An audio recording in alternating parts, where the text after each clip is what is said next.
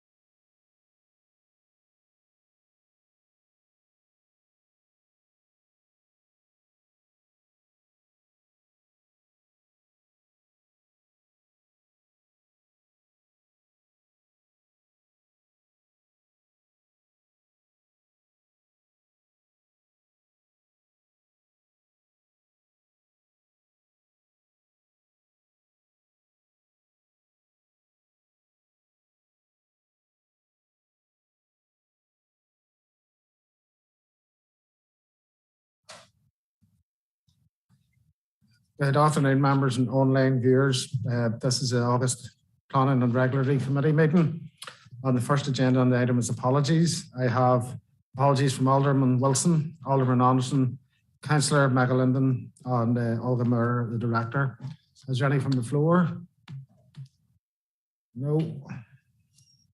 Okay. Just to make members aware, we have Councillor Toman online joining us. Okay, members, agenda item 2 is declarations of interest, and they can be taken as the meeting progresses.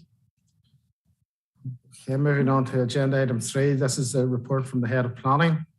And there's 2 information items, and Damien is going to take both of them. So Damien, I'll hand over to you for 3.1.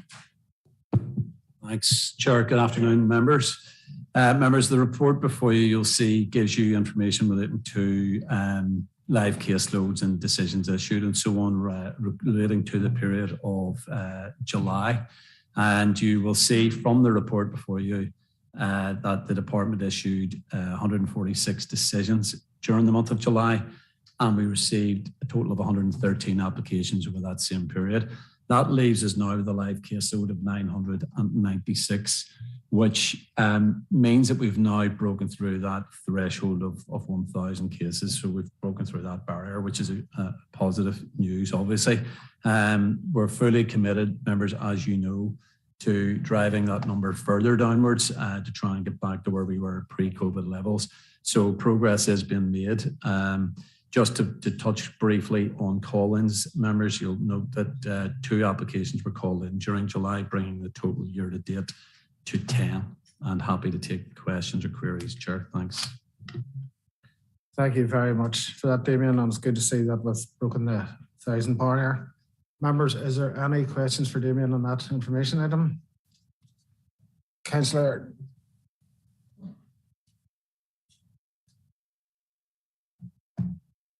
Yeah, thank you, Chair. And yeah, I agree with you. If you to break that 1,000 barrier, and hopefully it keeps on that downward trend.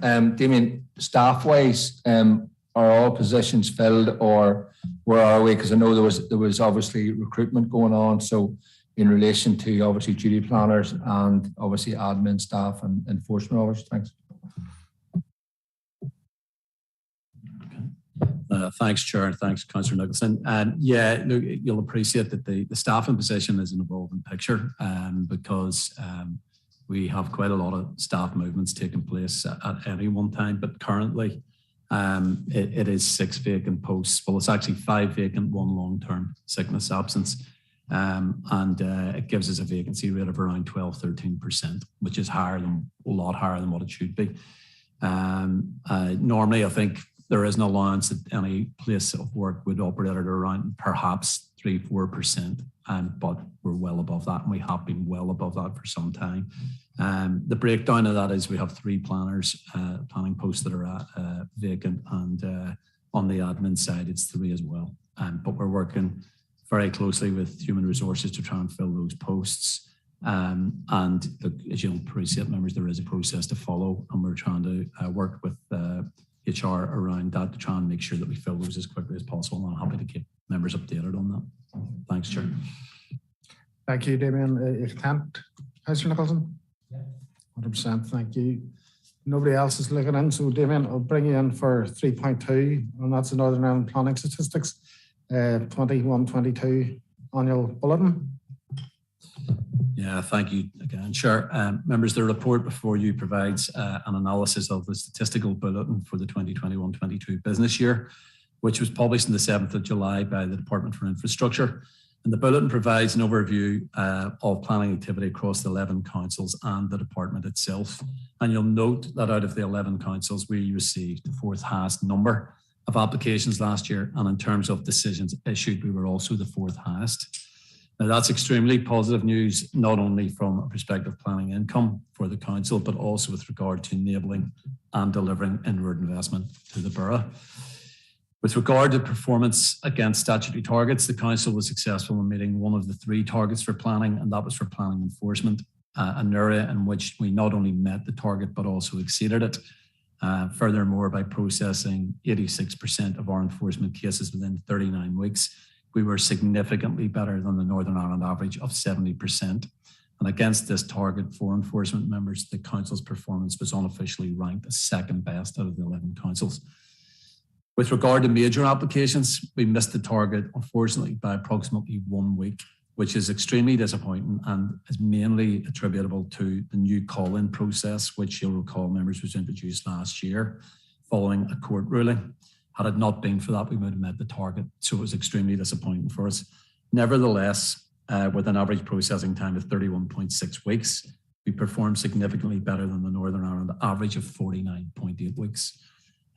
So against the majors target, which, as you know, relates to large-scale investment projects, our performance was unofficially ranked as third best out of the 11 councils. So that's second and third for enforcement and majors, respectively. With regard to local applications, the council recorded an average processing time of just over 24 weeks, which missed the statutory target of 15 weeks, which is extremely disappointing for us. But as a result, mainly of the ongoing challenges around high caseloads and staff vacancies, which I mentioned, as I mentioned earlier, we are continuing to work extremely hard to address. And indeed, members, I can tell you that we have already seen a significant improvement in our performance against the locals target during Q1 of this business year. And we're fully committed to building on that improvement as we move forward. But happy to take any questions or queries, Chair. Thanks very much for that, Damien, and some encouraging news in that report. Members, is there any questions for Damien on that? Everybody's content then. That was an item for information, so we're happy to note that. Okay, members, we're on to agenda item 4, and that's report from the head of building control. And there's 2 decision items. First up, we have got 3 street naming reports. So I'll hand over to Tom so he can take us through 4.1. Tom. Thank you, Chair, and good afternoon, members. Item 4.1 is a request for the naming of a housing development consisting of 4 dwellings off the Banbridge Road in Warringstown. And the applicant's preferred name is Weaver's Close. And the rationale is that the preferred name is celebrate Warringstown historical connection with the linen industry. Members should note that regarding the second option, there already is a Churchview Lane in Portadown, so option 2 would not be appropriate. So the recommendation therefore is for members' approval of Weaver's Close, and I'm happy to take any questions members may have. Thank you very much, Tom. Are there any questions for Tom? If there's no questions, could I have a proposer? Alderman Barr. Happy to propose, Chairman. Thank you, Alderman Barr. And Alderman Twyble.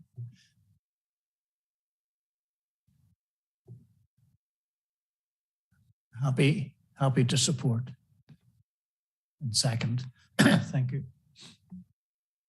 Thank you very much, Alderman Twyble. So that's 4.1 has been proposed by Alderman Barr and seconded by Alderman Twyble. So Tom, we're on to 4.2. Thank you, Chair.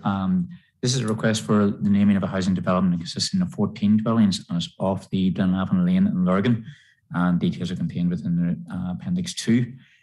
The applicant's preference for this name is New Line Cottages, and the applicant's main reason for the preferred name, as outlined in his letter, is that the development is in close proximity to the nearby New Line Road and is coupled with the cottage-like design of the properties. Now, officers have assessed and deemed that the preferred option could be considered as meeting the requirements of Clause 3.2 of the Council's street naming policy, as the New Line Road is close by, although not immediately adjacent. But members may wish to consider the other 2 options, although option 3 incorporates a name which the policy discourages under normal circumstances. So just to recap, the applicant's preferred name for the development is New Line Cottages, and I'm happy to take any questions members may have. Thank you very much, Tom. Alderman Twyble, you have your light on. Oh, was that from previously? Okay, thank you. No worries. Councillor Lawry, you're looking in.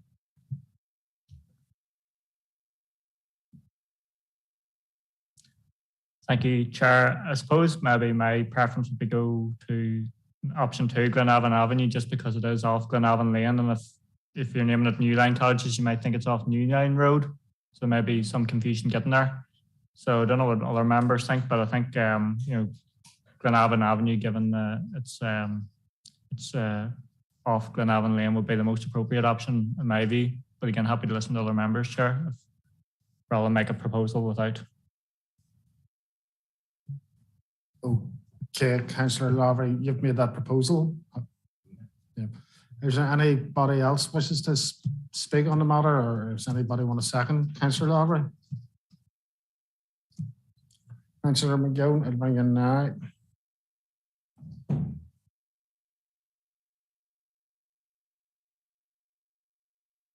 I'm happy to second Councillor Lavery's proposal.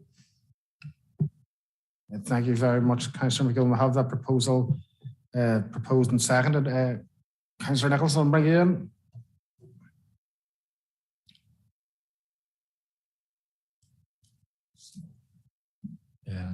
Yeah, thanks, Chair. No, I was going to second it. So a bit like Councillor Lavery, I don't really like the name New Line, to be honest with you. It's sort of confusing. And as I say, it was close to Glenavon. I think it's a suitable name. So I was going to second it. So I'm happy to support. Chairman, thank you.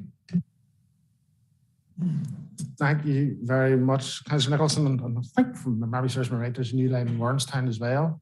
But we'll have this decision proposed and seconded. So that's at 4.2 sorted. Okay, members, we'll move on to 4.3, and this is a street naming report for Harcourt Manor. So back to you, Tom. Thank you, Chair. This is a request for a name of a housing development consisting of 3 dwellings off the Tandigee Road in Portadown. Maps are in Appendix 3. The applicant's preferred name for the development is Harcourt Manor, and the applicant's main reason is that the preferred name is close to Harcourt Hill. Members will note that the applicant has stated in their email that it is in the townland of Harcourt. However, there is no such thing as a townland of Harcourt, and the townland is actually known as Ballywoken, and the applicant has been made aware of this. So the recommendation therefore is for members' approval to Harcourt Manor, and I'm happy to take any questions that members may have. Okay, thank you very much for that, Tom. And I'm going to bring in Councillor Cosby.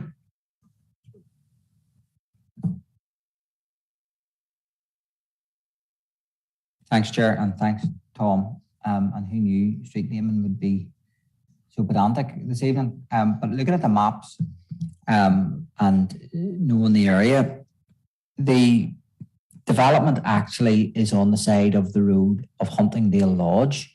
Harcourt Hill is on the other opposite side of the road and further down a bit. And it would maybe be a bit out of place just on the Tandigee Road if you were to call it Harcourt.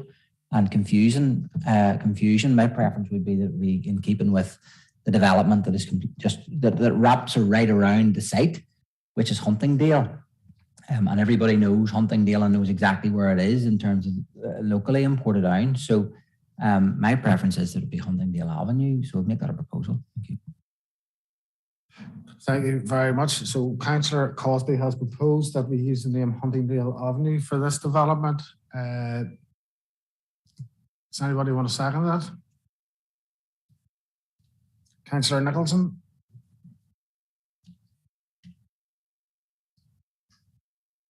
Yeah, thanks, Chair. I think Councillor Cosby is going to learn that there's a lot of pedantic things in planning. But look, no, I'm happy to second it. I know that area very, very well. As Councillor Cosby has said, it is surrounded by Huntingdale. It's that side of the road. And I think Huntingdale Avenue is a very fair name for it. So I'm happy to second it, Chair. Thank you very much, Councillor Nicholson. So we have the name of Huntingdale Avenue as proposed by Councillor Cosby and seconded by Councillor Nicholson. So we're all happy, members? Yep. Okay, so we'll move on from the street naming.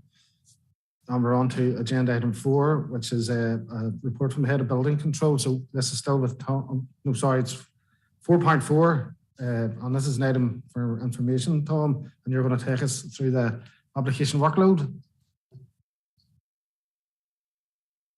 Thank you, Chair. This is just to keep members up to date on some of the workload for the first 4 months of this financial year.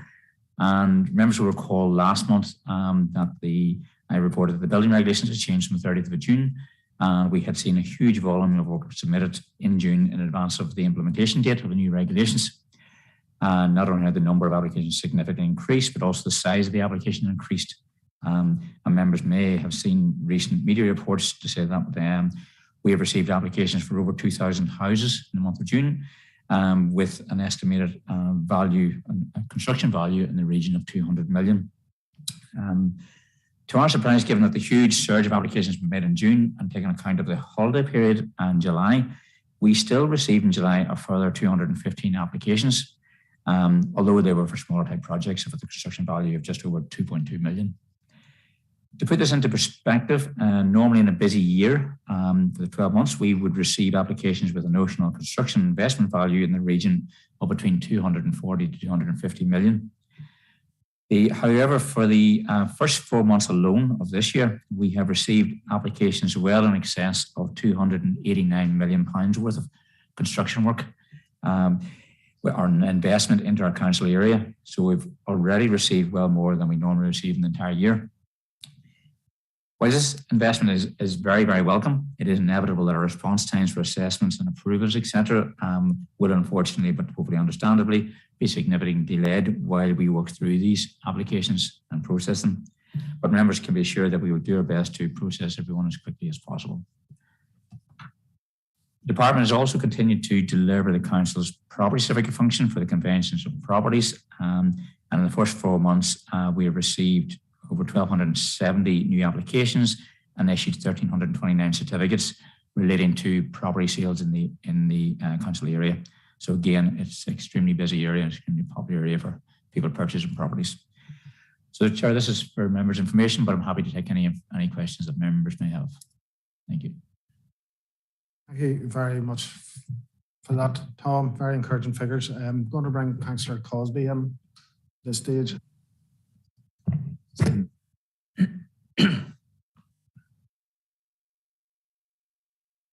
Thanks, Chair, and thanks, Tom, for that too. And pass on certainly our thanks to your team for working under an immense workload. There's no question of that.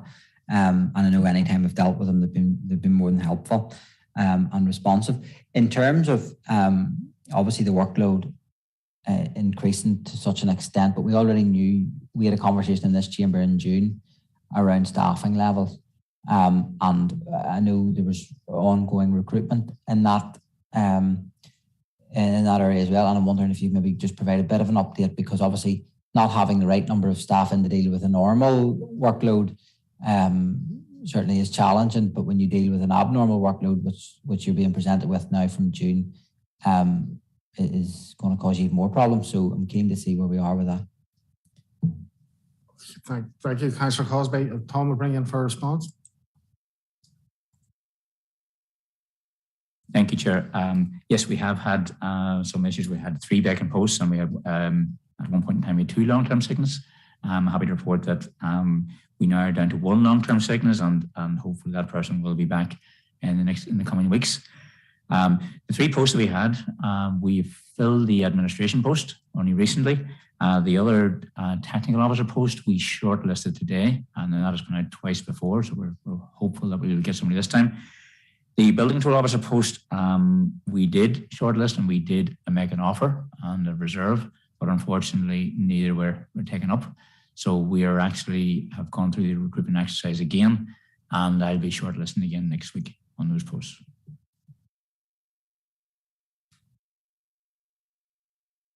Thanks very much for that, Tom. You can Councillor Cosby. Thank you. Okay, members, we're on to agenda item 6, which is correspondence. There is none. AOB, there is 1 item that I was notified by Councillor Lavery, and I will bring you in now, Councillor Lavery.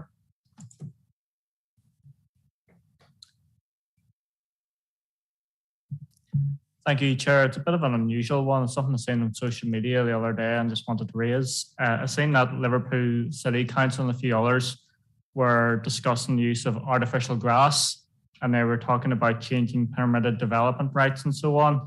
And I just wanted to check what the situation is, at the Northern Ireland level. I'm assuming, residents can put down artificial grass and so on in their properties without needing permission of any organisation. Well, it's council or other thing, but I wanted to clarify that in terms of developers, would artificial grass be considered as open space in terms of plan applications? When certain developments of a larger size have to have a certain percentage of open space, I'm assuming that open space has to be grass using with normal grass trees and so on, rather than this more artificial nature. And just maybe a comment from officers in terms of, have they been hearing anything within the industry? Because I know the likes of when we're moving towards these climate goals and the likes of using maybe artificial products may be coming less frequent, I suppose. And whether they've heard any things, within changes of legislation in terms of a Northern Ireland basis, which I assume would be, an NI assembly rather than a council matter in terms of the assigning what is and what is not permitted development rights. So maybe just a couple of queries there, Chair, if officers have any information on them. Thank you. Thank you, Councillor Lavery. I will bring in Damien. I'm very surprised if he has the answers to them questions, but I'll bring him in anyway and he'll maybe have to come back to you. So, Damien. Yeah, thanks, Chair, and thanks, Councillor Lavery. Yeah, look, Councillor Lavery, so that I can give you an accurate response, I might not be to deal with it outside this forum. If you want to send me through the details of your queries, and also the details around that Liverpool City Council case, so we can have a look at that. But what I would say is, look, there are permitted development rights for householders. You're entitled as a householder to carry out certain works within your own property without any need for planning permission. The laying of artificial grass, for example, would fall into that category. If you're looking at the laying of an artificial surface in other contexts, that may require planning permission, depending on the situation. For example, if it's a sports pitch somewhere and it doesn't have permitted development rights, it would constitute development requiring planning permission. So it depends on the circumstances and the details of each case.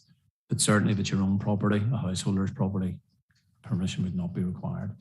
But I'd be interested to see the details around that Liverpool City Council case. I think what you're getting at is that they're now considering extending permitted development rights to enable the rolling out of artificial grass in most cases, to basically take the pressure off the planning system. Can understand why that would be the case.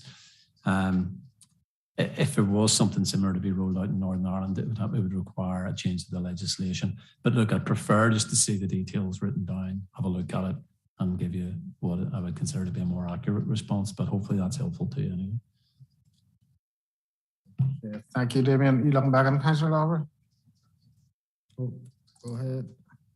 Thanks, Damien. Yeah, I'm happy to send those details on, but just to clarify, in terms of, say, like a larger application did come in and it had its open space allocation of an artificial nature in terms of, rather than green open grass, would officers consider that as open space, or would they prefer to see the likes of more natural environment established in those open spaces?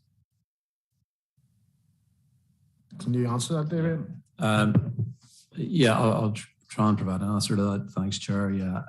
No, I don't think it takes away from the open space, whether it's grass or artificial grass, Councillor Lavery, because open space can even include hard surfaces, gravel surfaces or tarmac, for example. If it's open space, it's open space. So if your query is around whether the change would result in that area becoming not being defined as open space, it wouldn't impact on that at all. I hope I've answered you. If that's the query, I hope I've answered it for you. Okay. Thanks very much for that, Councillor Lavery. There's no other notified business, so members, there will be a short recess until consideration of the planning application commences at 4 o'clock. So can we stop the live feed, please?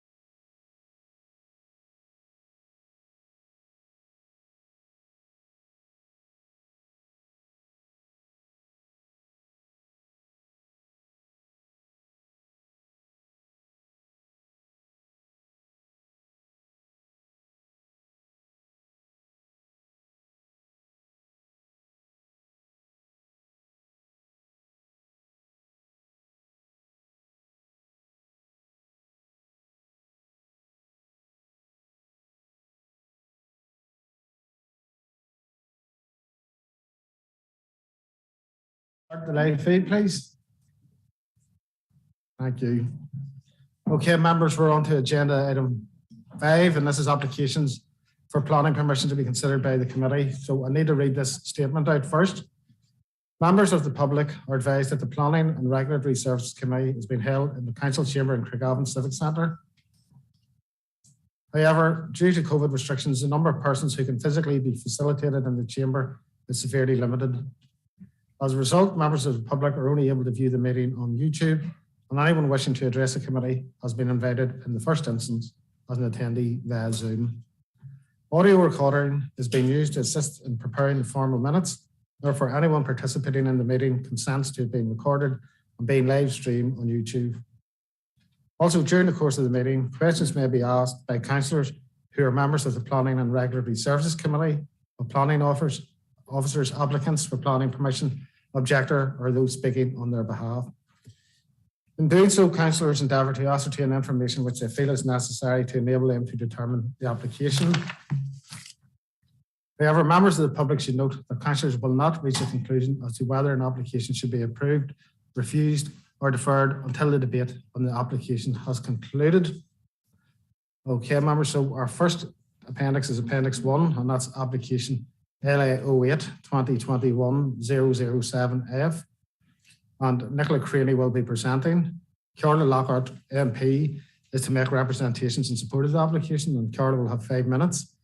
Brian Martin is to make representations in support of the application, and Brian will have 3 minutes. And also in attendance is Herbie McAleer, who will be here for speaking rights only. So I'm going to hand over to Nicola Craney now for her report. Nicola. Thank you, Chair. This application is for a dwelling on Cloven Eden Road, and the recommendation is to refuse, and there are 5 reasons for refusal. In terms of the principle of development, the proposal does not comply with the current planning policy, the SPPS and PPS 21, and is relying on a previous permission under O 2003 1487F, granted by the Department of the Environment on the 24th of February 2006. Which expired on the 24th of February 2011. This decision contained 2 pre-commencement conditions. These were not discharged, specifically the condition on archaeology, condition 7, which is considered to go to the heart of this permission. Conditions on archaeology are necessary prior to commencement of works to safeguard archaeological sites and monuments. The condition was required as the site lies immediately adjacent to an early Christian rath, and historic monuments have advised there are indicators of high archaeological potential. This may seem a technicality, but as this has not been discharged, the permission has expired and cannot be used as a fallback position. There are no objections from roads, NI Water, environmental health, and historic monuments. However, Historic Buildings has asked for additional information as the proposal is also immediately adjacent to a listed building, Loughgall Presbyterian Church, under policy BH11. There is also, this has also been listed as a further reason for refusal. There are no objections from third parties. In terms of the other material considerations, the proposal fails to comply with CTY 8, CTY 13 and 14, which are integration, rural character and urban development as set out in the report. And officers recommend that the application be refused. And I'll just go to the presentation.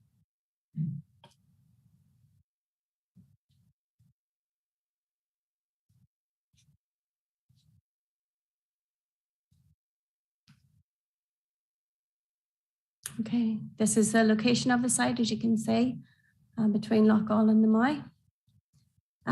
Site location plan. This is an aerial view of the site. This is a photograph of the site then immediately in front of it along the road.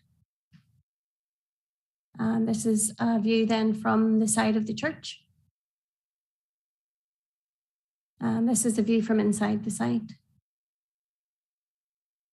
And these are views then from the site. As you can see, it's quite an elevated site, and there are views right over the countryside.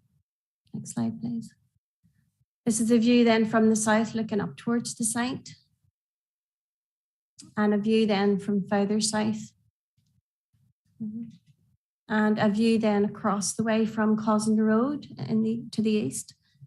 Next slide, please. And then that's a view from Cloven Eden Road as well. This is site plan, just showing the elevations and the contour lines. Next slide. That's the site layout plan. And these are elevations, and the next slide's the floor plans proposed. I think that concludes the presentation. Thank you. Thank you very much, Nicola. I'm now going to bring in Carla Lockhart MP. Carla, you're very welcome to the Planning Committee today to make a representation in support of the application. You will have 5 minutes, and that 5 minutes will commence when you start speaking. And once it goes to zero, the clock or your microphone will be muted, and you'll not be allowed to continue. So you have 5 minutes on it exactly. So I'll just bring you in now, Carla. Okay. Thank you, Mr. Chairman, and thank you to the Planning Committee for hearing us this afternoon. I just want to make some points on this application. By way of background, full planning permission was granted on the application site by the DOE Planning Service on the 22nd of February 2006. That consent allowed for the development to be commenced within a period of 5 years. That is up to the 22nd of February 2011. Due to serious ill health, the developer, Mr. Jim Hewitt, was unable to undertake all the works necessary to complete the dwelling. However, in order to keep the consent alive, he constructed approximately 4 square metres of the foundations of the dwelling in January 2011, just before the consent was due to expire. This is confirmed by an invoice for the work from the contractor, and by building control records, no further work was carried out on the site. Having so commenced construction of the dwelling, the applicant can legally proceed to recommence construction and finish the development, notwithstanding the planner's description of the proposal. A change of house type is not part of the applicant's proposal. The only changes proposed are: 1, a reduction of the originally approved curtilage of the dwelling, which in itself does not require planning permission, and 2, a repositioning of the originally approved point of access and laneway to the dwelling. Both changes provide significant betterment over the original approval in terms of integration of these features into the site and the surrounding area. In these circumstances, the first 4 reasons for refusal are not relevant, as they are wrongly predicated on the proposal being an application for a new dwelling on an undeveloped site where no consent exists. The planner's objection is entirely based on the applicant having started development before a programme of works required by condition had been agreed for the recording of any archaeological remains found on the site during construction. The applicant did not set out to avoid compliance with that condition, but simply ran out of time to provide the programme before the consent expired, and only a minimum of work was carried out. The breach of that condition has not rendered the small amount of the development carried out illegal, and in any case, enforcement action is no longer possible. Some time ago, the applicant engaged Archaeological Services consultancy firm, which has already been in contact with Historic Environment Division to agree a programme of works which can be secured by a planning condition, we believe. Historic Environment Division has raised no fundamental objection to what the applicant has proposed. Mr. McAleer has submitted entrance details, drawings that HED requested, and he is not aware of any further requests for information. The 5th reason for refusal cannot be justified, and approval would be the correct planning decision. It would also enable the applicant to complete a development that he had to hold for over 11 years, and it would enable the objective of the planning condition to now be secured over an even greater part of the site. Thank you. Thank you very much, Carla. That was well within the time. I'm now going to invite Mr. Brian Martin to make a representation in support of the application. You're very welcome, Mr. Martin, and you will have 3 minutes. So as soon as you start speaking. Okay, thank you, Chairman. The application was first submitted by Mr. McAleer and was solely for the relocation of the access and reduction in the dwelling's curtilage as was originally approved. However, at that time, Mr. McAleer was informed that it was not possible to make an application for an access.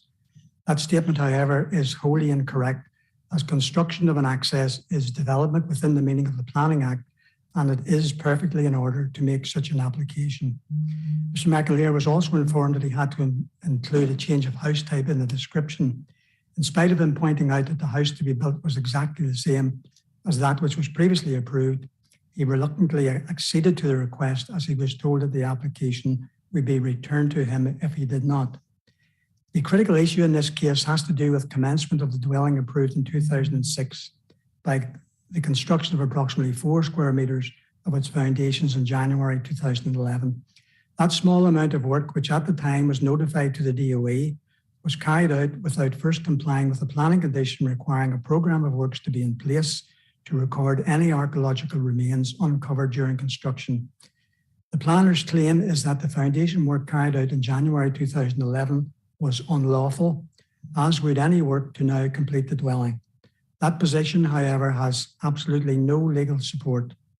The principles and practice to be followed in dealing with the legality of work carried out before complying with a planning condition requiring something else to be done first are not found in planning legislation or planning policies, but are set out in planning case law, which has been evolving on this subject over a number of years.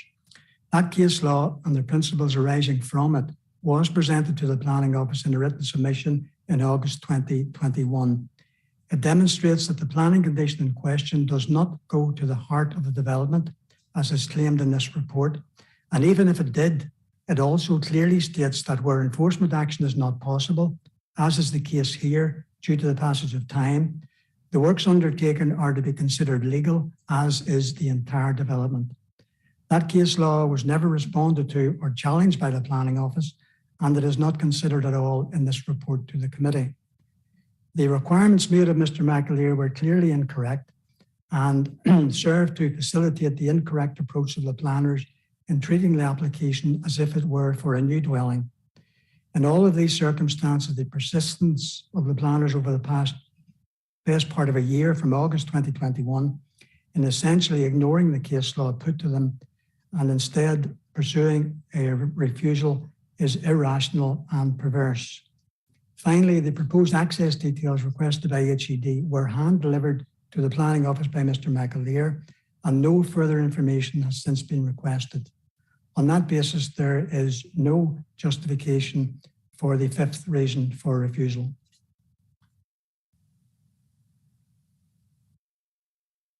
Thank you very much, Mr. Martin, and you're just on the 3 minutes there, so thank you very much for your presentation. Okay, members, so we have, as I did mention, we have Harvey McAleer, who's here for speaking rights, and so I'll open it up for any questions.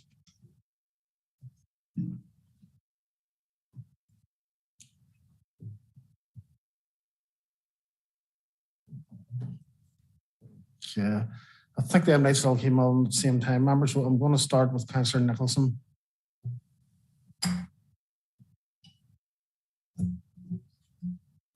Yeah, thanks, Chairman, and thanks to those that presented to the committee thus far.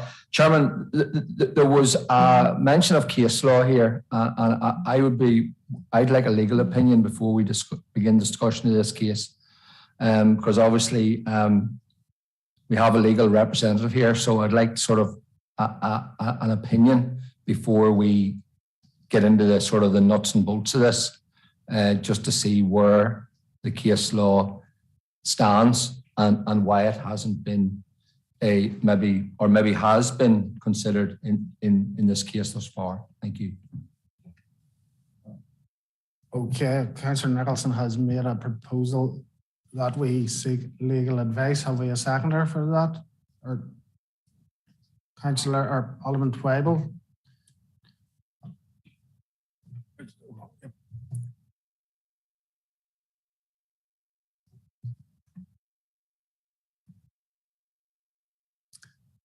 There's an awful delay in this today. Sorry, yes, I'm happy to second that. Okay, members, we have a proposal second that we seek some legal advice in relation to case law before received, and that has been proposed and seconded. I will need to read out a statement before we Yeah, just I'll bring in Councillor Cosby before we go any further here. Okay, members of Councillor Cosby did indicate he wished to speak, so I'm going to bring him into the stage.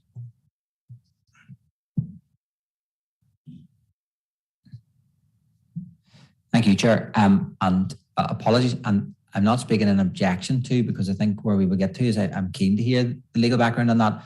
I think prior to getting there, what I am keen to know is, given that this information was presented to planners, I believe August 21, I think was the date that you had referenced.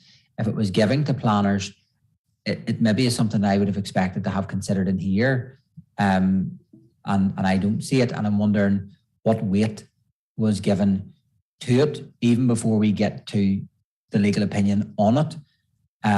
You know, and I'm kind of interested as to see why that's not existing within the planner's report, because that is clearly going to be a material consideration for this committee. Because if there is case law and something has been pointed out by somebody speaking in support of an application that has been provided to, we're being asked to make a decision based on all of the information. I don't feel that we've got it all in this report, if that is the case. So I'm really keen to hear where we are with that at this point in time. Thank you. Okay, Councillor Cosby. I'm going to have Councillor Cosby's question answered before we go into legals, if that's okay, members. And Nicola, do you want to take that query, or?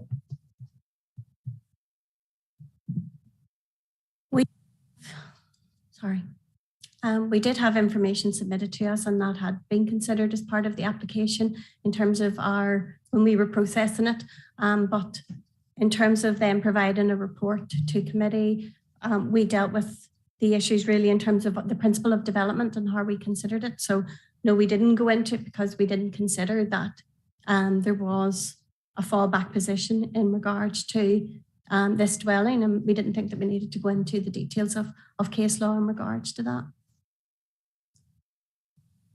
Yeah, thank you very much for that. Nicola, do you want back on Councillor Cosby? Thank you, Chairman. I'm sorry for being blunt, but that is a decision for this committee to make based on all of the information that would arise from any application.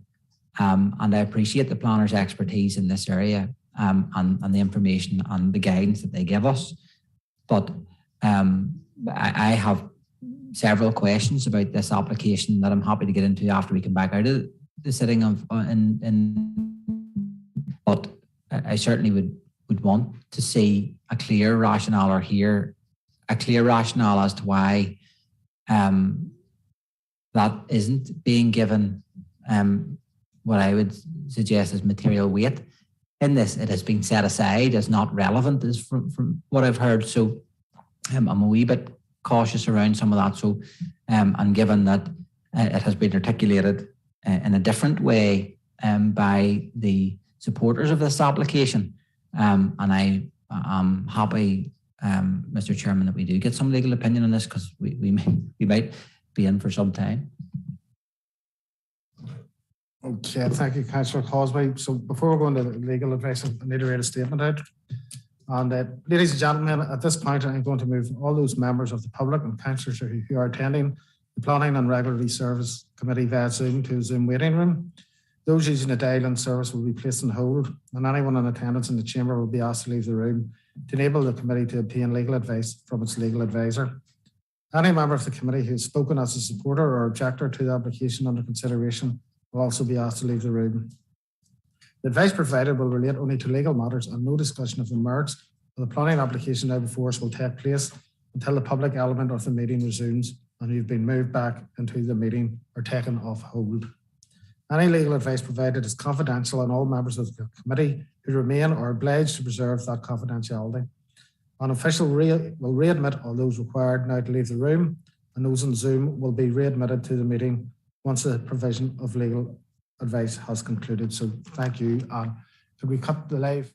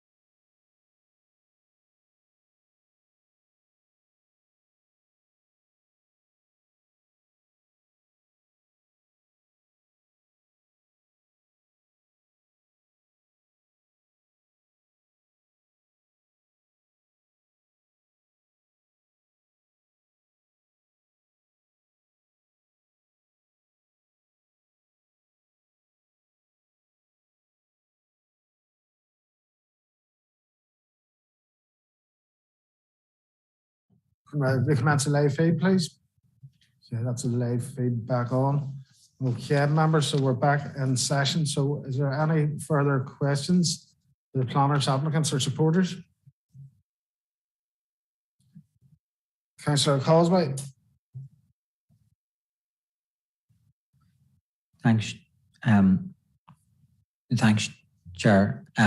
One of the things that I'm unclear about and that was was explicitly stated that the applicant was told that this had to be a new development rather than amendment to an existing one, an existing permission. And I am just wondering if the planners can give us some explanation as to why that was their insistence. And I'm just wondering in terms of what is on site, what has been built on site. And I want maybe a bit of an explanation, and I don't want to, I think when Nicola answered part of my question, it wasn't legally privileged in what she said, but maybe in relation to what has already been built on site. I think I'm keen to get her view on what is already on site and in terms of how that complies or doesn't comply.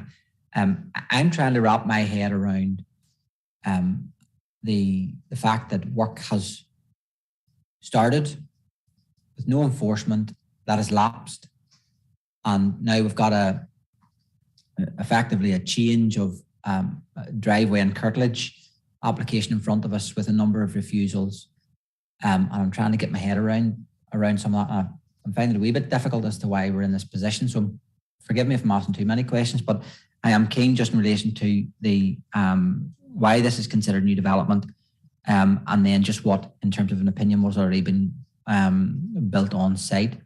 And if possible, I want to ask the agent, you referenced case law in your submission, and I'm wondering, can you repeat that to me and maybe give us a bit more detail of your understanding around that and how that might apply to this application?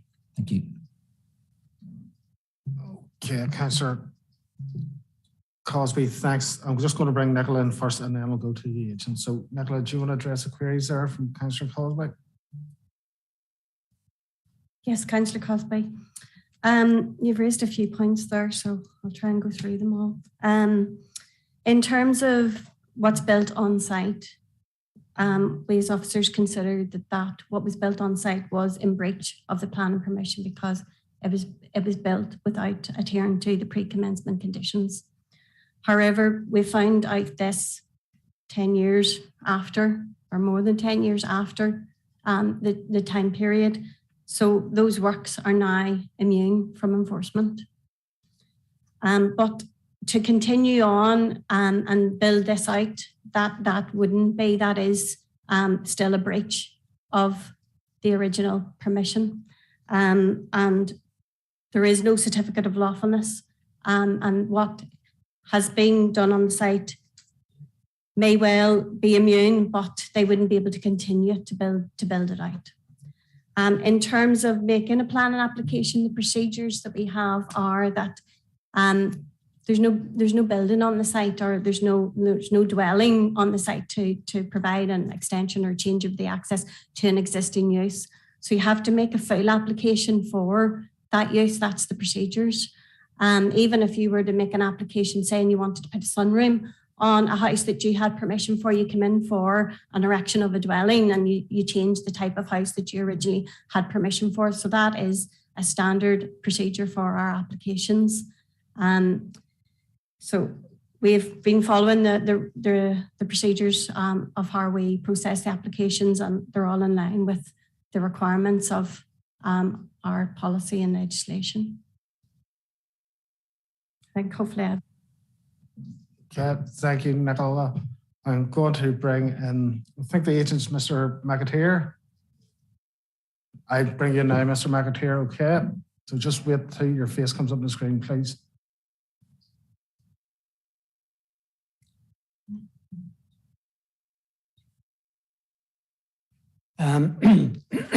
I honestly can't understand anything that Nicola Crenny has said.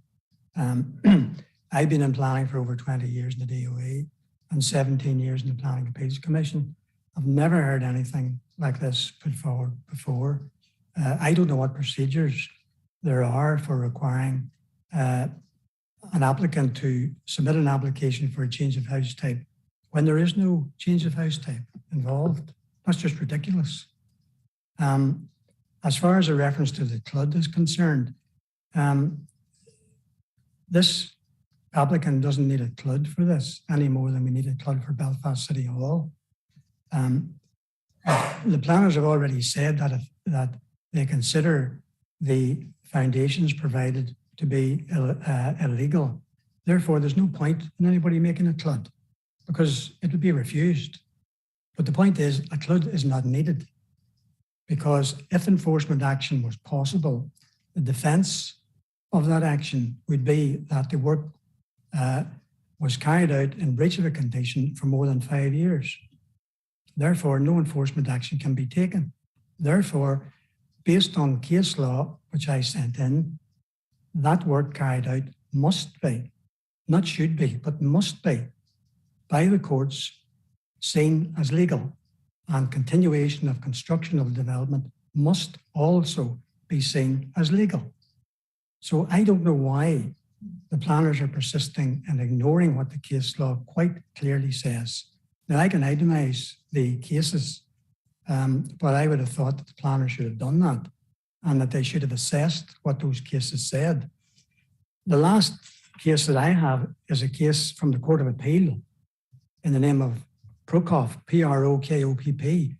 And I can quote just a couple of lines from the judgment. It says, where enforcement action is no longer possible, either because the time limit for taking enforcement action has expired or because it would be irrational and therefore unlawful to take enforcement action, the planning permission is to be viewed as having been lawfully implemented, despite the fact that the operations may have commenced in breach of a condition precedent, that is a negative condition. That's what the case in the Court of Appeal has said. And frankly, Chairman, that trumps any opinion which is unsupported by the planners in this case.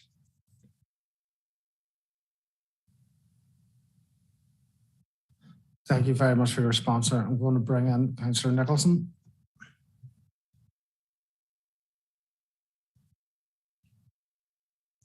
Yeah, thank you, Chairman. And I suppose, in addition to what I'm going to say, I'd like to see that case law, if possible, because I think, as a gentleman has said, it's something that has to be taken into consideration in the context of this. I have a couple of questions. Obviously, we've established what's built is lawful in the context of where it is. And I suppose my question would be for the planners is that, has there been any other development in this area commenced without compliant conditions? I'll bring in Nicola for that one, Councillor Nicholson.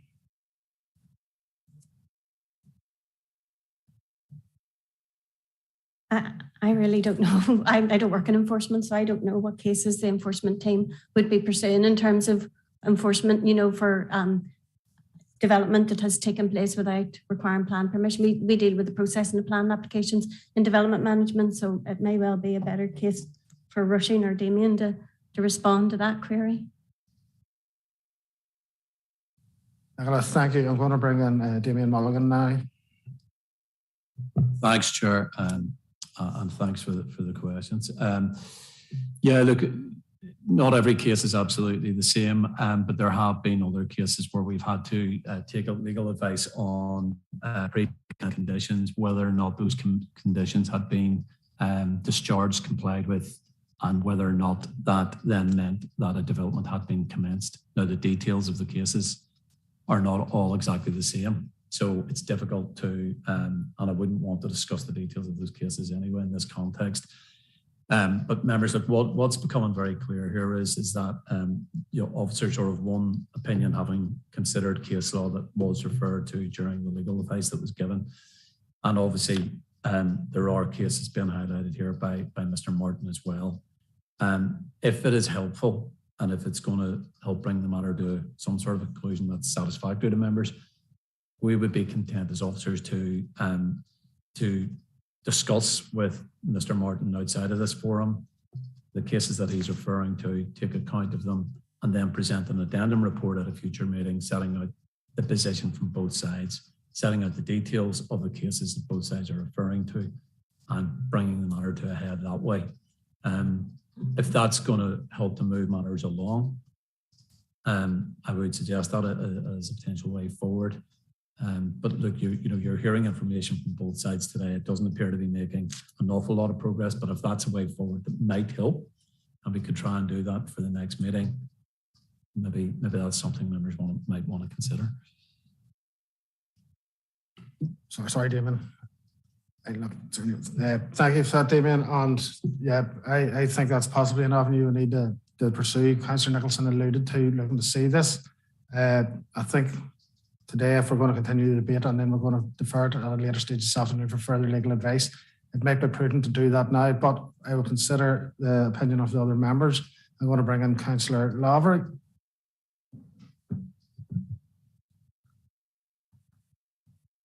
Yeah, I think that is maybe a prudent approach, Chair. But I do just want to ask a quick query, because I know maybe the new setup is that if it comes back again, maybe everyone doesn't have speaking rights again. But so I just wanted to ask a query to Mr. Martin, just to be sure myself that I've got his view on it.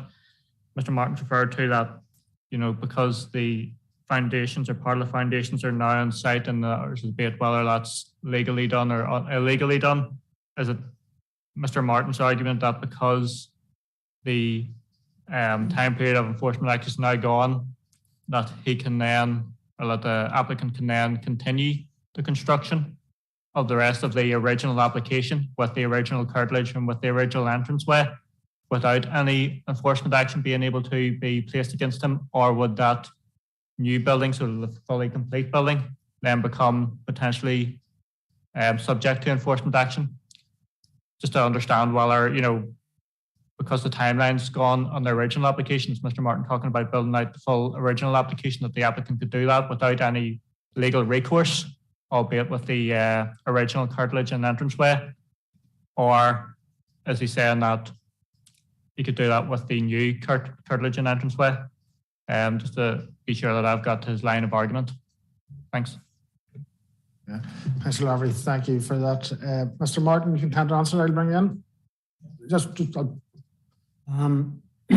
with your face comes up on the screen, sir.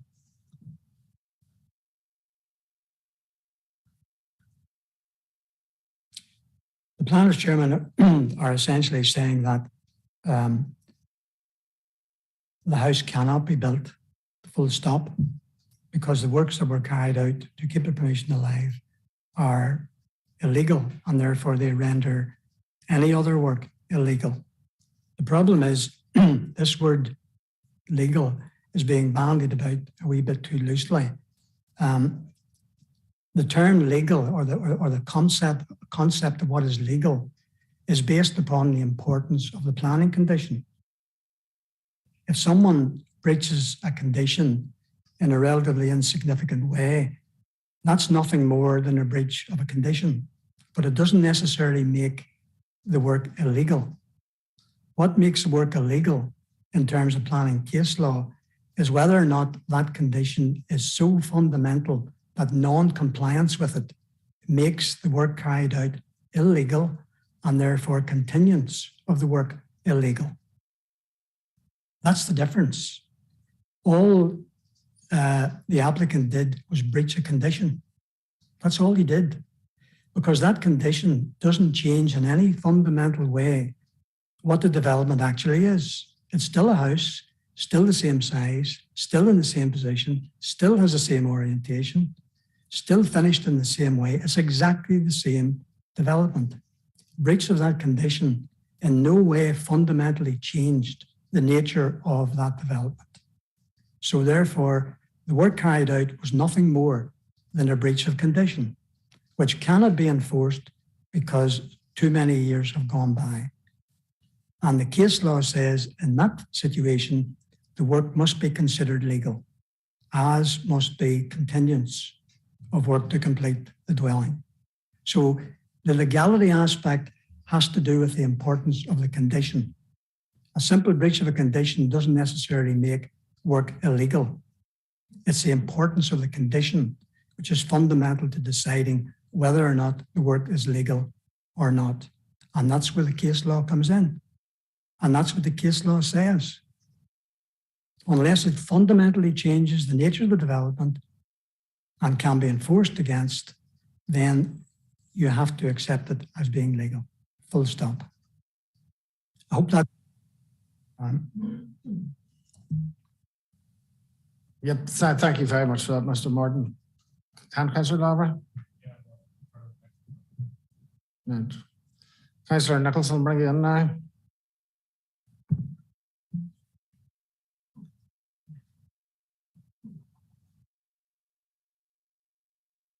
Yeah, thanks, Chairman. And I don't know about other members, but this has got really mind blowing when you start talking about legal and what's illegal and not that there. In relation to Damien's proposal, I can see that the benefit in that, because I do think there is a lot of holes here that we need to sort of address, because obviously there has been a sort of a, for me, reference to a case which you know dropped sort of hand grenade sort of in the middle of this meeting, to be honest with you. And I think you know it has to be considered in the round, you know, in all case law. So I suppose, Chairman, I don't know, we're obviously still in questions, but I do think that there is, unless that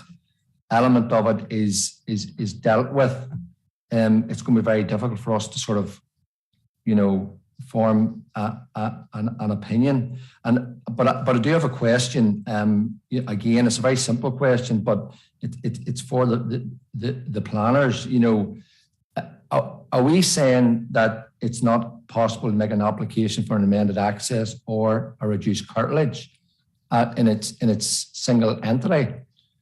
You know, because again, I'm a bit confused about the Councillor Cosby as why this was. And I understand what Nicholas says. You're building a sunroom, you're putting on a part of a building, but like a reduced curtilage and obviously the amended access to me are small parts of the overall application.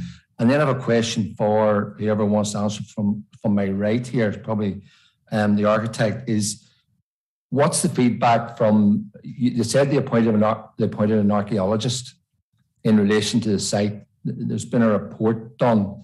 Are they concerned that there has been some, as we have sort of talked about, is relation to, you know, has fundamentally changed this site by doing these works? So I'd like to hear what the archaeological people have to say as well, just before we move on towards the end of the meeting. So thank you, Charles. Thank you, Councillor Nicholson. And look, you know, if we do need to make a decision to defer for further advice, I'm happy to take that at any stage during the meeting, because it's probably better to have that discussion at the next time with all the information in hand, rather than trying to revisit it now. But there's two questions there, Councillor Nicholson, and I'll bring in Nicola first to deal with the ones you asked of the planners. So, Nicola. The first question you'd asked is regards to the type of application. You can only make an application. We can make an application really for a dwelling only if it's an existing use under the fee details for the application. But there's no certificate of lawfulness for a dwelling commenced on this site.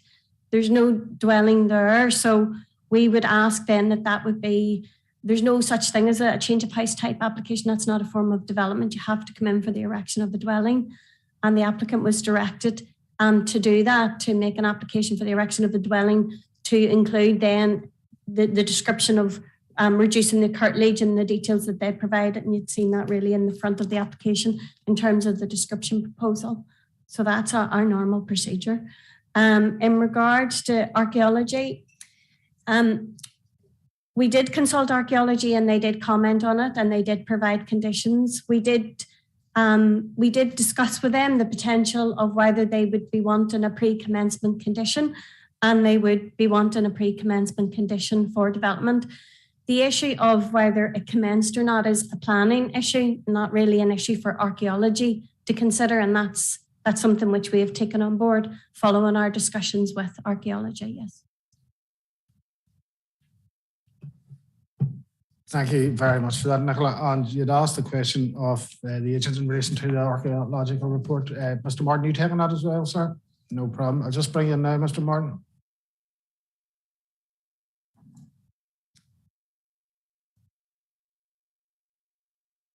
I think this is one thing that I can actually agree with the planners on, and that is HED have no objections to this proposal. And the applicant has engaged some time ago a firm to try and agree a programme of works with HED. I think it's fair to say that those efforts have been stymied by the fact that this application was going forward as a refusal. But there's absolutely no doubt that that programme can be drawn up and can be provided. If I could just actually, Chairman, just say, in regard to the access, which Councillor Nicholson referred to, if you look at the Permitted Development Regulations, Part 4, Class B talks about permitted development, and it refers to the formation, laying out, and construction or alteration of a means of access to a road. And if you comply with the criteria there, then you don't require planning permission for your access. If you don't comply with the criteria, then you have to make a planning application for the access.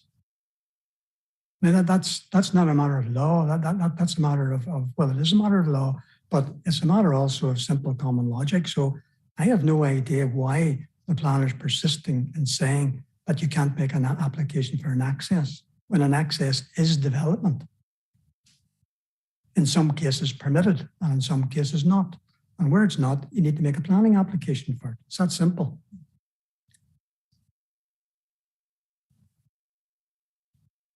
Thank you very much, Mr. Martin.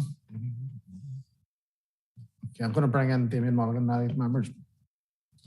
Look, thanks, Chair, and thanks, Mr. Martin. Look, I don't think anyone is saying you can't make a planning application for an access, Mr. Martin, at all. I just know, I just wanted to clarify that isn't the position. I think what we need to be clear about here is because we're sort of getting sidetracked. We're dealing with a planning application for the erection of a dwelling.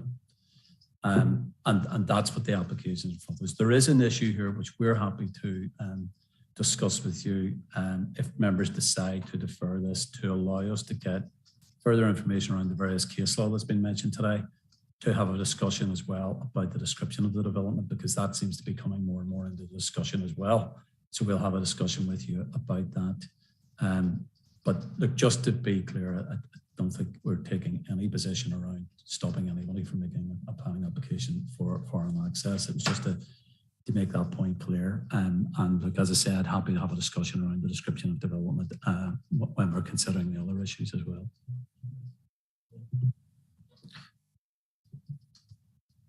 Thank you very much, Damien. Councillor Cosby, you are looking in, so bring in now. Hey, thank you. And I suppose in relation to, and I don't want to get into a case of what about this and what about that, I can't help my mind from getting to that point, because we're dealing with, yes, we're talking about a new application, but is an exact replica in my mind of what has already previously been agreed on the site. So had we have known that there was a breach of the pre-commencement condition, the likelihood is we would have taken enforcement action on that to cease any development and to potentially make sure that they complied with that. Is that correct? Yeah, Councillor Cosby. Damien, you Nicola? It's about enforcement. Right, okay, Damien, you take up. Yeah, thanks, Councillor Cosby. Look, if we had been aware of an authorised development at the time that it had taken place, which was back in 2011, well, that would have been a DOE decision at that stage for them to consider whether or not it was expedient to take enforcement action. And I've already sort of covered the sort of considerations around whether or not you decide it is expedient or not. It's a discretionary power. But clearly enforcement action wasn't taken because it would seem it's apparent that they weren't aware that the development had taken place, the unauthorised development had taken place. So that's all I can sort of offer in terms of trying to respond to your query around enforcement action. Yeah, thank you very much, Damien. Councillor Cosby, I'll let you back in. Thanks, Chair, and you've been very gracious.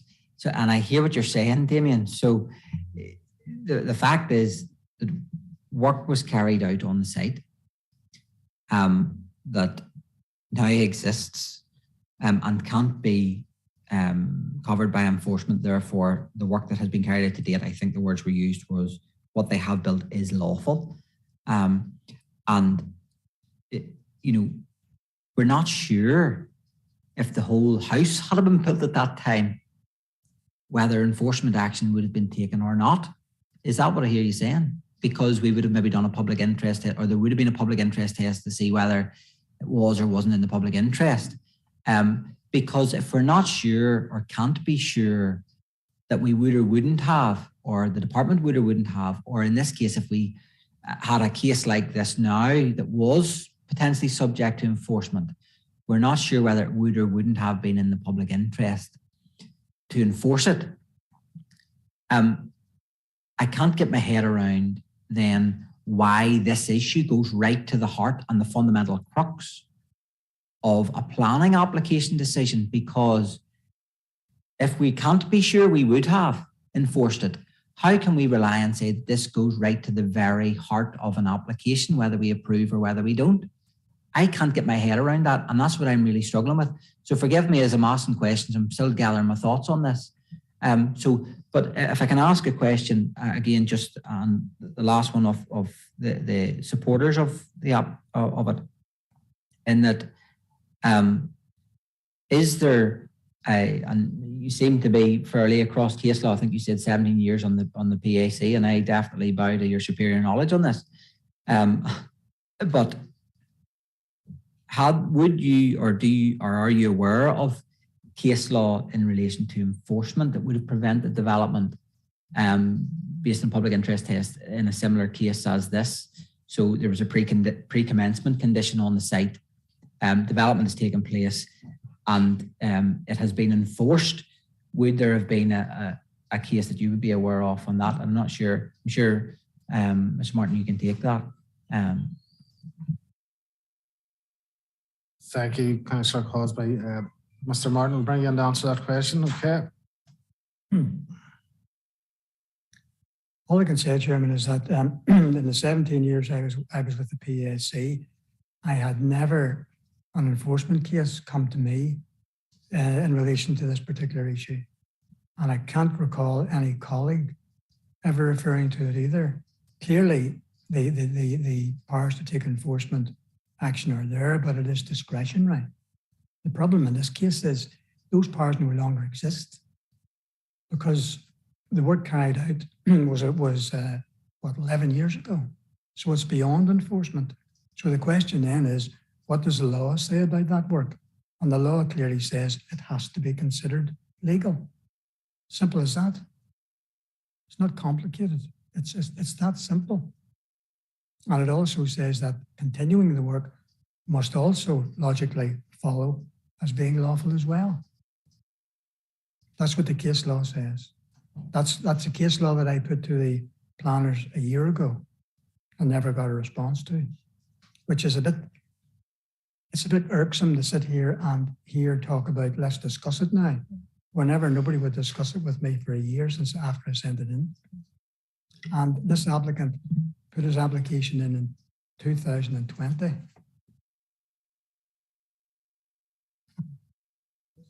Just bear with me a second, Mr. Martin.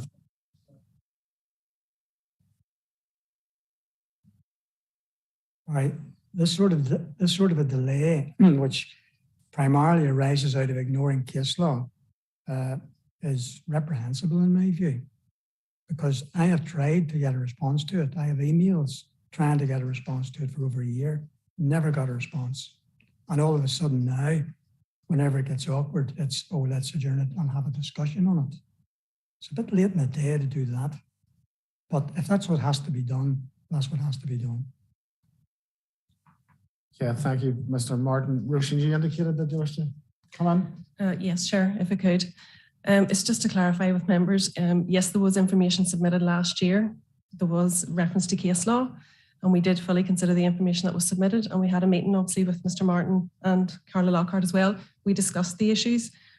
We took our own legal advice. We discussed it with HED. We discussed the imposition of the condition with HED. And then we did go back, obviously, to Mr. Martin, setting out our current position, advising that we were proposing to take this forward with a recommendation to refuse. So it's just to state that it's not that information was not considered, it was considered. We did have meetings about it, we had internal meetings about it, we discussed with HED.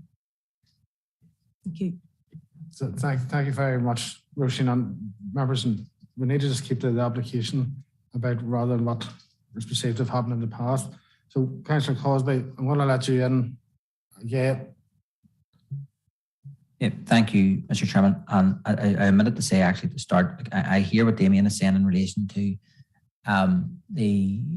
let's get the case law together and compile it all and bring it back. You know, I do think the time personally to do that was for this evening. And, you know, we're given information in front of us. And, you know, I personally have the view that it's probably going to, you know, potentially unnecessarily delay a decision on this one way or the other. And I think, you know, we'll not get into a vote on it, but I would just state that my preference is to make the decision this evening on this. And because it has been now in the system for coming on 2 years.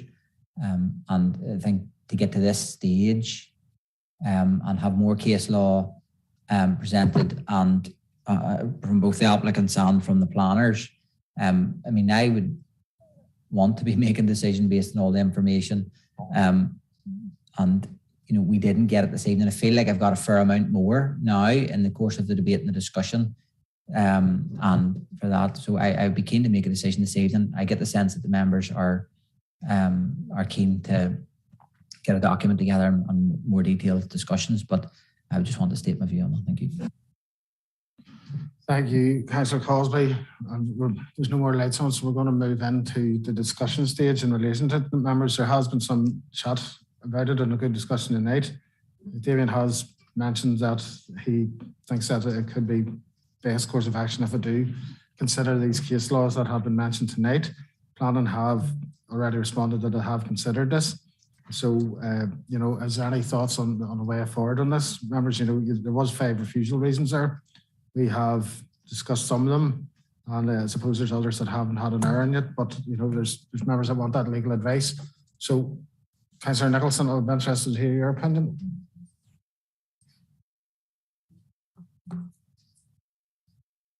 Yeah, look, Chairman, there's none of us don't want to make a decision in planning committee, but I'm sort of loath, but like as a committee member, I think we've had a really good, hard discussion. We've teased a lot of this and really does hinge on this case law. And as I say, we haven't had any view of it in any shape or form.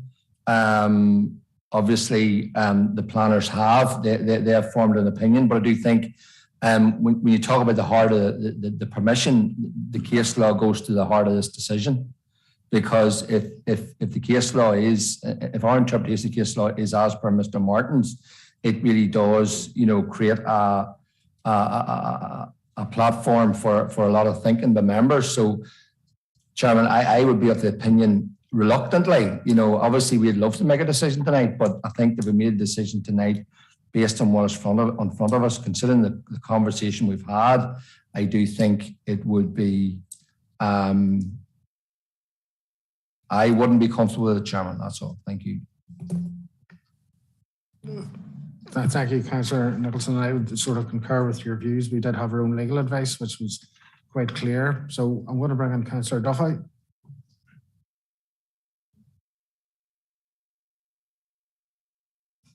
Yes, thank you, Chair, and thanks for the report, Nicola, and thanks to all the planners for the work they have done. It has been in the system, has been said, for a couple of years, and it probably has been knocked back and forward for new information.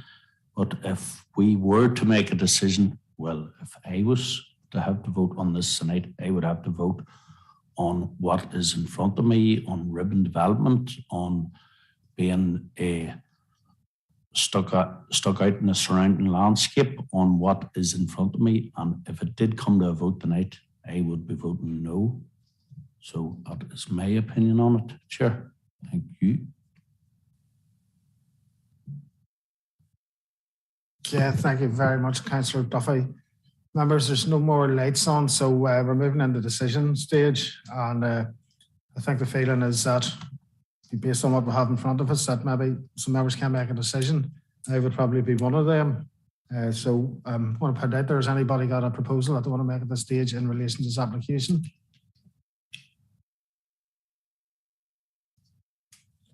Councillor Nicholson.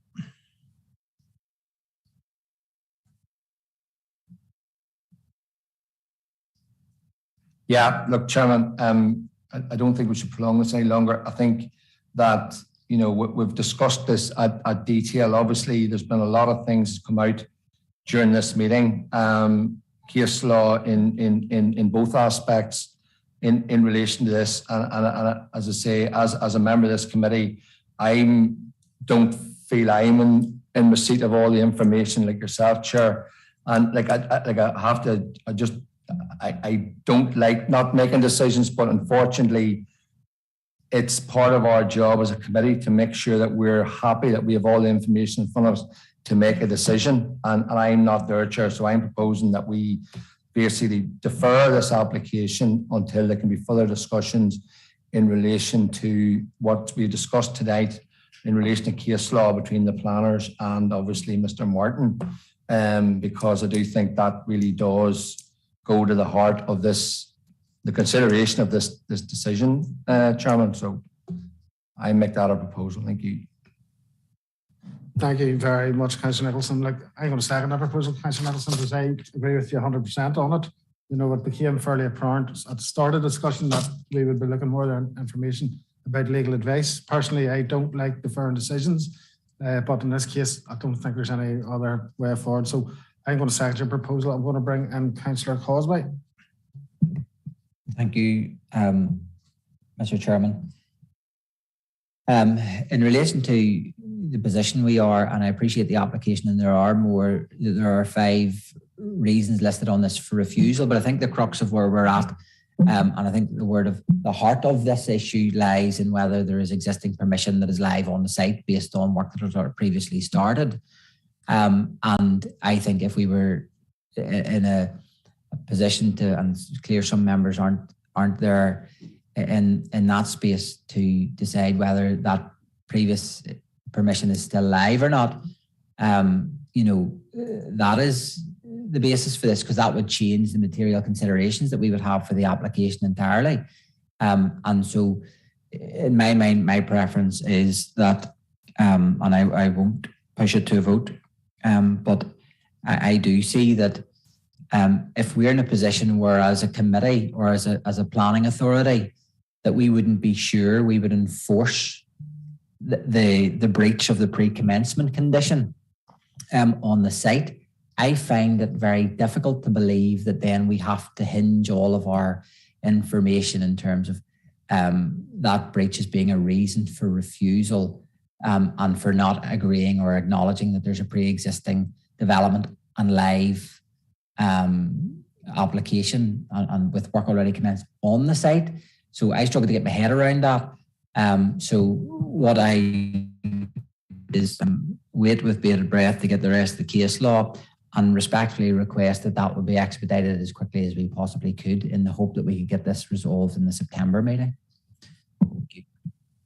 Okay, thank you. Councillor Cosby for that, and I'm sure Damien and the team will ensure that that's expedited as soon as possible. Members, you heard the proposal by Councillor Nicholson, seconded by, no, sorry, you can only ask a question if you're asked. We're past that, Mr. Morton. I'm afraid, I'm sorry, I can't bring in. No, I know, but you're not part of the decision, Mr. Morton. Well, then that's your decision. Thank you. You haven't been brought in. The process for this committee is you need to be asked a question. We're at decision stage. We have a proposal made by Councillor Nicholson, seconded by myself. Are there any further proposals on the floor? Okay, so are we agreed on the proposal, Councillor Nicholson, seconded by myself? Okay, members, that is that decision made on that application. So members will be moving on to the second application on the schedule now.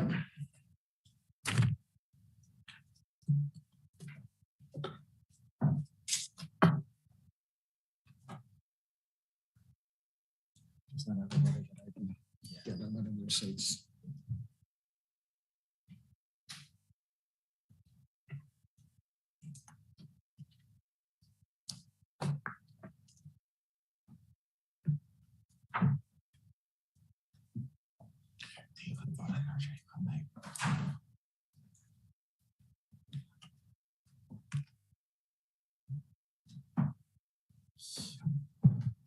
Okay, members, we're going to move on to Appendix 2. It's application number LA 08 2021 0830/0. And members, an addendum report has been circulated earlier. So Nicola Craney will be presenting the report, and Mr. Tom Wilson will be making representations in support of the application after that. So Nicola, I'm going to bring you in for your report. Thank you, Chair. This application is for an infill dwelling on the Mossbank Road, and the recommendation is to refuse, and there are 4 reasons for refusal. An addendum report was provided for this application following the receipt of late additional information, and the presentation contains images supplied by the planning agent. The proposal does not comply with the SPPS, CTY1 or CTY8 infill policy, as it's not considered to be a built-up frontage. Number 20, Mossbank Road, does not have a frontage to the road. There's no planning history or permission for domestic curtilage to the roadside to provide a frontage. And DEER have also confirmed that this field was claimed under Basic Payment Scheme, the BPS, in 2021 and was logged in 2022. There's no consultee objections and no objections from third parties. In terms of other material consideration, the proposal fails to comply with CTY8, CTY13 and 14, integration, rural character and urban development as set out in the planning report. Council officers recommend that the application be refused. And I'll just go through the presentation.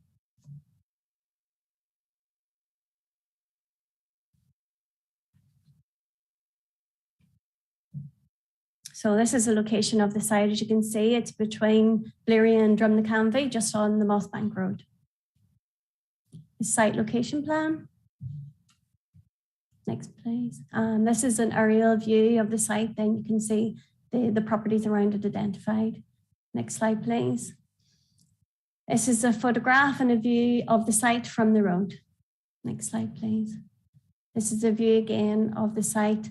That post and wire fence actually runs through the middle of the site, so it would move, that the site would actually be further along than that where that fence is actually located. Next slide, please. This is a view then of the properties to the north, 12A and 12. Next slide, please. This is the view from the north end looking south towards the site, and just with 12 and 12A just immediately beside. Next slide, please. This is the view then on the Mossbank Road towards the site, and you can just get sort of glimpses of number 14. Next slide, please. This is the view then from the other side, from the south looking north. You can see number 20, which is set back well off the road, and the site's to the rear of those hedges. Next slide, please. This is the view then from the laneway for number 20. Number 20, there's a lot of vegetation around the site. It is very difficult to see, even from the road. Next slide, please. Then this is a view from Mossbank Road looking towards the site, just directly in front of, on the roadside, directly in front of that field, in front of number 20. Next slide, please. This is an An approval from 2004 granted for an extension to 20 Mossbank Road. It's the only plan in history that we have of the site to show the residential curtilage of the site. Next slide, please.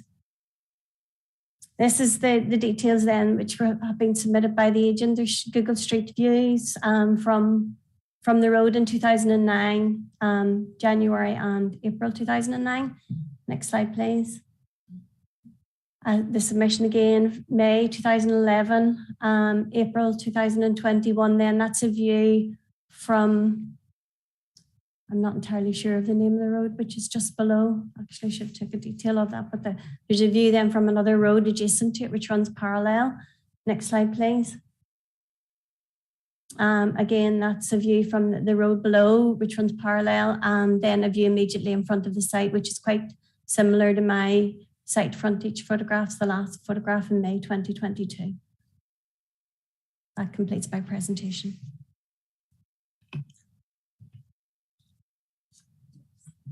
Thank you very much, Nicola. I'm now going to bring in Mr. Tom Wilson to make a representation in support of the application.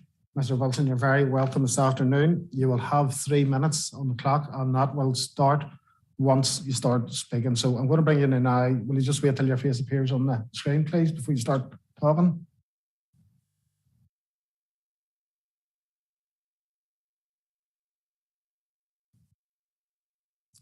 Thank you, Chairman and members. The principle at issue in this application is whether or not the application site lies within a built-up frontage of 3 or more buildings. The planning officers accept that the 2 buildings to the north, 12 and 12A, have a common frontage with the application site, but argue that number 20 to the south does not have a frontage onto Mossbank Road. It's the accepted position that a building will be considered part of the frontage development if the plot of land it is on extends to the road. The issue in contention is the plot of land associated with number 20, and if the land in front of the dwelling is separated from the dwelling itself. Additionally, the function or use of the said land is a consideration. In this case, the land to the front of number 20 is a landscaped and maintained garden which forms part of the site of that house. The land at the front of the house extends at the side of the house and around the back. It is not separated from any garden that would be associated with the front of the house. In other words, extends right to the front.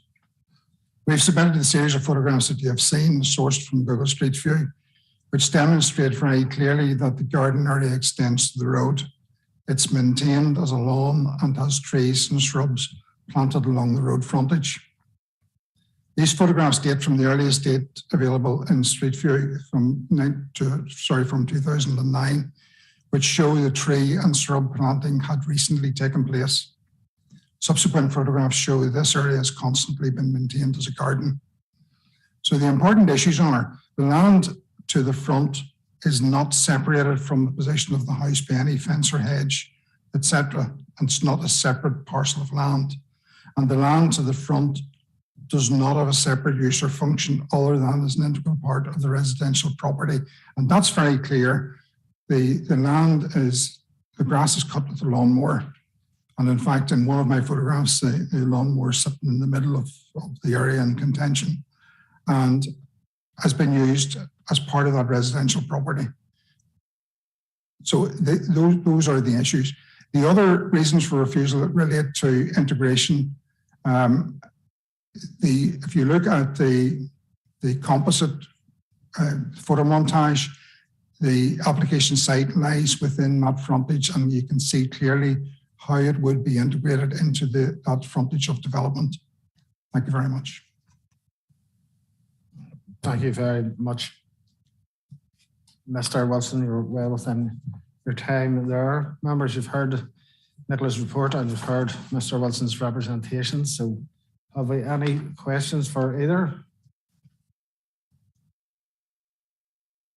Okay. Councillor Lavery, bring you in first.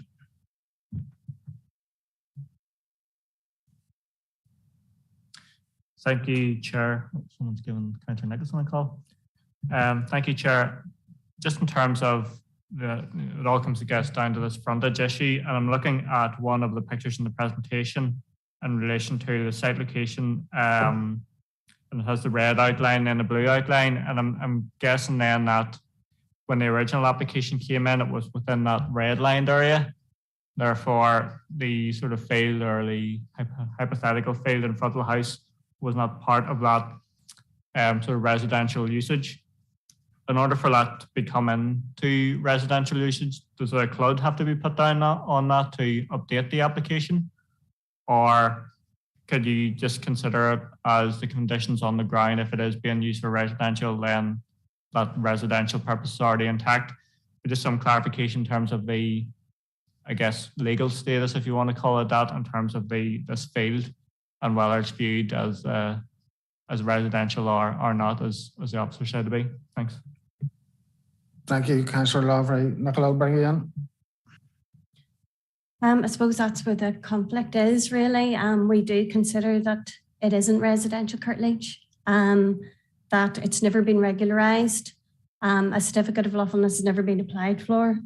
And in fact, even the evidence that we got from DAERA to confirm that it was claimed for farm payment or for under the basic payment scheme in 2001 and has been logged in 2002 also confirms that it's not residential and that it's been used for other purposes.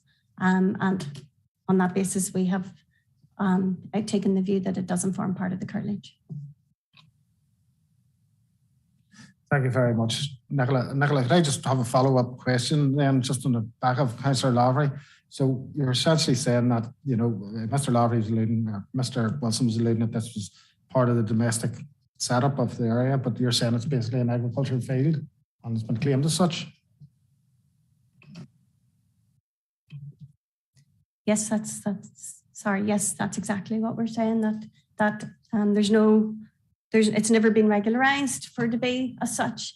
And the plan and history shows us that the curtilage, in fact, I would have thought, looking at the plans, that the curtilage was even more defined in the 2004 permission, because when you look at the OS map, there actually is a line immediately around the property and a boundary. So the land actually immediately to the north of it, which wraps around the side, even seems to be opened up to the field beside. But accepting that, we did accept an application in 2004, which the red line was drawn around a defined curtilage. I think it would be hard for us not to accept that that's the case. There is a hedge immediately adjacent to the house, right at the boundary with the house and this land. So I wouldn't necessarily say that the site's completely opened up to the remaining field either. Thank you very much, Nicola. Councillor Lavery, looking back in. Thank you, Chair. Just one clarification point. Just to confirm, so 2002 was the last time it was applied for in terms of agricultural usage there. And do you know, again, it may have been an agricultural field at that time. Has it been applied for since, do you know, or is that the most recent? Sorry, Nicola, bring you in now. Sorry, can I get the presentation, that slide, the plan and history one at the sort of fourth from the end, I think. That application isn't necessarily now for the field, it's for an extension. It was for a sunroom, I think, to the front of number 20. There's no plan and history associated with that field itself. The only plan and history, as I say, is for number 20 for an extension. Do you want to just go back one, please? No, it's back to that map there. In 2004, it was submitted for a residential extension. So that's the only history that we have for number 20.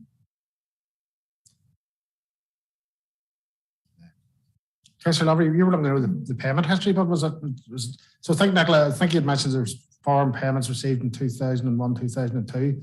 Has that been continuous since then? Is that payment, where was the last year that payment was received, I think? You're asking, Councillor Lavery, wasn't it? Thanks, Nicola. We queried the site just with DAERA to check whether there had been any, if it was linked to any farm business. They have confirmed that The field indicated as field 1 was declared but not claimed in 2022, but it was claimed in 2021. Previous to that, it wasn't claimed by anyone. Thank you, Nicola. Clears that up, Councillor Lavery. Is it okay? Thank you. Councillor Nicholson, I'll bring you in.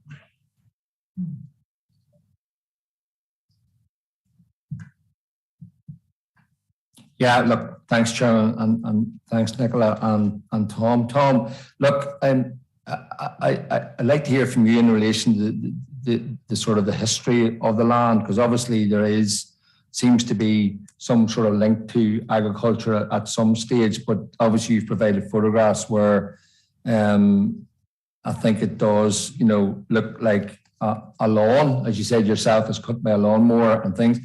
And it's got trees and things to the front, which would obviously, and I can't see from the photograph, but I don't think there's a division between that there and the house and the laneway. So just give me a bit more sort of detail on it, Tom, just exactly, sort of what Nicola said about the single farm payment being claimed at 2001, 2002. But since that, what's happened on that land? Thank you. Thank you, Councillor Nicholson.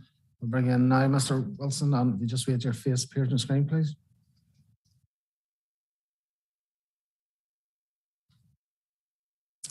Well, firstly, Nicola, in answering Councillor Lavery's question, she said that the DAERA payment was made in 2021.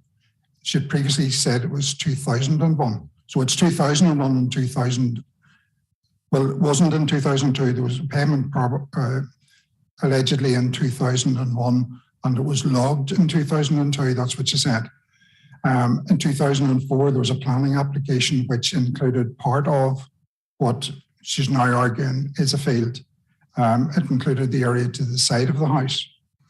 However, since at least prior to January 2009, when the first Google Street View is available, the area was already being used as a garden and had trees planted at the bottom. And those are trees that you'd expect to find in the garden, a flowering cherry and so on. So at the very least, since 2009 or sometime prior to 2009, this has been used as a garden at the house. So it's the function of the land which is critical to your consideration of this planning application. You've already heard in the previous application considerable detail about when something becomes lawful. If there was a change of use took place more than 5 years ago, which is clearly the case in this instance, it is already now lawful. It doesn't need a CLUD, it doesn't need any certificate of lawfulness. The reality is, it has been like this since at least 2009 or possibly even earlier than that, which is well beyond the period for immunity, and this is now lawful. I mean, there are numerous appeal decisions in relation to an argument about whether or not a site is a frontage to the road. And the reference there is it physically separated? In other words, are there walls or fences or hedges which create two separate parcels of land? And has that separate parcel of land got a use distinct from the use of the residential property? And in this instance, neither of those are the case. This is not physically separated from number 20, and the use of it very clearly is associated with that residential property. Thank you, Mr. Wilson. You content with that? Councillor Nicholson, you're looking back in? Okay.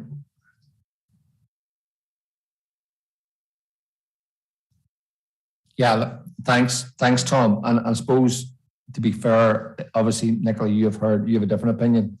Can we just get your angle on it, so therefore I can get a sort of an overall view? Thank you.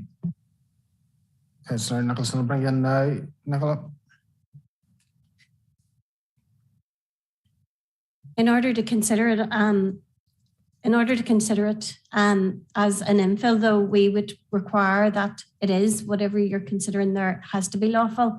That the garden, if that was a garden to that house, that it would need to be regularised as part of this to bring it forward. So, and there is no application to regularise it.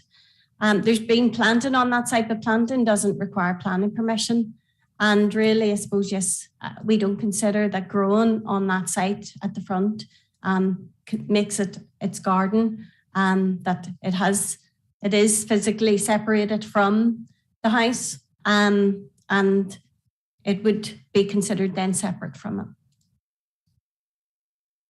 Thank you, Nicola, for that. Councillor Nicholson, you back in.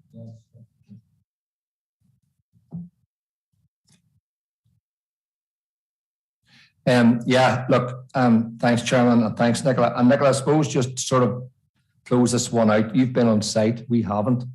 Like, in your opinion, is that a lawn or is that a field? Because obviously there's a big difference between a lawn and a field, the quality of grass, the way it's kept, and things like that. From the photograph I'm looking at, it's difficult to tell, but I'd like to hear what your thoughts are on it, because obviously we've got Mr. Wilson here saying it's a lawn, and I want to hear, do you think it's a field, or is it when you see it on the ground, would you say that's not a typical field? Thank you. Thank you, Councillor Nicholson. I'll bring you in, Nicola. My opinion is it's definitely not a lawn. It's definitely a field in terms of how it's been kept. I'm not sure whether they potentially maybe got funding as well for the trees that are on the site, and that's why I looked into the issue of why there was a payment. And that's why that even draw that to my attention. Thank you very much for that, Nicola. Have any other questions, members? Councillor Cosby. Thank you, Chair, and I appreciate the information so far.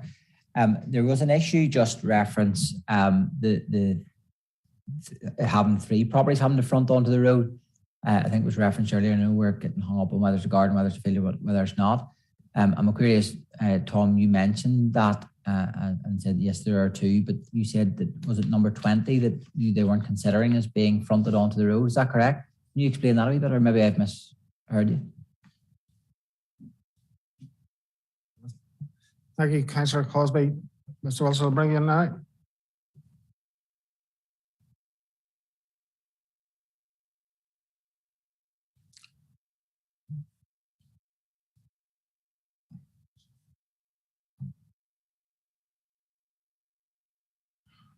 Okay, thank you, Councillor Cosby.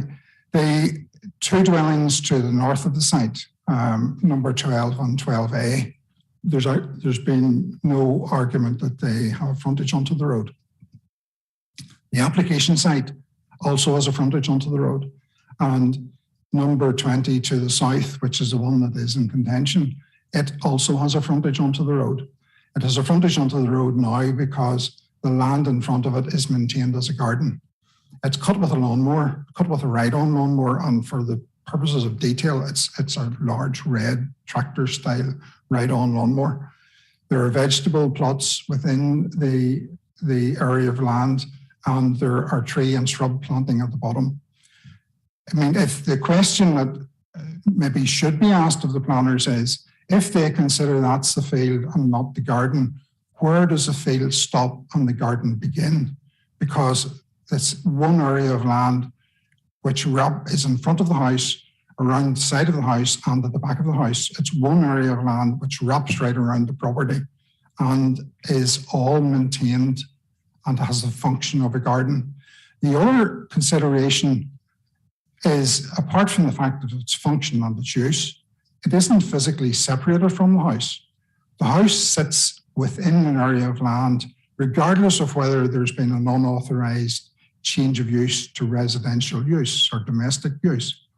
Regardless of that, the plot of land that the house sits on extends to the road, and that's the issue.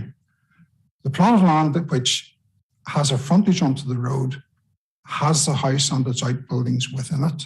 There's no physical separation from the land which fronts the road and the building number 20, which is required to make up the frontage of development. Thank you very much for that, Mr. Wilson. Nicola, I wanted to ask you a question, if you just bear with me. The second refusal reason is one that appears quite a lot for the infill dwellings. It's the CTY1 and CTY8 of policy planning statement 21. Could you give us a demonstration of that on the screen? I think sometimes when you look at the plot size, the different plot sizes around that area, could you give us a bit more detail for that refusal reason? Thank you. I'll bring it. Thank you, Chair. Reason 2 then for refusal were that CTY1 and CTY8, in that it doesn't represent a small gap sufficient to accommodate up to a maximum of two houses within an otherwise substantial and built up frontage. The issue here, and then it would result in ribbon development if you don't actually comply with the infill policy.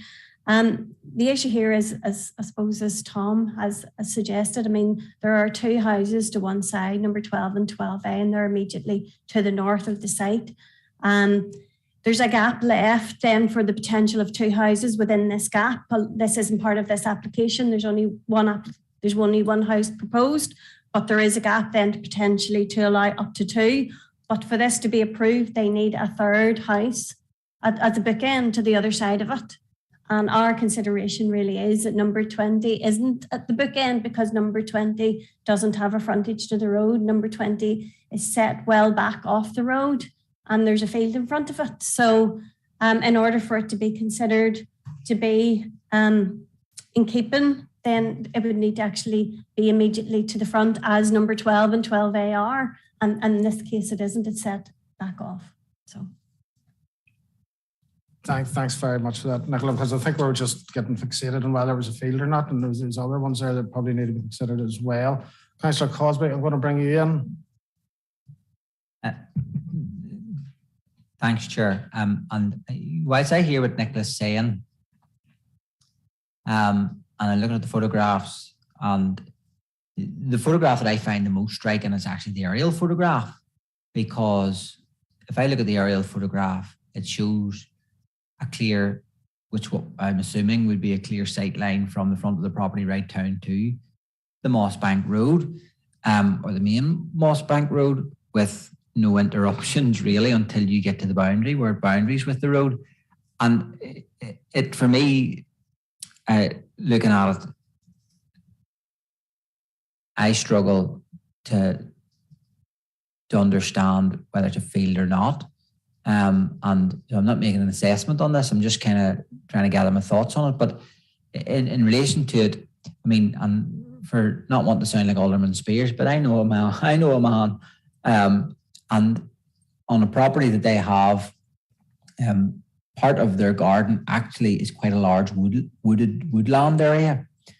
And it might not be what I understand to be a traditional garden in my sense, but what they do in it is they grow vegetables, they grow wildflowers, and they do all of that in their garden.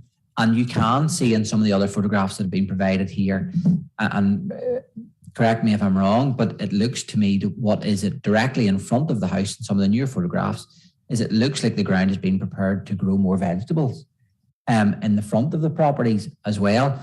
So I'm looking at that, and I think, if correct me if I'm wrong, and I maybe misunderstand this, but if this doesn't get to, if we're saying this doesn't come to the front of the road, we're saying it precludes it from being a part of an infill. Whereas if it does get to the front of the road, that triggers it as being an infill site. Is that correct? Nicola?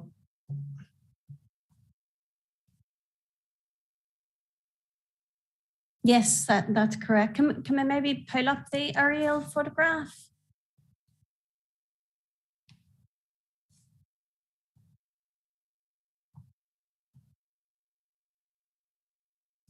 I must admit, in the, looking at the street view scenes, I was only recently out to the site, and it does look completely different than what some of those street view scenes do look like, because the trees that are on the site have completely grown up around it. So it's so well screened now, it's actually very difficult to see. But from the aerial photograph, you can see just to the side of the house, adjacent to the field, there actually is a hedge along that boundary. And you can actually see on the aerial photograph that the area immediately to the east of the house is actually the area that they use for their garden. From what you can see whenever you zoom in and look at the details, but I suppose in terms of the scale, maybe for what this is on the screen, it's very difficult to see, but there is a definition immediately around the house in terms of its immediate curtilage. But as I say, we've accepted that in 2004 they made an application and they have drawn the red line around the area which is even immediately to the north of the house. But we do not consider that the area to the west of number 20 forms part of its curtilage or has any permission or has ever been regularised to be part of its domestic curtilage. Yeah, thank you very much, Nicola, for that. Is there any further questions, members? No lights on, so we will move into the debate stage of the consideration. So, Councillor Lavery, you want to start the ball rolling? Thank you, Chair. Well, the phrase, it's hard to see the wood from the trees comes to mind. It's hard to see the lawns from the fields. In terms of this application, I suppose it does come down to whether this field can be considered as residential use in terms of between number 20 and the road. As we do have a previous financial record that it was for agricultural use, it seems that it would need to be regularised to a residential development status in order for us then to maybe consider it as part of the frontage of number 20. In terms of the suggested frontage, as in that 2004 application and then in the photos, it seems to only have that laneway therefore. And Chair, that we've received a few applications over the years. If it's just a laneway and only a laneway, then that is not an actual frontage on the road. It seems that given the context that we have to consider an application as it is before us, and that there is no legal, and there has been discussion about legality and we have to go with what's legal. There is no legal residential usage at this present time, then a refusal seems to be appropriate. But given that, in potential in future that the applicant may wish to regularise the field and then into a lawn officially, and then come back with an infill development, they would probably be able to do that. But we have to decided on the lay of the land at present, and legally this alleged field is legally a field until such a time as it legally becomes a lawn, I suppose. So I'd be inclined to say that their recommendation is correct in this instance. Chair, I don't know how other members feel about it. Thank you very much, Councillor Lavery. Councillor Nicholson.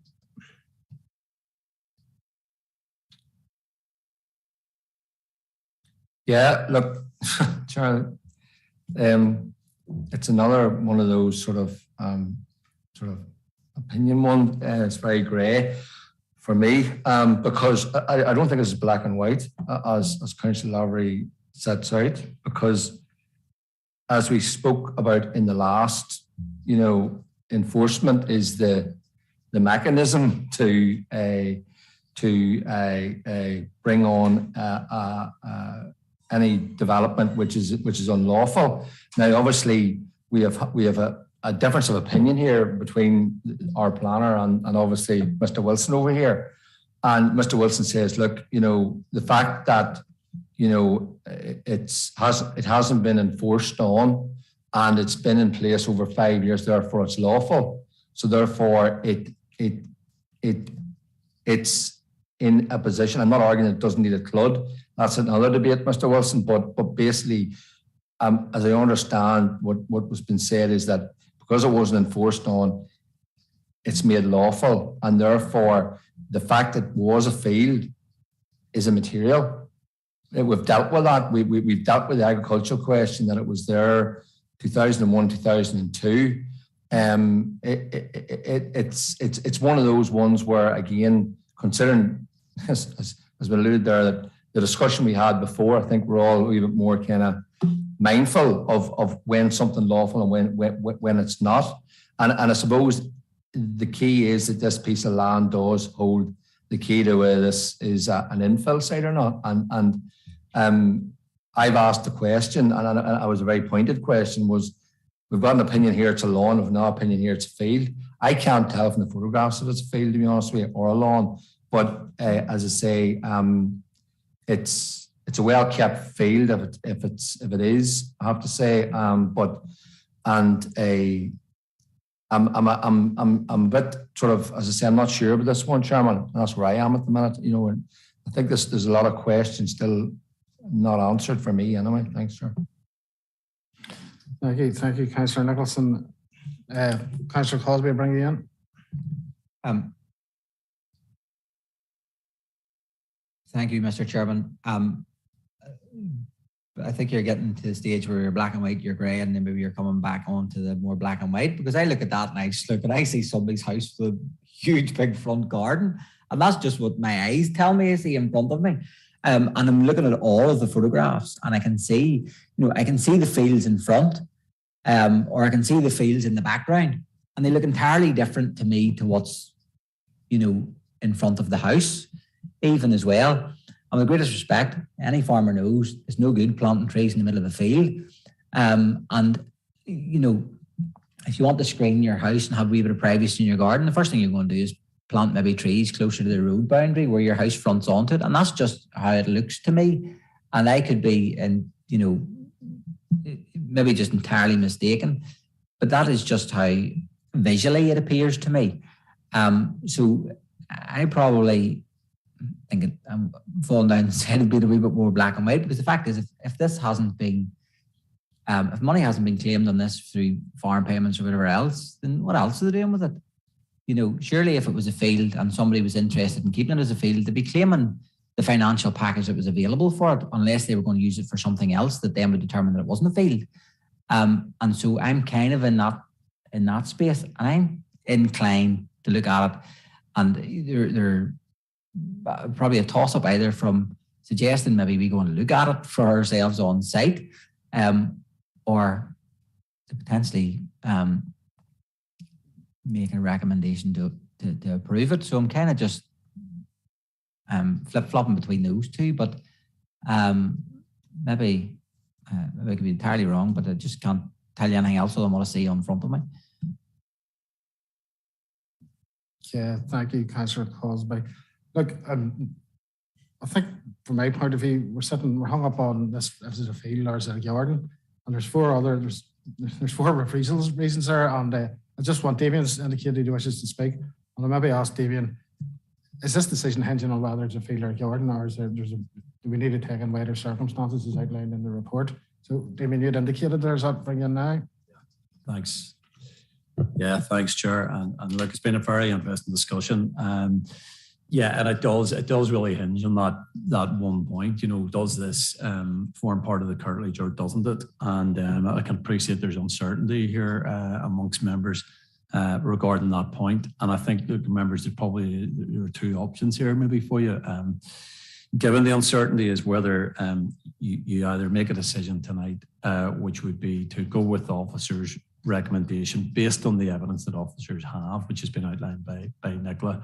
If it's refused, it doesn't preclude the applicant from later making an application for a CLUD to demonstrate that that land is part of the curtilage of the dwelling, in which case they could then resubmit a planning application and we would consider that. Or if members don't like that choice, you defer it and allow the application for a CLUD to come in. Now, that's not really an option that officers would promote, because obviously we have targets that we wish to meet, and we want to process applications promptly. But look, given the uncertainty, I'm just suggesting this is a way forward. Given the uncertainty amongst members, it's either decide tonight maybe to refuse on the basis of the officer recommendation, allow the applicant to seek a CLUD. If that CLUD is successful, we come back with a future application, or you defer to allow them to do that. And officers will have already said the preferred option from officers would be a decision made this evening. Look, I hope that's helpful, members, and I'm happy to take any further questions, as I'm sure Nicholas. Thank you, Damien. Alderman Barr, I'll bring you in a minute. Nicola, you were looking in, so I'll just bring you in first before bringing Alderman Barr. Oh, sorry. Thank you, Chair. I just wanted to clarify those farm payments. Maybe I did say it wrongly, but they were in 2021 and 2022, so they're recent. They weren't in 2001, 2002. So whether I've made a mistake in terms of how far I've said it, but it was 2021 and 2022. So it was registered. So they're not from 20 years ago. Sorry, they're from now. Thank you, Nicola, for that. Like, I'm bringing Alderman Bauer. Thank you, Chairman. That was exactly my question was going to be, because there does seem to be a bit of confusion surrounding that. I know the 2 years have been bandied about, and I think everybody sort of went with the earlier time frame, and that was just really the clarifications that I was going to seek. Thank you. Thank you, Alderman Bauer. So, members, I think just to clarify, there's farm payments or some sort of payments for them lands claimed in 2021, 2022. Nicola, you just clarify that just to get my head right? Yes, I'll just read the response. The field indicated below, field 1 was declared but not claimed on the 2022 BPS form for business. And it's actually a different person. It's not the person who lives in number 20 who made that claim. They also claimed the field for BPS in 2021. Previous to this, the field was not claimed by anyone. So in the last 2 years, it's been put down for claiming. Thank you very much, Nicola. That hopefully is that clarified in relation to the payments. So, Councillor Cosby, I think we're debating. We've asked a few questions, a bit of latitude here, members, with questions in light of that. So, we're debating questions still. So, a bit of latitude there, folks. All right, Councillor Cosby. Thank you, Chair. Nicola, just in terms of that, and just so I'm clear, that's not for the 2021-2022 financial year. That is 2021 and 2022. So is the 2022 description of field, although registered not claimed, is that currently live? Nicola, I'll bring you in now. DAERA have confirmed it was declared but not claimed in 2022, but it was claimed in 2021.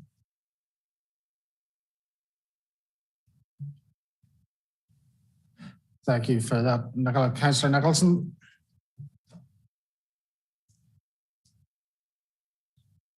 Yeah, look, thanks, Chairman, and obviously that is quite interesting. Nicola, obviously through DAERA, there are farm maps. Is this field on a farm map currently under a business ID number? Thank you, Councillor Nicholson. Nicola?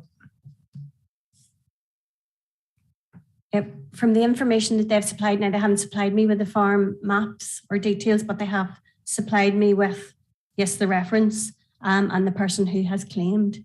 And as I say, it's not the same person. It's not the person that lives in number 20. It's a different address. So I would assume it is on a farm map. Yeah, thank you very much for that, Nicola. So, Councillor Nicholson, are you logging back in? Please. Look, Chairman, I would, if you allow me, I'd like Tom to sort of give us a reason why, Tom, this has been claimed as agricultural on a farm map. It looks like, according to what we're hearing now. So obviously we were debating whether this is residential agriculture, but again, this really does, I'd like to hear what your opinion is on that, because obviously we're all dealing with 2001, 2002 up to 2 minutes ago, and obviously this here has really sort of it's changed the landscape for me, Tom. Pardon the pun, but I'd like to hear what you have to say. Thanks. Okay, thank you, Councillor Nicholson. I'll bring it now, Tom. Okay, thank you. The field in question in front of number 20 has nothing to do with my applicant. This is a neighbouring property. Number 20 on the field in front of it is beside the applicant's property. It's nothing whatsoever to do with the current applicant. So,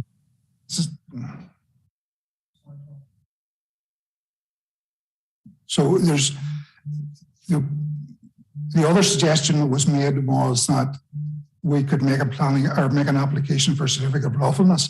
This is not my client's property, so therefore we cannot make any application for certificate of lawfulness. This is a neighbouring property and has been, well, there's two things. We're getting tied up here with, is it or is it not a field? The real question is it or is it not? Is the building within the plot of land which fronts onto the road? For example, if the building was a hay shed, if the house was a hay shed, not a house, there'd be no argument that the building was on a plot of land that had a frontage to the road. So the question is this plot of land that has a frontage onto the road separated from the plot of land, from a plot of land that has the house on it? Or is the house within the plot that extends to the road? That's the question, not getting tied up too much on whether or not it's a field or a garden or whatever. The question is, does a plot of land that extends to the road have a building within it? Thank you, Mr. Watson. And I'm not sure you answered the question that Councillor Nicholson asked in relation to the field. So are you happy with that answer, Councillor Nicholson?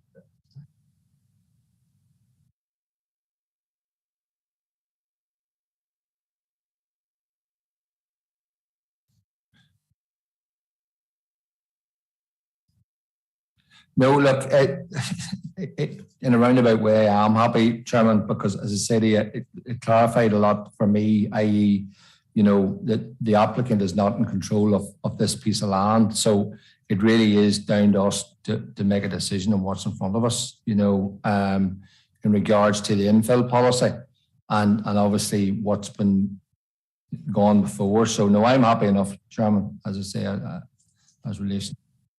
Yeah, thank you very much. I think the question is, we need to ask is, where farm payment's been claimed on land is not part of a garden and a residential property. So I think we maybe need to consider that in our thoughts as well. Councillor Cosby, I'll bring you back in. Thank you. Thank you, Mr. Chairman. I'm not sure if I have more clarity or more confused, to be honest, but however,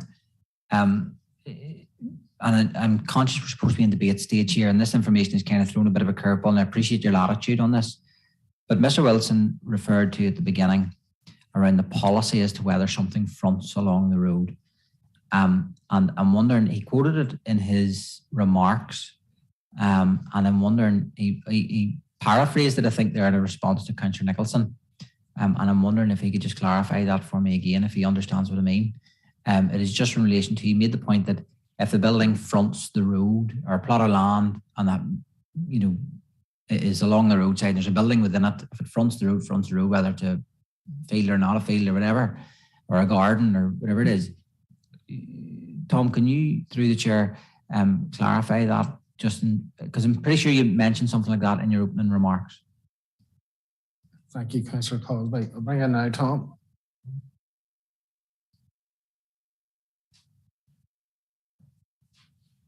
Yes, thank you, Councillor Cosby. The planning policy and the established position of the Planning Appeals Commission is that a building will be considered as part of the frontage development if the plot of land that it sits on extends to the road. Now that mantra has been repeated in front of this committee by the planning officers on virtually every application for an infill site. So the issue is, does the plot of land which extends to the road include a building within it?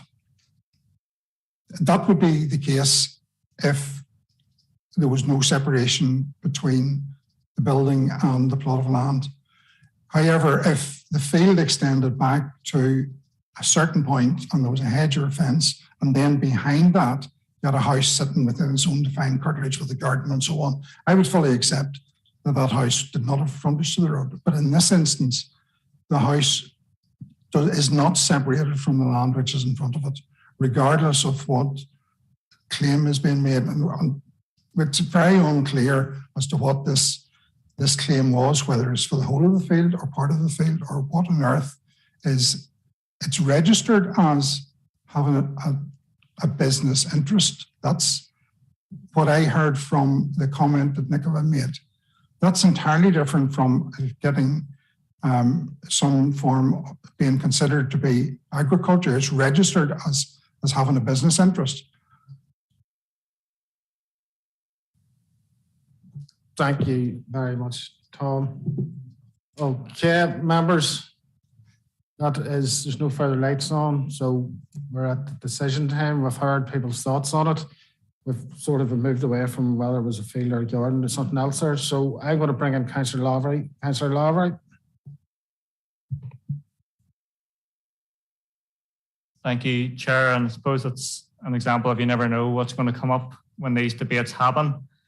Given all this information, again, it does come down to whether this is a field or not, adjacent to number 20, and given the very recent history of agricultural claims on it, and the fact that there was other substantive information that maybe indicated that it wasn't legally a residential use at the minute, we have to say that it is a field, and therefore the applicant's site cannot be considered as an infill because there's not 3 buildings in fronting onto the road.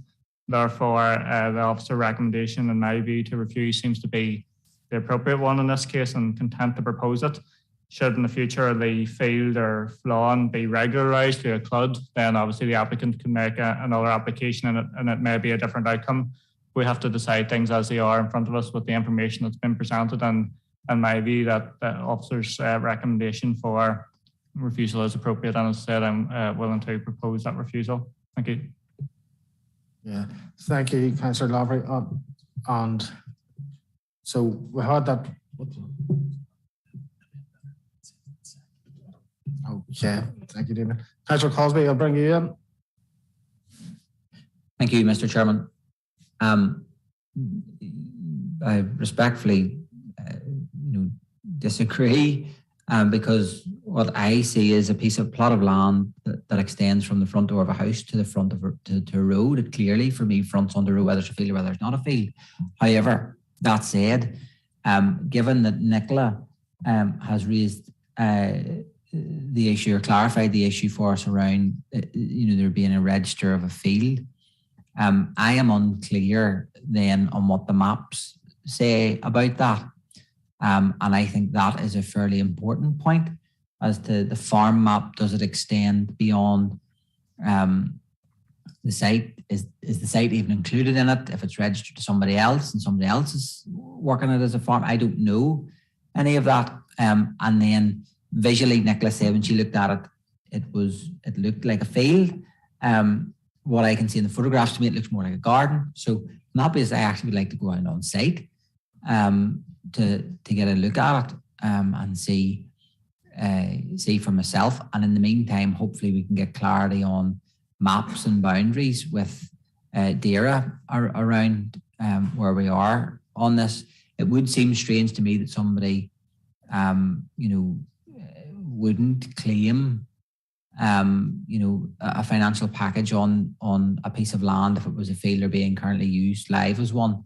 It would seem unusual to me. But, and even if I look at the other fields around this site, you can very clearly see, even on the aerial footage, animals. You can see one has just been spread. You can see the tracks through gates.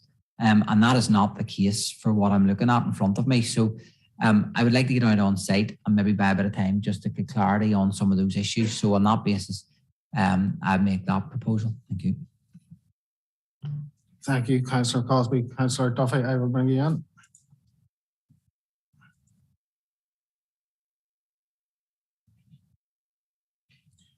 Thank you, Chair. And I'll just second Councillor Lavery's proposal as number 20 fronts in the field and is gained access through a laneway. And it has proven it is a field, so it's not a built-up frontage. So I'll second Councillor Lavery's recommendation, Chair. Yeah, thank you, Councillor Duffy. Councillor Nicholson, I'll bring you in.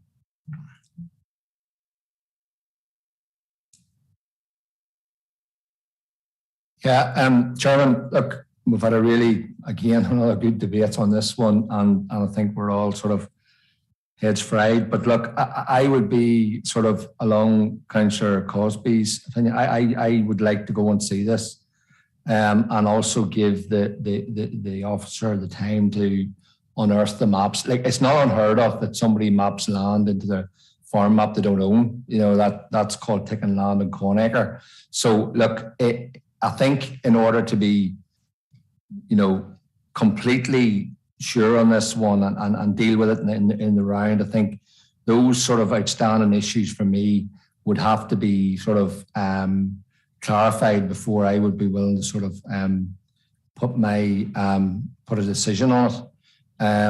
As I say, it's so I'm happy to second, obviously, Councillor Cosby's recommendation.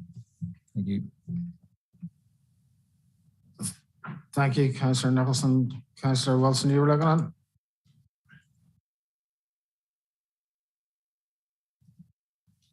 Yes, thank you, Mr. Chairman. Just basically, Councillor Nicholson beat me to the punch to seconds it. I think in recent times, site visits have been very useful and have clarified certain situations. So I think a site visit will be very useful to see what the situation is with that section of ground. Thank you, Mr. Chairman. Okay, with two proposals on the floor, so we're going to go to vote then, members. So we're going to take Councillor Lavery's proposal first, that we accept the recommendation as outlined in the report. Just to clarify, members, there's nobody online, so it's just in the chamber. So I'm going to start with Councillor Duffy.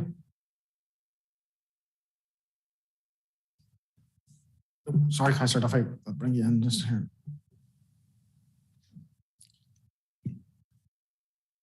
Yes, Chair. Yes, Chair.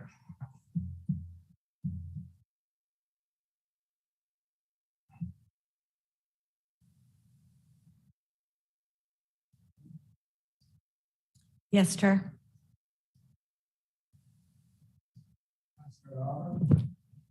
Yes, Chair.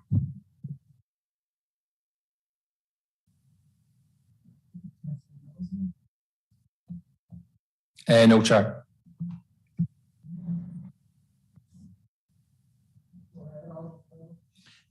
No.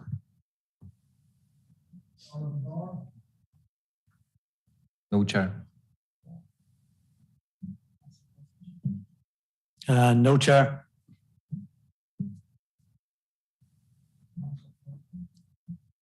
No, Chair.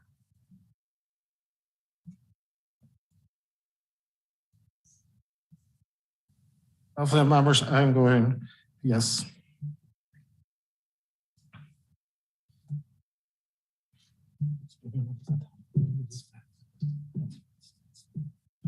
Okay. Members, I was just checking with Damien there just to confirm, and there was more no's than yeses, so that falls. And then, so I'm not going to put it to vote because Councillor Cosby's, Councillor Nicholson's then stands that we go for site visit. Was there anything else to add to that? We're going for site visit. He's looking at anything else, other information? Yep. Thanks, Chair. Yeah, it was the site visit and then the updated information in relation to the farm maps to see if we can actually get an overview of what they show and see clarity, maybe even from the applicant as well. Thank you. Thank you, Councillor Cosby. I'd maybe have to make it asked about some clarity about the payments, what the payments were and things like that as well, and who was receiving them, just so we have that information. Is that okay? Everybody happy with that? That's dead on. Thank you, member. That's that application dealt with. Members, we're going to take a short break before we look at the rest of the applications. Okay, so I think we all deserve a cup of tea. Okay, so can we turn the live feed off and we'll come back shortly.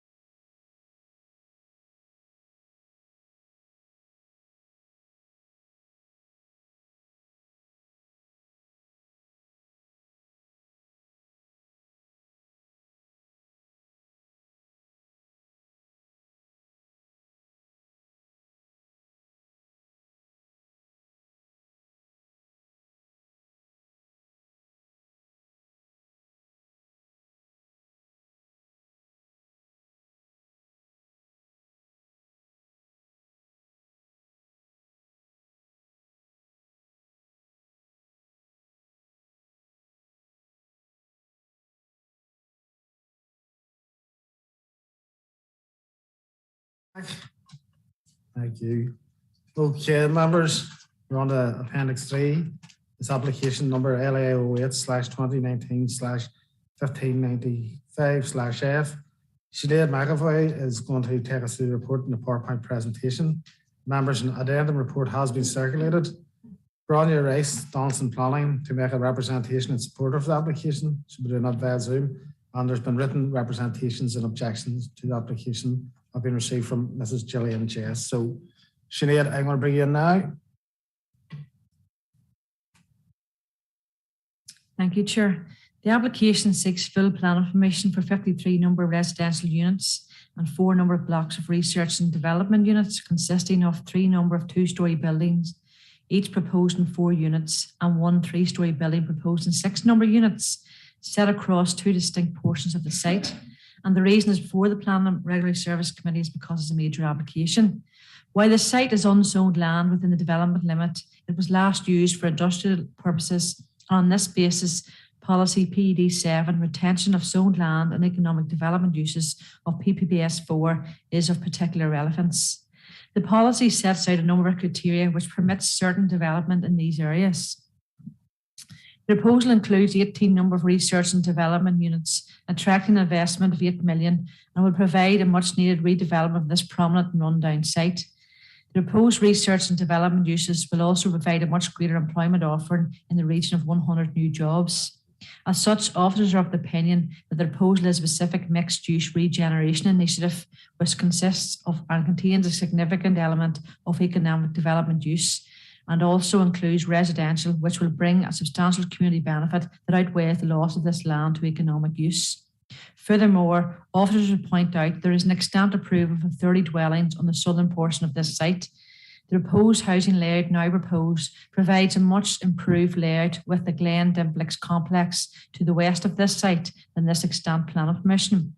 So much so that a letter withdrawn an early objection from Glen Dimplex has been received, with them also noting a much improved layout.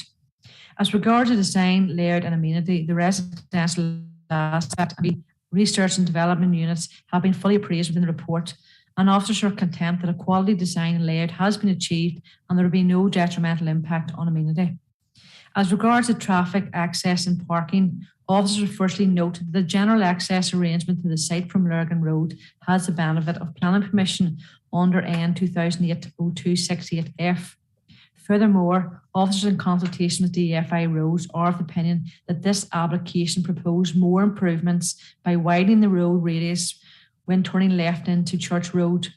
This will provide improvement to the through lane alignment from Upper Church Lane to Church Road and facilitate a 2-lane approach to the Church Road, Lurgan Road junction, which will, if approved, deliver good improvements at this junction. The required parking and accesses are all to the required standards. All other material considerations, including consideration of third-party representations, has been fully assessed in the reports and the addendum, and officers are of the opinion that the proposal should be approved. Taking us through the PowerPoint presentation.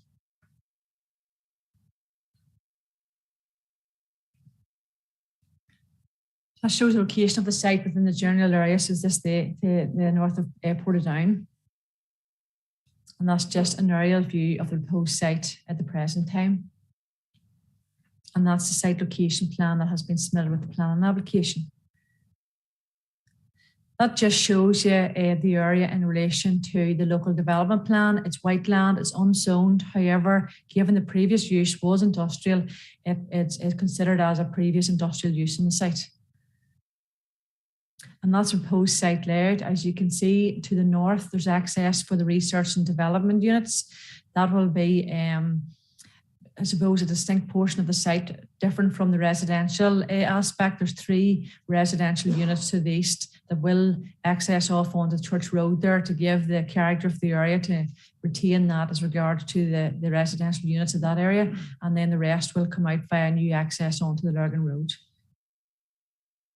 And just the next slide shows a selection of the proposed house types. They have been designed as opposed to look at the topography of the site, which is 3 metre lower than the road, and also in relation to certain elevation treatments which side on to the Glen Dimplex factory.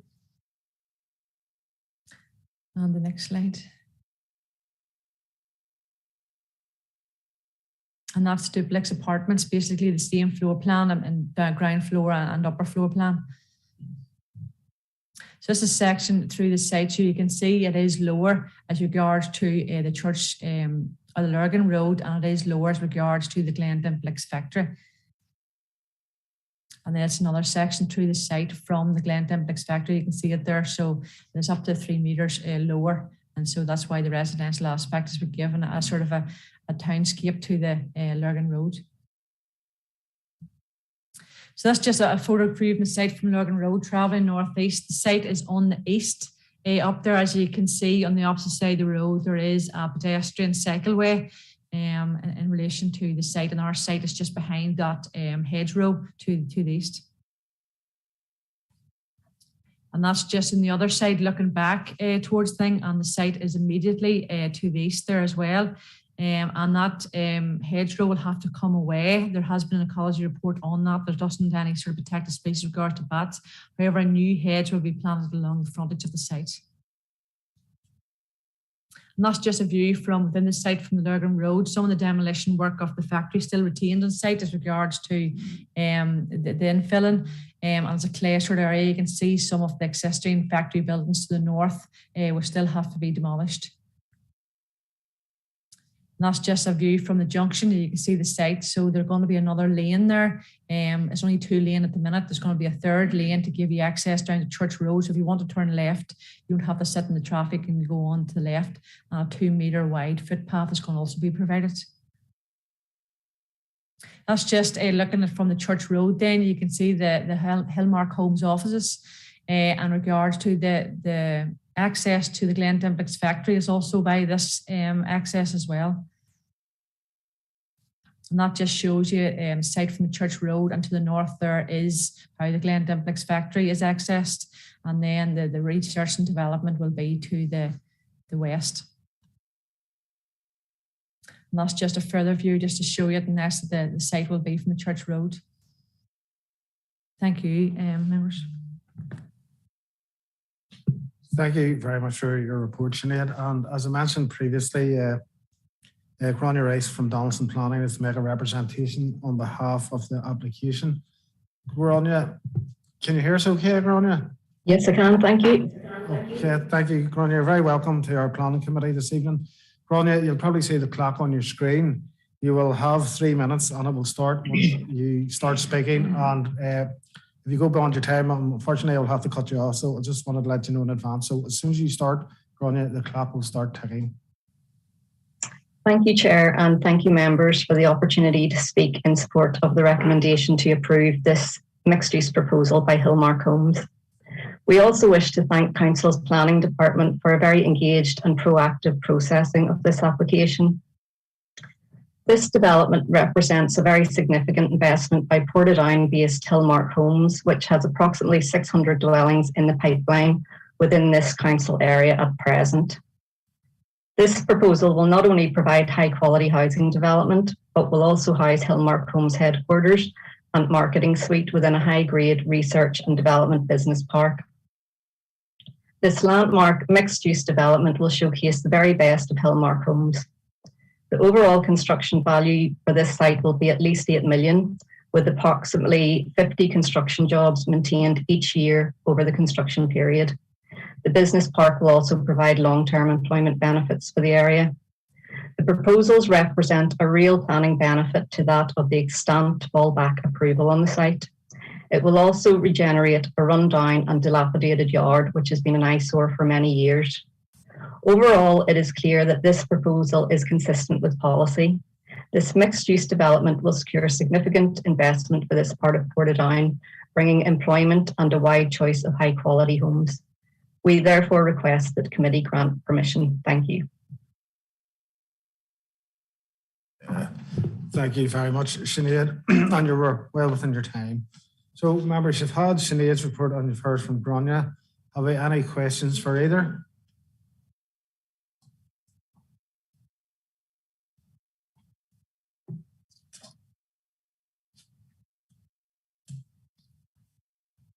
Okay, members, I'm to take that you are very content with the report and that clears everything up for you. I don't want to take that as yes. So if there's no questions, so we'll move into the debate stage. Oh, sorry, Alderman Barr, you have a question. Apologies. I was just moving forward to hit the button. Just to clarify, in item 4, working hours and associated noise, I'm assuming that's from the 0730 hours to 1730 hours, Monday to Thursday. And then Friday is 0730 to 1300 hours on a Friday. There's no start time on Mondays. Yeah, thank you. Probably Gráinne, you would best, or would Sinead, you'd be best answering that question about the times. In regards to the construction, condition 18 that the foundation that is 7:30 to 5:30 Monday to Friday, 7:30 to 1 on Saturday, and not at any time on Sunday, bank or public holidays. And that's normally in line with the construction hours that we would now attach to sites that are in close proximity to residential developments. Thank you very much for that, Sinead, for clearing that up. Oh, sorry, Councillor Toman. Apologies there. I'll bring you in now. Thanks, Chair. No question. It's probably just to declare an interest. I was presented with a presentation on this item a number of years ago, along with a colleague. But I'm happy to continue as part of this application, as part of the committee. Thanks. Thank you very much, Councillor Toman. We'll make a note of that. Members not seeing any other hands up, so we'll maybe move into the debate stage. Okay, so I think the report was very comprehensive. I think Sinead nearly answered any questions members might have, and Gráinne gave a good overview of the plans for the site. So that's me thinking on it. Everything seems to tick all the boxes and another good investment in the borough. So does anybody any thoughts on it? I'll not drag it out. Oh, sorry, Councillor Cosby. Thank you, Chair. Just in relation to it, and the report is particularly thorough, and Sinead does tend to be very thorough and can anticipate, I guess, what's coming, maybe if this gets into a committee. So I appreciate that, and the number of conditions that are attached. Certainly the fears and the addendum that came in response to the letter was most helpful. So I appreciate that, and the concerns around those things have been addressed primarily by the conditions attached. Other than that, just to say that the site, as members will know, has been redundant for some period of time. At times has created a nuisance also at times, particularly along the boundary with Lurgan Road, with the hedge line and fence line being particularly unsightly and at times vastly overgrown. And I know certainly those who are inclined to be out walking more than I definitely will appreciate a much tidied up space. So in that sense, it's certainly a positive step forward, and £8 million significant development within the borough. But notwithstanding, we appreciate that there are and have been some minor, what I would consider minor objections that have been dealt with fairly robustly by planners and by the conditions attached to the application. Thank you very much, Councillor Cosby. Alderman Twybull, I'll bring you in.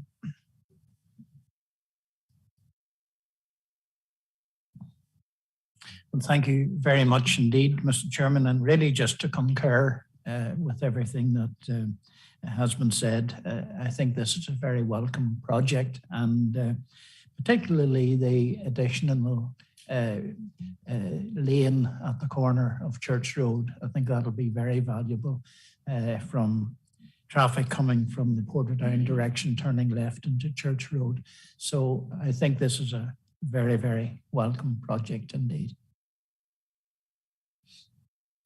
Thank you very much, Alderman Twybull. Councillor Toman, you're looking back on. Thanks, Chair. So just when I seen this come up on the schedule, I do know the area. It is quite busy, particularly with the hospital and the numerous schools in the area. So I did have some concerns, about the traffic. But I just want to say thanks to the officer. I think the report has alleviated any concerns that I had about traffic. That's all I have at the minute, sir. Thank you very much, Councillor Toman. Members, thank you very much for your comments there. So I'm going to seek a proposer and seconder in relation to this application. So if we can have any proposals from the floor.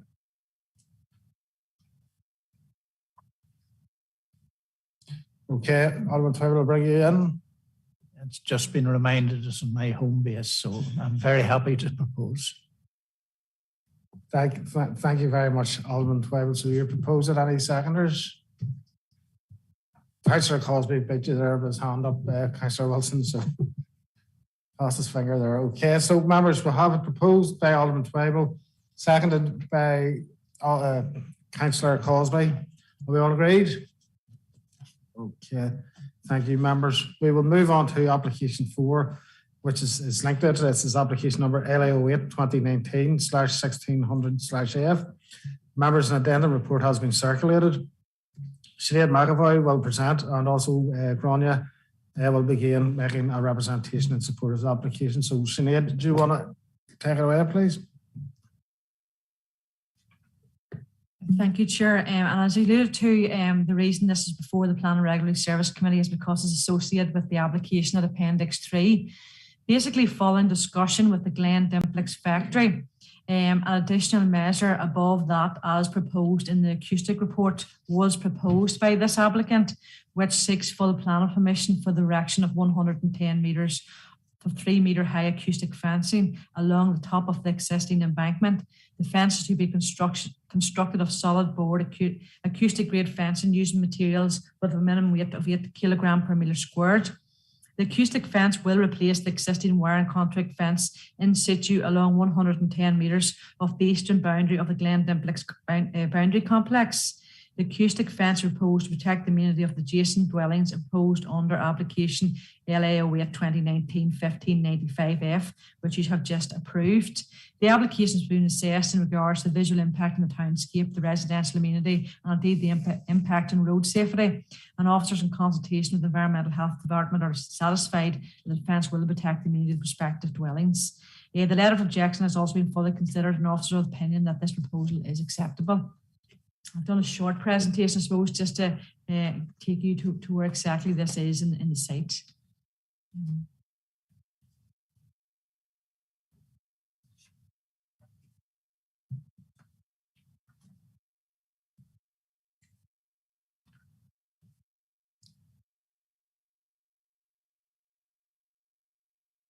Again, location of the site within the general area, as you've just seen, as regards to the northeast of Portadown.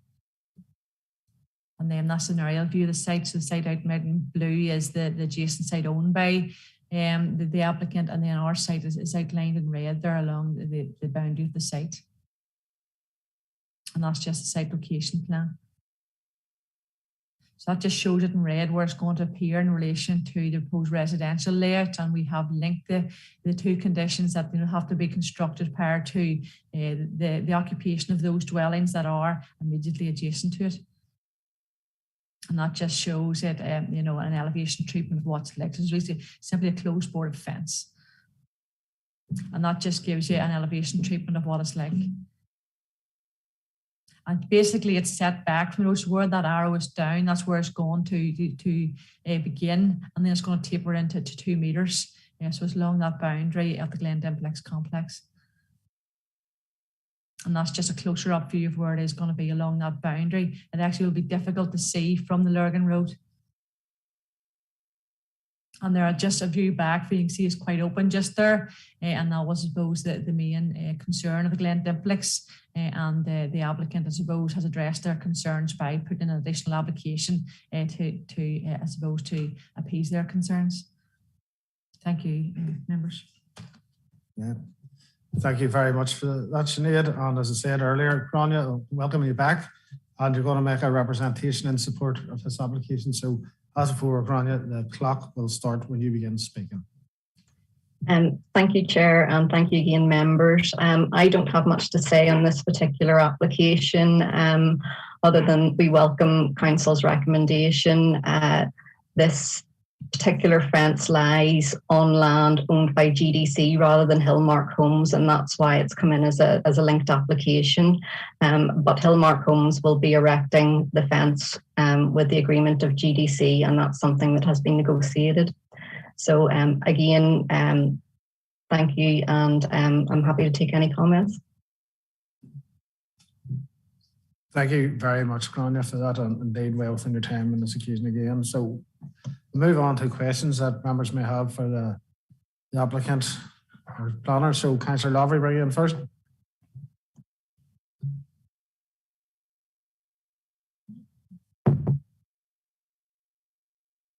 Thank you, Chair. It's just a minor query, maybe one for Sinead. So I see in the the cut, there's the 3 metre high acoustic fence, and then downhill, and then the 1.8 metre high privacy fence. And there's maybe a picture of some potential greenery in between the middle, whether it's hedge or trees.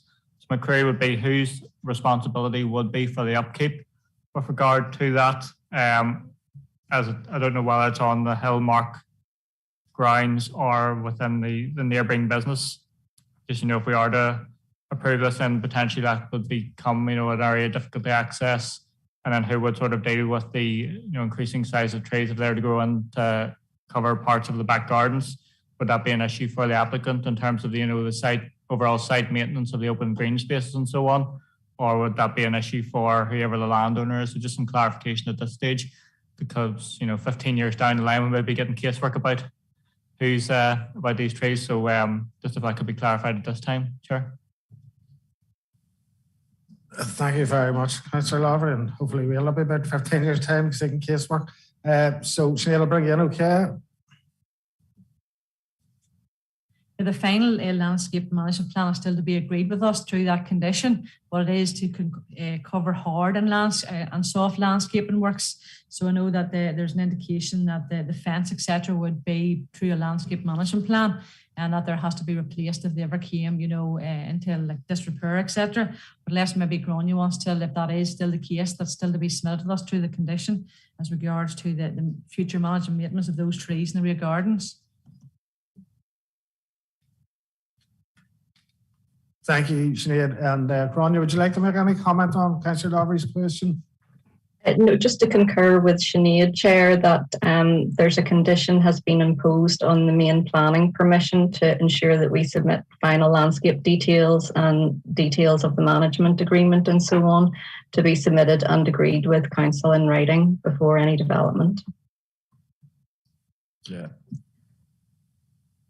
Thank you very much, Grania. You content with that, Councillor Lavery? Okay, members, is there any more questions? If not, we will move into debate stage. So if anybody's any thoughts that they care to share, now's the time. Councillor Cosby. Thank you. Thank you, Chair. And again, thanks, Sinead. I think one of my concerns with the application would have been maybe a noise impact on the basis of having dealing with some constituency work along with Councillor Tinsley in that area. And actually, if you see on slide 8, as part of the presentation, between the Glen Dimplex compound and the site itself, therein lies a couple of modular units in there, and they're actually research units belonging to Glen Dimplex, which at times can produce quite a lot of noise, which our Environmental Health Department will be fully aware of. And so on that basis, I'm pleased to see that the acoustic fence will be installed, and actually probably will be more of a help to the residents in the likes of Hillside across the road, maybe than to those who will live with it boundarying the backs of their properties. But it's definitely a welcome addition to the site, and hopefully should make all the difference. Do say, Grania, maybe Glen Dimplex seen you coming, because maybe it's something they should have done a long time ago. Okay, thank you very much, Councillor Cosby. I don't see any further lights on, folks, so I'm going to go to decision stage. Are there any proposals from the floor? Okay, Councillor Lowry.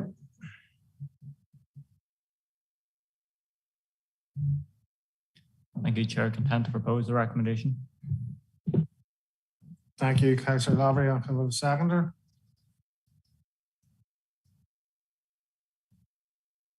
Alderman Twyble. Happy to second. Thank you. Okay, members, we've had that proposed and seconded. We all agreed? Agreed? Okay. Gráinne, thank you very much for your time. I don't think you have any more here this evening, so we'll let you get on. Okay, members, we're on to Appendix 5.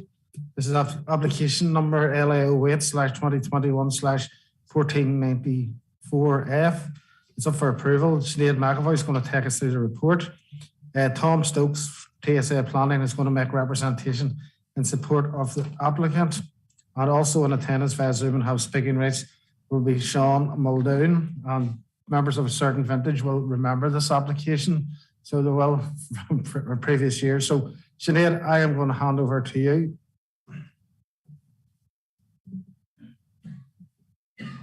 Thank you, Chair. At the outset, officers would note that reference made to the 2017 Plan of Permission is in fact application N 2014-00670, while the final plan and regulatory service meeting took place in December 2017. The decision notice issued in early 2018. So I didn't want anybody to be misled that the final one is N 2014-00670.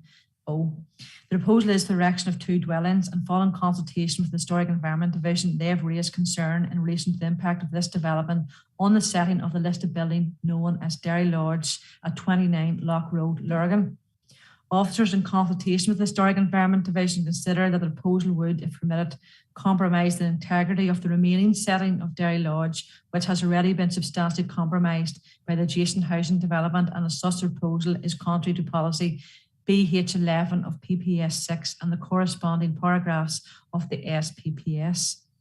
However, as set out in detail within the officer's reports, the officer of the opinion that there are sound reasons for departing from the opinion of HED and for departing from the guidance provided by policy BH11 of PPS 6. To summarise, the application site has been the subject of 3 previous plan approvals: N 2002-1095-0, N 2007-05810, and N 2014-00670.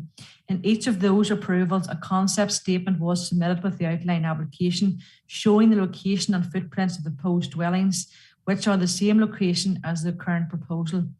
It was accepted by Historic Buildings under N 2002-1095-0 that the granting of planning permission provide an enabling context to ensure the upkeep of the nearby listed building. The N 2007-05810 also did not raise any objection from Historic Environment Division, even though the enabling works to the listed building had already been carried out at this time. A third outline application was submitted in 2014 under the plan reference N 2014-00670, in which members resolved to overturn the officer's recommendation to refuse permission, and plan permission was granted on the 8th of January 2018. At the time, members put determining weight to the previous plan applications which had been approved on this site. Historic Building Unit, Historic Environment Division made no prior objections to the previous applications on which weight was being placed. And there was an economic issue at the heart of the matter, and it was said in the plan report that economic considerations were for a local authority. Weight was placed on them as well. These economic considerations included the financial legacy from the restoration, which would be met by the value of the sites, and would also allow for the current repairs and long-term maintenance of this listed building.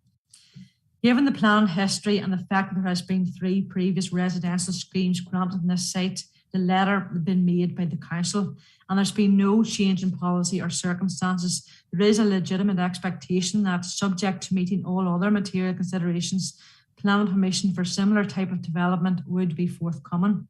Furthermore, consistency in decision-making is considered to represent a principle of good practice in development management, and officers therefore of the opinion that, notwithstanding the objection raised by the Historic Environment Division, significant weight should be given to these plan histories and the economic considerations set out above in the overall planning balancing exercise.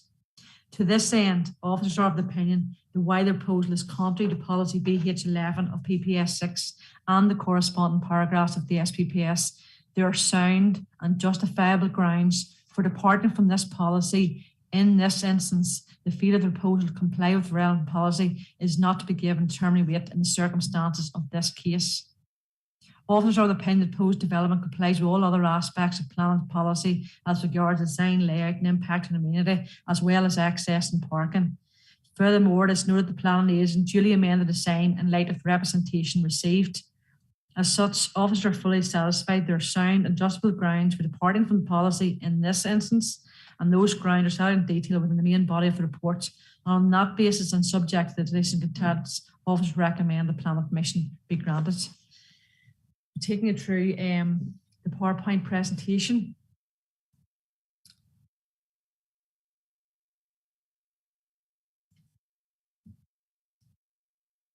So there's location of the site. So it's just to the northwest of the Lurgan town centre boundary. And that shows an aerial view of the proposed site. And the residential development, the southeast was part of the residential development that also took place within what we would call the Pink Wash. And that is a site location plan of the site. So that just shows you an area of the Craigavon area plan. So it's white land, unzoned land within the development limit. There's a post-site layout. So basically, the outline applications that came in or approved showed those layouts, and that was considered. In addition to that, they were approved for 2-story dwellings with certain materials, etc. So the full application would adhere to all the outline conditions that were attached to the previous approval, albeit it's not a reserved matter application. It's a full application, has to be looked at afresh on its own merits. So that's proposed elevations of it, similar to the design of the adjacent development, but render and slate and wooden windows. So the traditional materials that we would expect to see within the setting of a listed building. And that's the floor plans. That just shows report section of the site in relation to the residential development to the east. Not just a cross section through the site. So that just shows an access to site from Lock Road. The representation received initially was moved along the roadside and the plans, but the representation said they prefer to them just to be, I suppose, maintained and cut back rather than removed. And the applicant has duly revised the drawings to retain the vegetation along the front. That is just the access. When the site was leased to the listed building, those trees within the site are protected under tree preservation order. And the access arrangement has been a geotextile access to ensure that the root protection of those trees will not be impacted. And that just shows a view of the site from the top of the access lane. So you can see the dialoged manner to the residential development. And again, looking back down the site, that's where the bottom site's going to be, and all the vegetation and trees within the site is to be retained. So this just shows the curtis of number 29, which is the listed building. So it's sort of segregated off from the remaining of that site. It's difficult to see the listed building from the site in question. That just a close-up we're on up in. So that is Derry Lodge, the listed building at 29. So you can sort of see it there, just sitting at the top of the site. And there's just another view of it from further down. As you can see, the residential curtilage has been, I suppose, depicted in isolation from the site to the south. That just shows a view of the site looking, this is the bottom of the site looking towards the access way. So that's where site number 1 is going to be. And it's going to be facing out onto the internal access way. And the next one then will show you the other site, and it's going to be faced out. No, sorry, that's looking up the site towards the listed building. And that's the buildings behind that wooden fence you can see to the north. Thank you, members. Sinead, thank you very much for your report. As I mentioned, members are Tom Stokes from TSA Planning. He's going to make a representation in support of the application. Tom, you're very welcome to our planning committee this evening. You will have 3 minutes. Once you start talking, the clock will start, and you'll be muted if you continue after the 3 minutes. So the floor is yours, Tom. Thank you, Chair, and thank you, members, for the opportunity to present to you this evening. I don't propose to take up too much of the committee's time. As I say, it could be maybe a long evening. Some members, as it's been alluded to, will recall this one from a few years back where it was debated at some length. And Sinead has given a very detailed overview of the history of the site. Planning has been secured on this site. I should say outline planning has been secured on this site on 3 separate occasions for 2 dwellings. And this application is for full planning consent for the dwellings, as has been presented to you. As you can see, the dwellings are of a traditional design in nature, and the materials are, as Sinead has outlined, sympathetic to the setting of the listed building, and the footprint of the 2 dwellings is identical to the previous outline approvals on the site. I'd just like to thank the officers for diligently processing the application, and we obviously welcome the officer's recommendation. Chair, Sean Muldoon, the applicant, and myself are happy to answer any questions. Thank you. Thank you very much, Tom. And as you alluded to, the applicant, Sean Muldoon, is available for questions as well. Councillor Lavery, you've indicated you wish to come in. Thank you, Chair. I suppose there's been a bit of discussion about the application when it previously came to committee. Obviously, that was before my time, so I was unaware of the details of this application. So if there could be, maybe Sinead, if you're able to go into more detail with regards to that and the whole discussion around that. And you mentioned, the economic issue in a bit more detail, and that was, I think, one of the reasons you said why the original recommendation for refusal was overturned.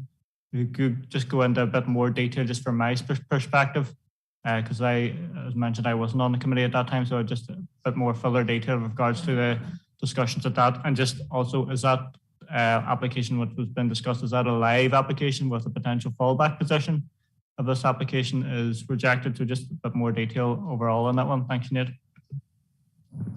Thank you, Councillor Lavery. And Sinead, I suppose could you give, maybe for members who weren't there at the time, a brief synopsis of the discussions at the time, if you can remember, and also that question about fallback? Yeah, I suppose firstly the fallback position, the outline application that was granted in 2018 is now expired. As I passed, it's 3 years for the submission of reserved matters. This is a full application. It has to be considered on its own merits. As regards to the previous history, it had been discussed at some length, indeed, at least taken back 4 times through planning committee, including a site inspection. So it was something that was looked at in quite detail, including the history, I suppose, but give you a synopsis of it. Basically, in 2002 application, the Dairy Lodge was in a very derelict state, and it was run down. Indeed, it was on the register of at-risk buildings. And in light of that, the owner at that time, who was not the current owner, I suppose to help get that into use again and to restore that building, it was agreed through Historic Environment Division to have 2 dwellings down the lower portion of the site, a certain footprint, to allow the restoration of that, and the money towards that site and sale would then allow for the restoration of the listed building. And then the current application, Mr. Muldoon bought Dairy Lodge in December 2006, and consequent to that, the work to the listed building had been done. So he bought it at a price, I suppose, which reflected the planning permission for 2 sites and the upgrade of Dairy Lodge at that time. And then in 2007, applied again for those 2 sites and went to Historic Environment Division. They've come back straight away, no objections to it, even though all the works to the listed building had been done and they had been well aware of it. And that was teased out more at those with regards to when that was done, etc. So it was no dispute that the works was done long before the 2007 application was granted planning permission. The officers then had to go back to Historic Environment Division and ask them, why had you no objection in 2007 when the objection on the 2014 when the enabling argument has since gone? And they had said they're not too sure, it's not noted on the file, it potentially was a mistake on our part. We do apologise, but the members at that time thought that, the previous one, that, significant weight should be given to those previous plan application, that there's no real explanation given to Historic Environment Division that they approved this site twice over for this development, and now they're making an objection to it. And obviously the economic issue at the heart of it, as I said, there is still an upkeep of this listed building still reflected, and that is still an argument that's supposed inside of it. So all in all, the members resolved then to grant planning permission again, and I suppose that the policy hadn't changed. There's no change in circumstances, and in light of that, they then resolved to approve it. Thank you very much, Sinead, for that. Councillor Lowry. Okay. Councillor Cosby. Thanks, Chair. And I appreciate the information, appreciate the information supplied also by the supporter from TSA. I'm a bit of a loss in terms of, obviously the planning committee at a particular stage took a view on this previously. Now I don't believe, I'm looking at the dates, I don't believe I was on that committee. Could be wrong. I don't believe I was here at that stage. And I'm looking at this in terms of policy BH11. I'm looking at also trying to wrap my head around some previous applications that we've already discussed this evening on BH11, and determining weight being given, more determining weight being given to site history. And I'm just not sure if they're not directly comparable. There are different circumstances around both applications. And planners have given one view on one and a different view on another one. And I suppose I'm trying to wrap my head around that in terms of, in one of them actually we didn't have an outright objection from the relevant department. In this one we do, and we're not giving it as much weight as we are for the planning history on the site. And so I'm kind of not sure. It feels a wee bit to me like we're being inconsistent in some ways. Now I could be entirely wrong. And happy to hold my hands up if I am, but I appreciate your explanation around that, Sinead, as well. But in terms of previously when this came, you'd made a recommendation to refuse, and you'd given the weight, and the council overturned that in terms of members overturned that decision. So are you basing your recommendation on what committee have previously, and the weight based on what committee has previously approved for this particular site, and that then being the direction of travel, that even though HED and we see the BH11's been maybe breached in some respects in relation to a planning application, but because we have overturned an application in this council, that then we can set that aside. And so BH11 doesn't maybe carry as much weight as it should, or did previously. And I'm trying to get my head around that, if somebody can answer that, if they understand even what I'm talking about. Thank you, Sinead, and thank you, Councillor Cosby. I'll bring in Sinead to respond. Thank you, Chair. No, Councillor Cosby, I know exactly where you're coming from. Basically, indeed, there's other applications we've brought before you, and it's probably approved by the DOE, and we're saying that is not to be followed. We are taking this approach, once maybe even last month, for example. But there is a difference in this here application. Basically was that, it was the council that made the last decision. It was a planning committee, when a decision is made, it's the council that made it. Those previous ones was probably a different, it was the Department of Environment, it wasn't the council. And in light of that, there was actually 3 applications approved for 2 residential dwellings, exact same. And the instance of consistency, we believe now we're at a stage where, because we ourselves made the last decision as in the council, which includes me, made the last decision as an approval. But in light of that, in the interest of consistency, we brought the same recommendation that we're not going to go against what members had previously thought was okay in light of the information before them.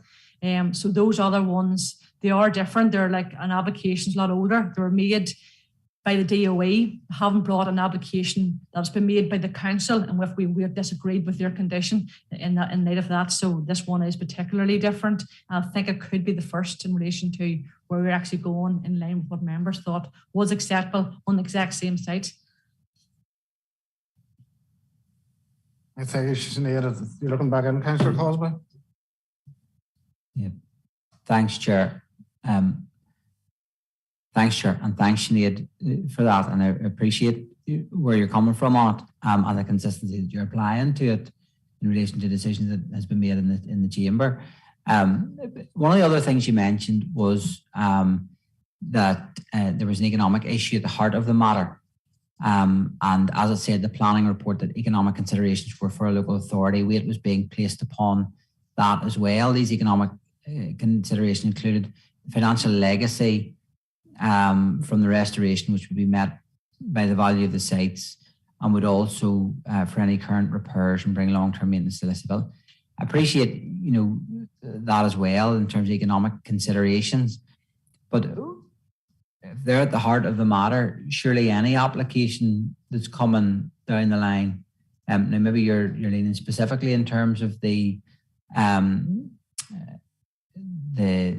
building and the works on the building, the listed building, I think.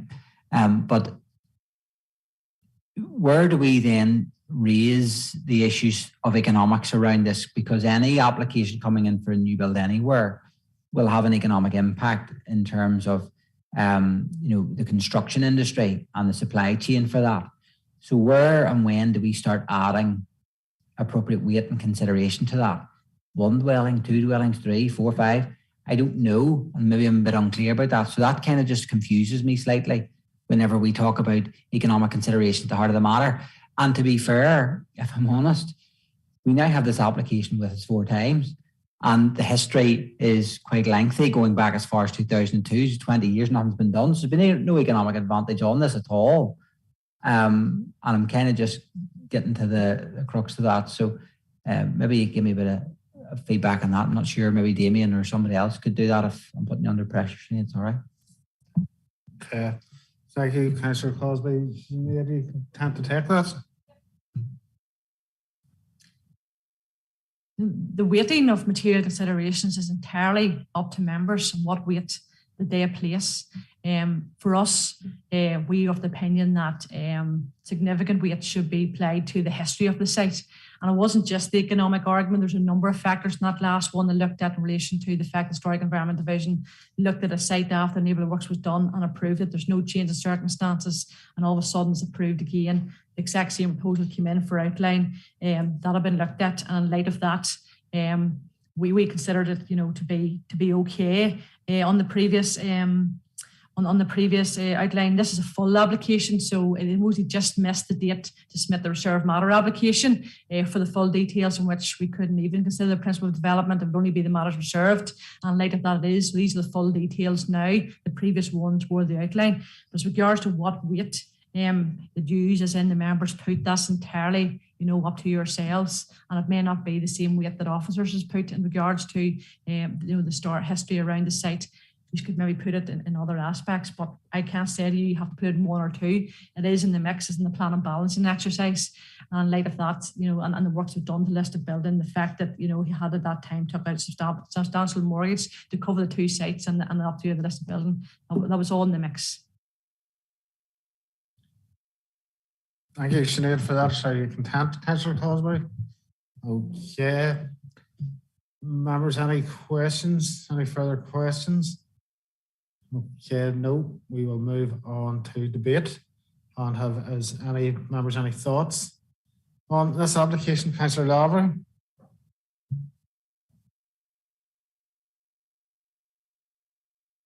Thank you, Chair. Yeah, I do actually have a couple of issues with the application, and to be honest, I'd be inclined to refuse the application on the grounds that, as mentioned by the officers, it fails policy BH11 of PP6 and then the resulting paragraph of the SPPS. I think it's something that historically there's not been much done in terms of preservation of our historical built heritage. And again, I think as evidence maybe in this report that even HED maybe weren't as on the ball in previous decades as they are now. And I think we need to redouble our efforts, particularly in Lurgan, which over the decades has seen a number of historical buildings demolished, removed, and impinged by blatantly wrong planning decisions. Chair, in my view, just because this committee or other members of this council or DOE made a particular decision, if I viewed it to be the wrong decision, I will not be held to continue making wrong decisions. From the information provided in the report and as summarised by Sinead, I'd be inclined to think that the original recommendation to refuse back in 2014 application, which was decided in 2017, that refusal was appropriate and potentially the committee made the wrong decision to approve. And as noted, that there is limited amounts of these built heritage sites and listed buildings and so on in Lurgan. It therefore places greater emphasis that we need to preserve what we have. And as been noted by officers, HED have said that this is potentially or is against policy, although they have suggested their approval. So that's my view on it, Chair. I don't know what other members of the committee view, but I would certainly be on the basis of that policy outlined in BH11 of PP6 that I would be inclined to refuse this application due to the impact on the heritage site there in Lurgan. Thank you. Thank you, Councillor Lavery, for your thoughts on that. Members, I just give my thoughts as well. I would disagree with Councillor Lavery. This took up a lot of time back in the day, and it was similar. We had 4 meetings, I think, and the decision we came to was that this needed to be done to ensure that the dialogue was maintained. And I think tonight as well, if HED were that keen to object it, they maybe have somebody here tonight to fight their corner, and they actually haven't bothered doing that. And, you know, this did attract a lot of debate at the time. I think Sinead's report's concise. I think she makes a compelling case as to why we are going to go ahead with the approval for this. So, you know, after reading the report and listening to Sinead and also the Mr. Stokes, I would be content with the recommendation, but I'd be keen to hear what other members have to say.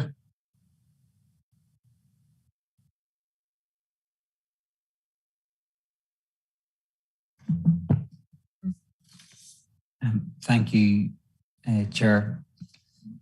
I suppose where I'm at on it, whilst I do have some sympathy with both your argument and with the argument that Councillor Lavery makes, and you know, I think given the information and the history on the site that the committee gave particular determining weight previously, and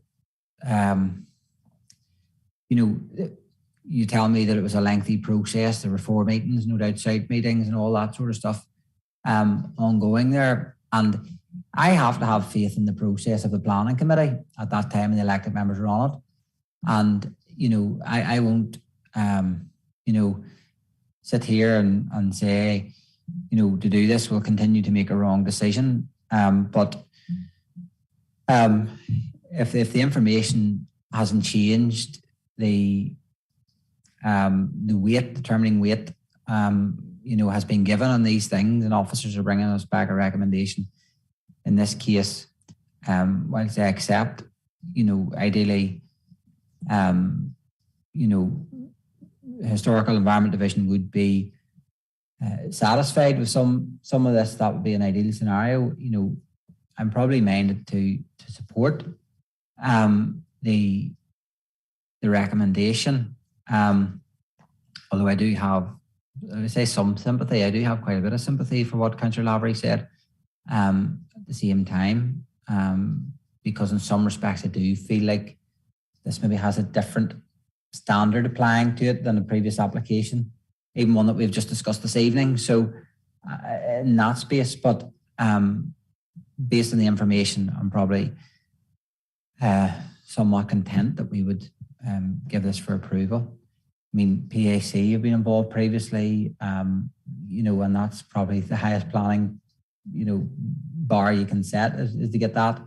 And then this committee made a decision based on all of the available information at the time. So on that basis, yeah, I'll support it. Okay, members, I don't see anybody looking to give any further thoughts on the matter, so we'll move to decision stage. And have we any proposals from the floor? Councillor Lavery.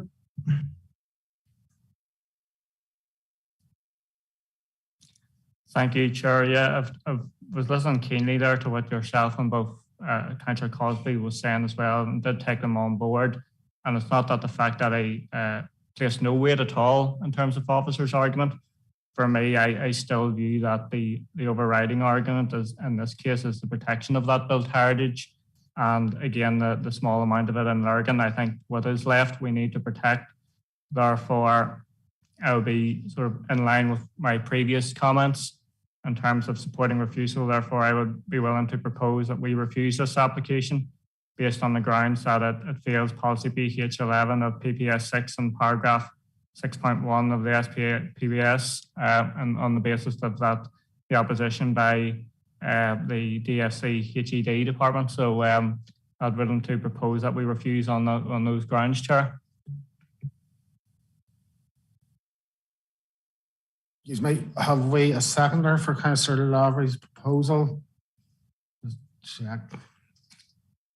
Okay, I'll just go to bring in Councillor Bauer. Thank you, Chairman. Having been involved in the application, I can vaguely remember going to the site meeting. We did seek legal advice. We went through a robust discussion at that time. I'm happy to propose that we accept the recommendation by the planners. Thank you. Yeah, thank you very much, Alderman Bauer.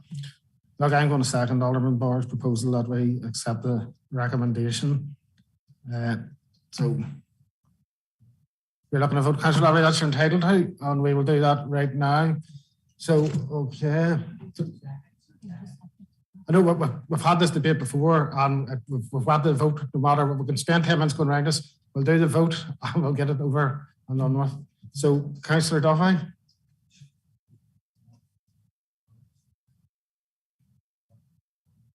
You're doing Alderman Bowers first because this is seconded. Yes. Councillor Lavery, just bear with a second to get you in. No.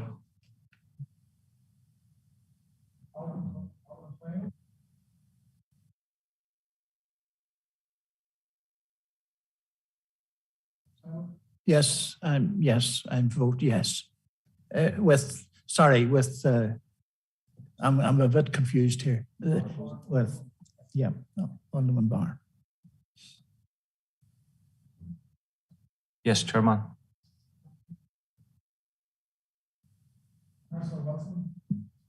Yes, Mr. Chairman. Yes, Chair.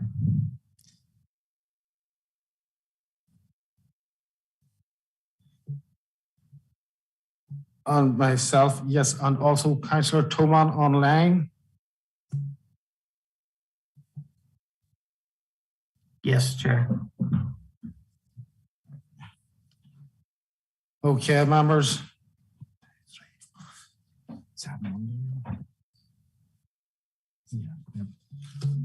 Okay, members, at 7-1 on Alderman Bauer's proposal, and I seconded it. So that decision has been made and the recommendation is approved.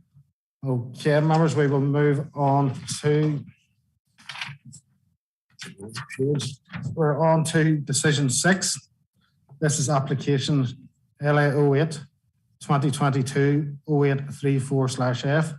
It's an approval. And Roisin is going to take us through the report. Adam Larkin from Gravis Planning Limited is to make a representation in support of the application. That's going to be via Zoom.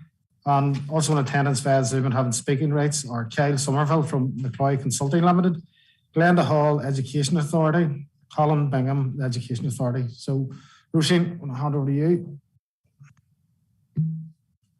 Thank you, Chair. Members, you will note that the next 2 applications relate to developments at Liston Alley Special School, Armagh, and I propose to go through the details of both applications together before a joint presentation at the end if members are agreeable. Okay, thank you. Both applications are being presented to committee tonight as they attract an objection from a statutory consultee and are being recommended for approval. The first application seeks full planning permission for the retention of 2 single-storey prefabricated modular education units and the erection of a 2.4 metre high perimeter fencing and associated site works. The modular units are both identical and each provide 3 classrooms and ancillary accommodation. It is noted there is a 3rd classroom currently on the site, and members are advised it's under consideration under a separate planning application. The application site is located on a shale sports pitch located within the grounds of Liston Alley Special School and within the settlement limit of Armagh as defined in the Armagh area plan. The site is located outside the central area of Armagh and is on an area zoned open space. Policy OSF1 of PPS 8 states that development will not be permitted that would result in the loss of existing open space on land zoned for the provision of open space. The policy goes on to list 2 exceptions to the presumption against development, one of which is where development would bring substantial community benefits that decisively outweigh the loss of open space. In considering this exception, a number of matters have been taken into consideration, including the Education Authority is required to provide special educational needs services for pupils who cannot be accommodated in a mainstream setting, and Liston Alley Special School is under pressure to provide additional pupil spaces. This development is required to facilitate projected increased enrolment numbers, and all 3 special schools in the council area are either operating at or above capacity.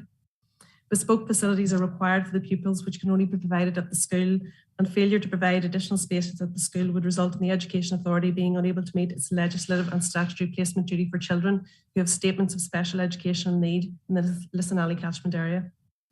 Officers consider hardship has been caused by not having sufficient classroom provision and by having to transport some pupils away from the site to schools who have not got the required facilities, and that educational time is lost during transport to and from these facilities.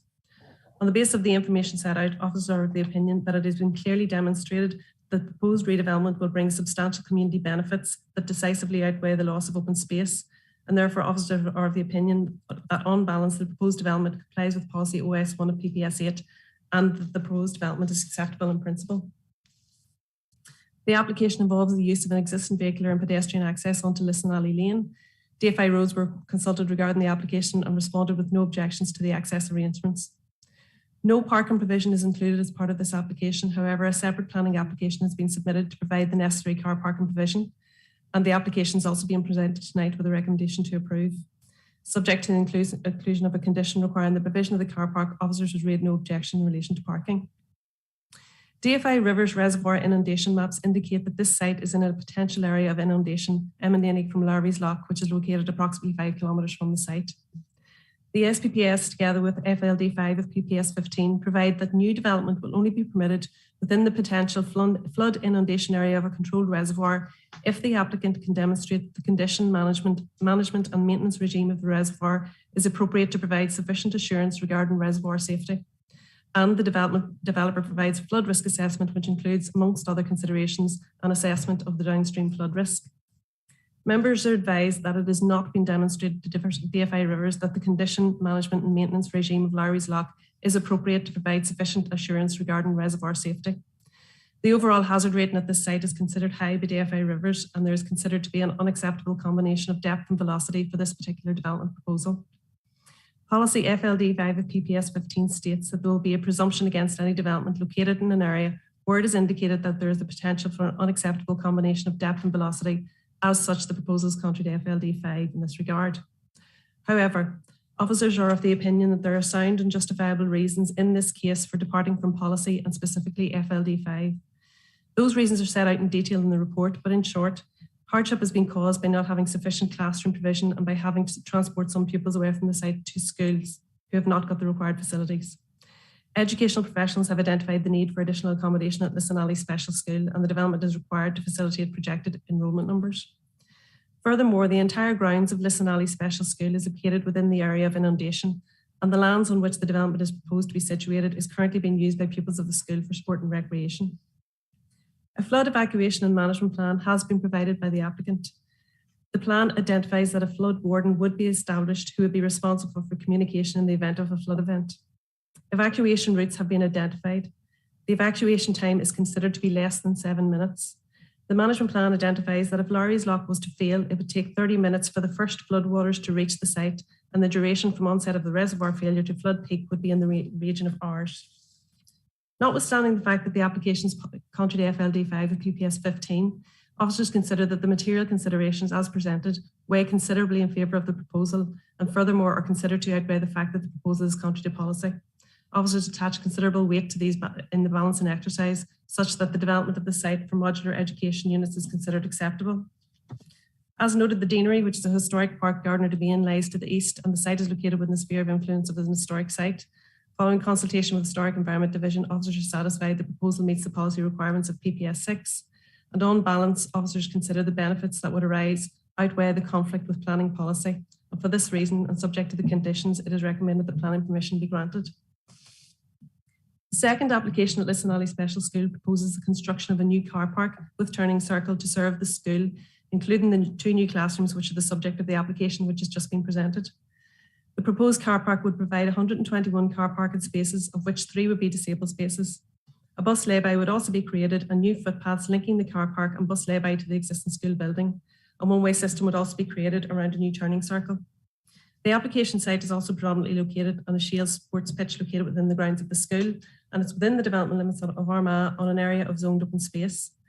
As with the previous application, OS1 states that development that would result in the loss of existing open space or land zone for the provision of open space will not be permitted. However, similar to the application for the modular units just presented, officers consider the proposal to fall within one of the exceptions listed in OS1, namely that the proposed redevelopment would bring substantial community benefits, and these benefits have been set out in detail in the report.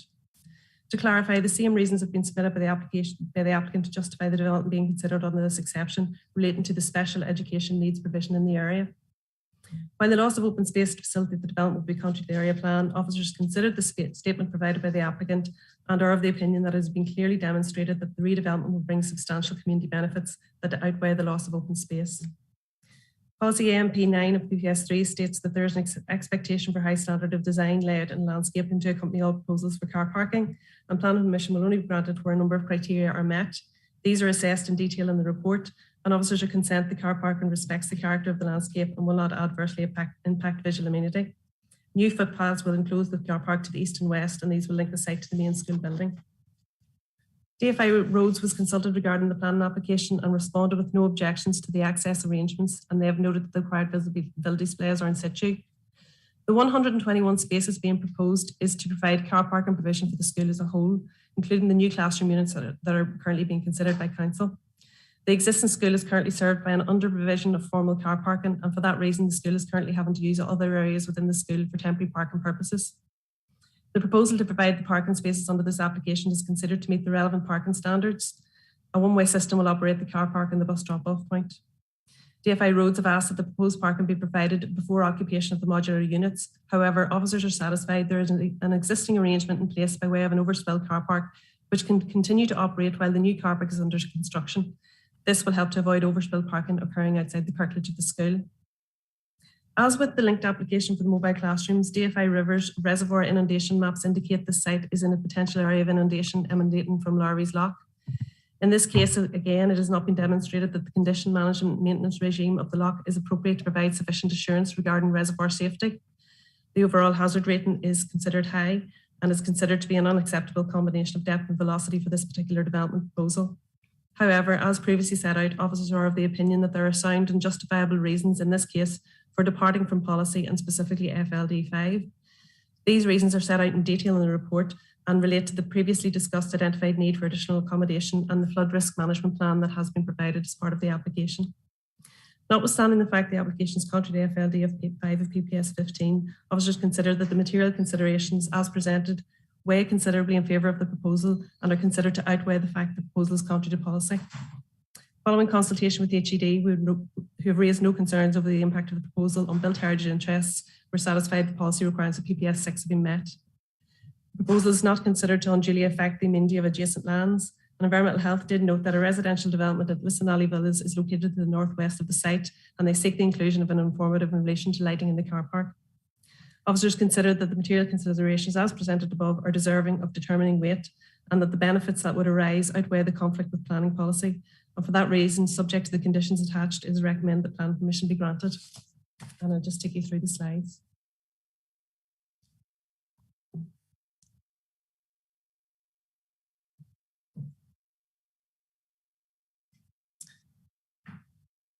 The red arrow obviously shows you the location of the site, location of the site within the general area. That's just off Lissanally Lane.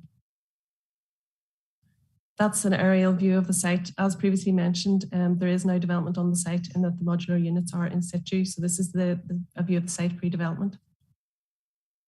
And that's just the site location plan submitted with the application. That's the site layout plan. You can clearly see the 2 modular units that are the subject of the first planning application. These are the proposed plans of the modular units.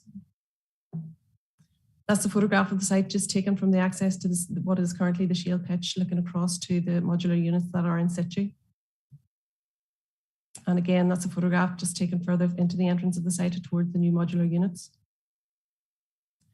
As mentioned, there are 3 modular units on site, and one of which is the subject of a separate planning application.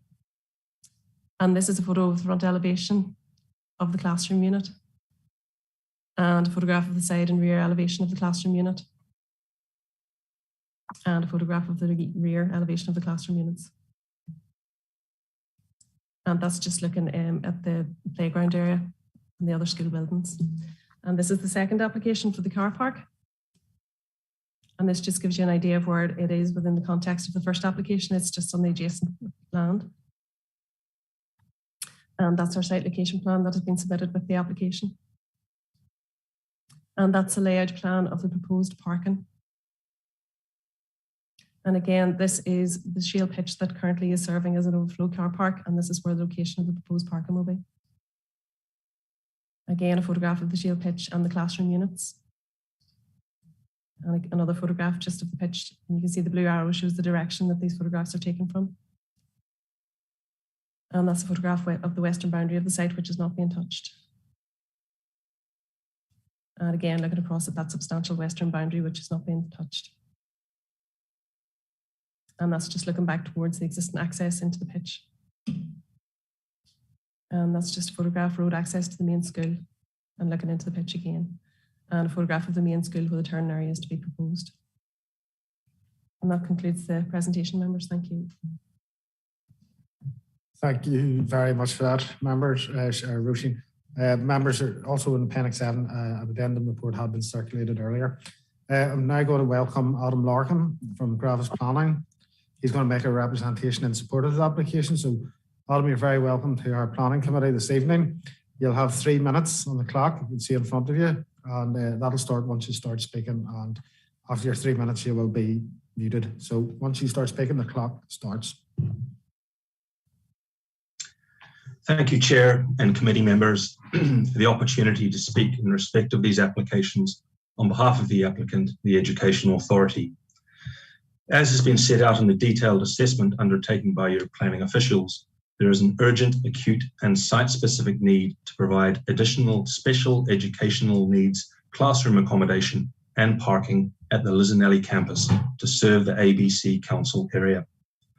Pupil numbers are rising, and the continued use of repurposed facilities such as therapy spaces, staff rooms and assembly halls to provide additional classroom space are not a sustainable solution that can be continued in the long term given the bespoke educational needs of these students.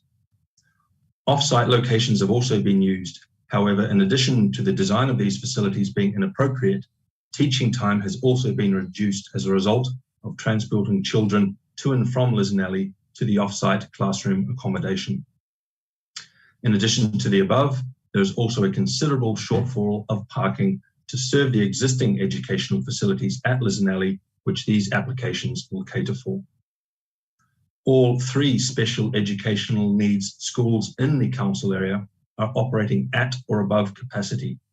Lisanelli is the only school which has space within its grounds to extend to cater for the increased demand for special educational needs spaces. Although already in situ, the classrooms are set to be occupied in mid-August to cater for the increase in pupils for the 2022-23 academic year and to accommodate pupils already using substandard, repurposed and off-site accommodation. We would therefore fully support the recommendations made by your planning officials and respectfully request the committee endorses their recommendation to approve these applications. Should you have any further questions in relation to these proposals, myself, along with the applicant's flooding consultant and representatives of the EA, are available to respond. Thank you very much.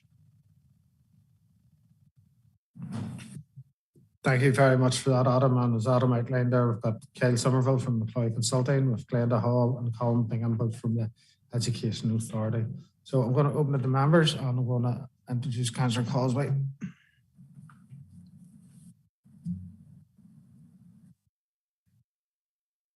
Thank you, Chair. And thanks, Sinead, and to the supporters of the application, the information this evening. Just in relation to the flooding point, and I'm trying to get my head around this, Sinead, on page 10 of your report in Appendix 6. Sorry, Roisin, beg your pardon. It says in the second paragraph, members are advised that DFI Rivers note that it has not been demonstrated to DFI Rivers that the condition, management and maintenance regime of Larry's Lock is appropriate to provide sufficient assurance regarding reservoir safety so as to enable the development to proceed as required under policy FLD 5. The overall hazard rating at this site has been considered high. Can you explain that to me a wee tad more? Because why would it be the Education Authority's responsibility to provide assurances around something like that as that falls into the responsibility of another government department? And if they can't provide that safety and assurance, why not? I'm not really that sure about that in terms of the brief. Surely it's actually their fault that the application doesn't fit within FLD 5 on the basis that they can't provide assurances over something that's, what you said, 5 kilometres away on the site. I mean, it seems absolutely ludicrous to me. I'm not expressing a view in one way, shape or form here, but that a government department would say that and that then have to form the basis of quite a substantial objection to, this site. I'm unclear on that. I don't know if you can clear that up for me. Thank you, Councillor Causeway. I'll certainly ask Roisin if you can. Roisin? Thank you, Chair. Yes, Councillor Causeway, I understand completely where you're coming from. In effect, what it's saying is that we're asking a third party that owns something else to prove that it's safe effectively, that there is an assurance statement with it.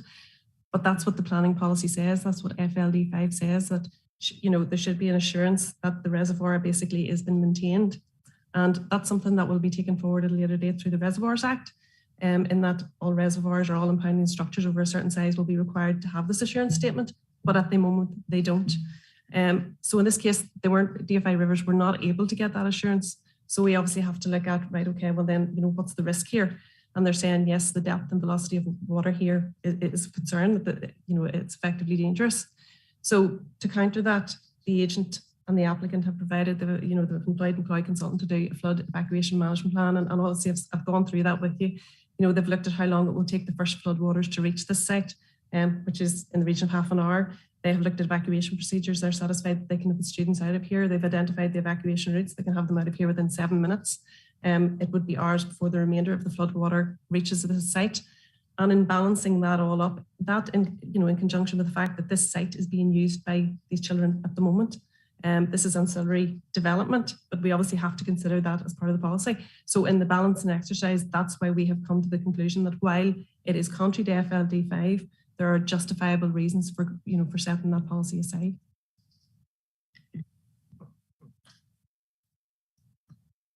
Cleared up for you, Councillor Causeway? Let's back on.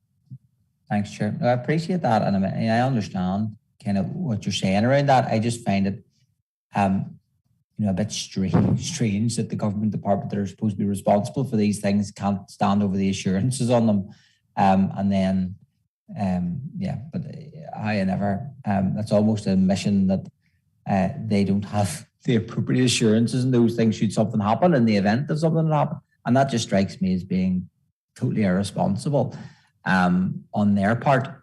Obviously, in relation to that, the assurances given in terms of the flood management plan are helpful.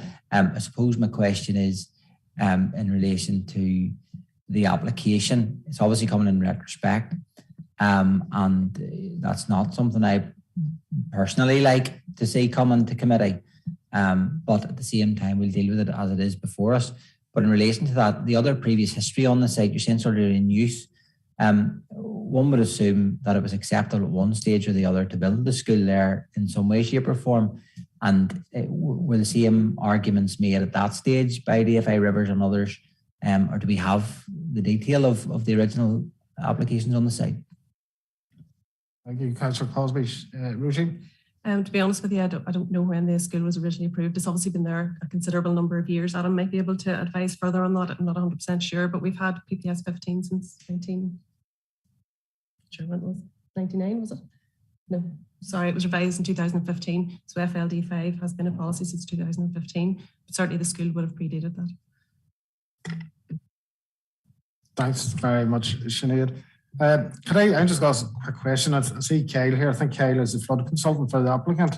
Kyle, I'd just like your thoughts on what DFI have said. I know you've worked with Sinead or Roisin in relation to the report. And what's your assessment of the likelihood of the flood on the site, Kyle? That's a difficult question to answer, to be perfectly honest. And that's why DFI Rivers would be non-committal. Anecdotally, I suppose, given the number of reservoirs across GB, Northern Ireland and the Republic of Ireland, and given the various states of legislative control that have existed and do exist, there is, well, prior to the site in Derbyshire 2 years ago, I think it was, there's virtually very, very few reservoir failures. So anecdotally, typically, the risk of failure is low.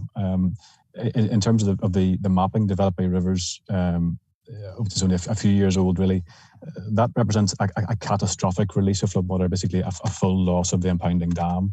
Now, in practical terms, people would say that really, the only thing that could really cause there would be a seismic event or basically an act of terrorism. So the likelihood of that occurring is extremely low. The likelihood of some form of sort of creep or failure is probably more likely, and more likely in terms of what you might have seen in Derbyshire a couple of years ago. And that increases with the lack of maintenance, which is why Rivers have expressed the concerns they have, because basically they have either insufficient or no information on how the reservoir is being managed. But equally, in those sort of less extreme scenarios, it is more likely that there would be an intervention. And so then again, the risk to actually occupiers downstream reduces because it becomes more manageable. So, I mean, I think on balance, certainly we would be supportive of the council's decision. So it would. Yeah, thanks very much for that. Kyle, I'm going to bring in Alderman Twybull next.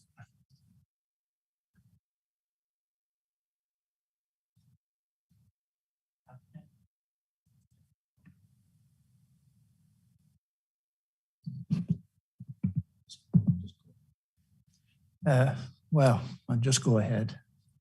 I'm always lagging behind anyway. But really just to say, Mr. Chairman, I welcome this. This Nally has a very good reputation and does excellent work. And I know is operating to capacity at the minute. And there are, I know, a number of children who want to be in, so I can understand the need to expand and use these new facilities or develop the new facilities. I was just wondering though that this build is going to be on a shale pitch, and already mention has been made of potential flooding and so on. And I just want to ask those that are behind this possible development, are they satisfied with the security of the site and of the suitability really for the children that will be there in and operating on that site? So it's just really to express my concern, but my welcome for the development of the school. Thank you very much, Alderman Twybull. I think Adam probably have the best address by you in relation to the surface, maybe. So if I can bring you in, Adam, on that one.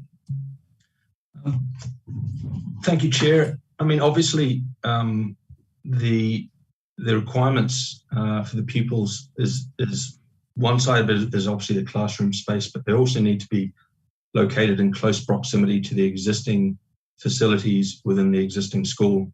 You know, the therapy rooms, the indoor halls, and so on and so forth. So it's vitally important that the classrooms are located directly adjacent. And this particular part of the school, these grounds are large enough to accommodate the school buildings. As we previously set out, the other two schools in the council area, in Lurgan and in Banbridge, are full. There's no space to do that to cater for the increased demand. So as far as the location is concerned, offsite locations were trialled, and as we mentioned earlier, there were issues to do with, one, the inadequacy of the types of facilities, the classrooms, the size of the toilets, and those sorts of things, as well as the time lost through transportation. So in terms of the location of this, is it in the right position? It's really in the only position, I think, is the response to that.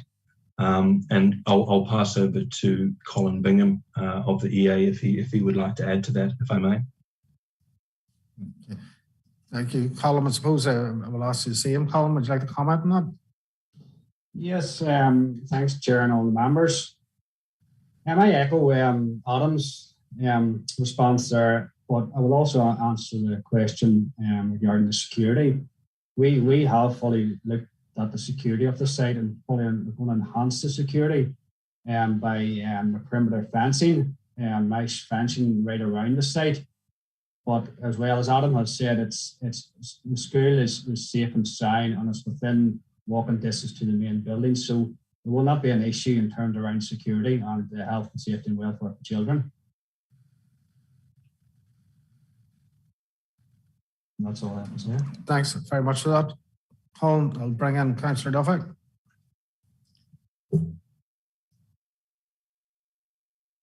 Yes, thank you, Chair, and thank you, Roisin, for your report. Just on location, I know Lissanelli, but I don't know where Laurie Schlackus. I tried looking it up, I couldn't find it. It's just the widen this out, because I know at the back of Lissanelli there, you've got Molinari Lane, new roads, an awful lot of new housing, and would this have affected them? And even in the Armagh Leisure Village, which is just down the road, really, if this lack is not much of a danger from that, was it mentioned in any reports at all in the past? Because I've never even heard of the place.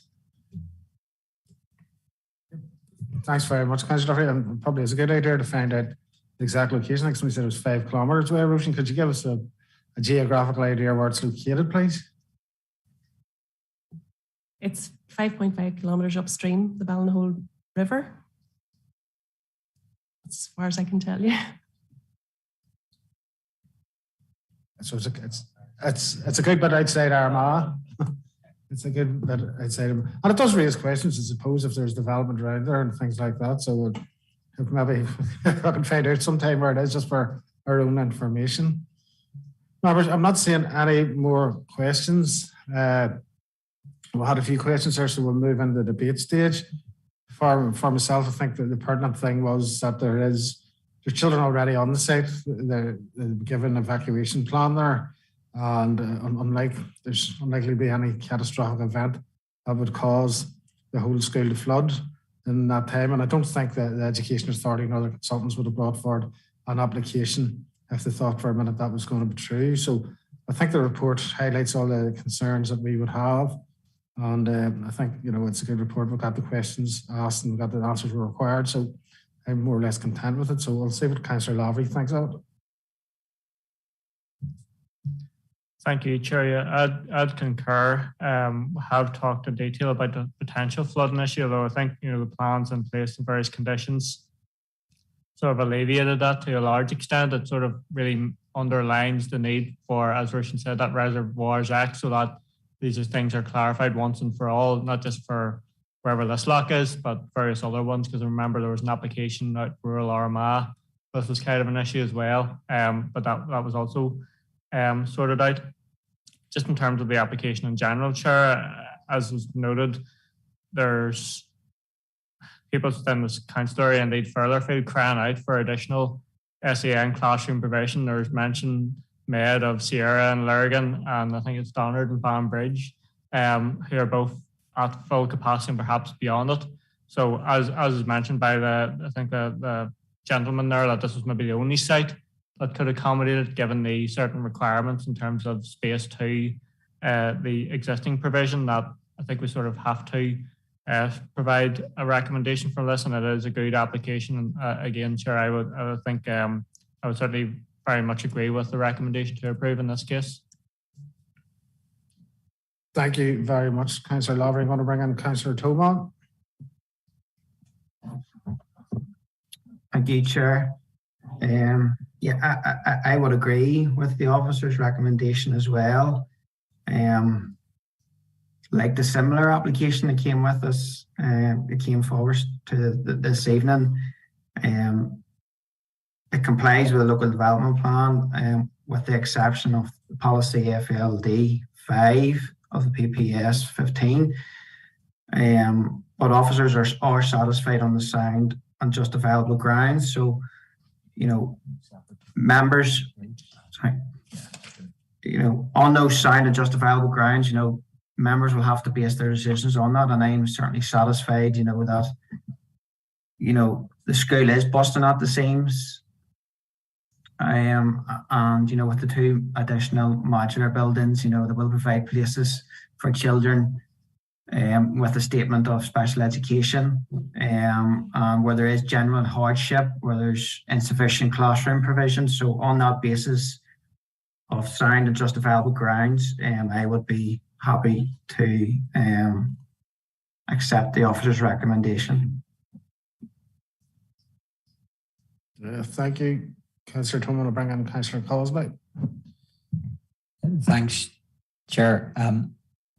And again, just in the same vein, look, as a society, we've got to provide a good standard of facility for educating our children and young people, and particularly the correct and appropriate facilities to meet the needs of those who maybe have a statement of special educational needs.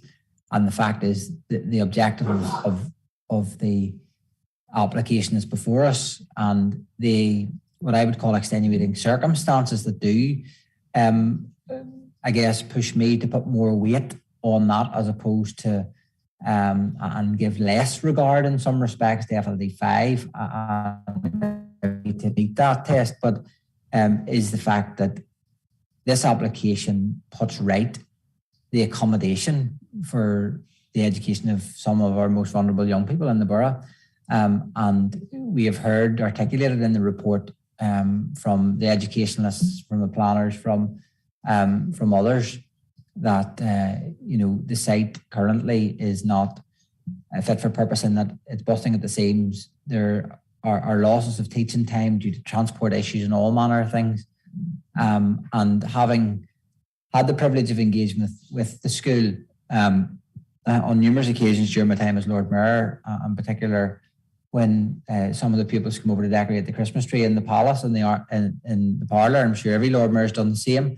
The attention and care that they get from the school is second to none. And I think, but that goes so far and has its limits whenever you're curtailed by the site and the facility that you have as well. So hopefully this facility will enhance the educational outcomes for the young people that attend that school. And I hope the work can be completed as quickly as possible.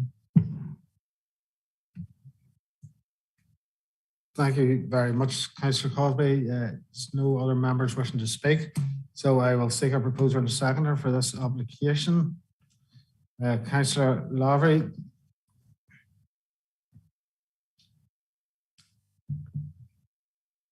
Thank you, Chair. Well, I know we're dealing with Appendix. Sorry, members, my fault. I'm going to do number 6 first, so I'll bring you back. So members, just to avoid any confusion, we're going to take application 6, and that's LA 08/2022/08 34/F. That's the first one. So, Councillor Lavery, I'll bring you back in. Yeah, Chair, content to propose a recommendation to approve for application 6. Thank you very much, Councillor Lavery. Alderman Twybull. And I'm very happy to second that proposal. Thank you very much. So application 6 has been proposed by Councillor Lavery, seconded by Alderman Twybull. We all agreed? Okay, members, so I'm going to seek a proposer for appendix number 7. Councillor Cosby, seconded by Councillor Duffy. So appendix 7 has been proposed by Councillor Cosby and seconded by Councillor Duffy. Are we all agreed? Agreed. Thank you, members. And folks, Adam, Kyle, Glenn and Colin, thank you very much for your time. Enjoy the rest of your evening, folks. Okay, members, we're going to move on to Appendix 8.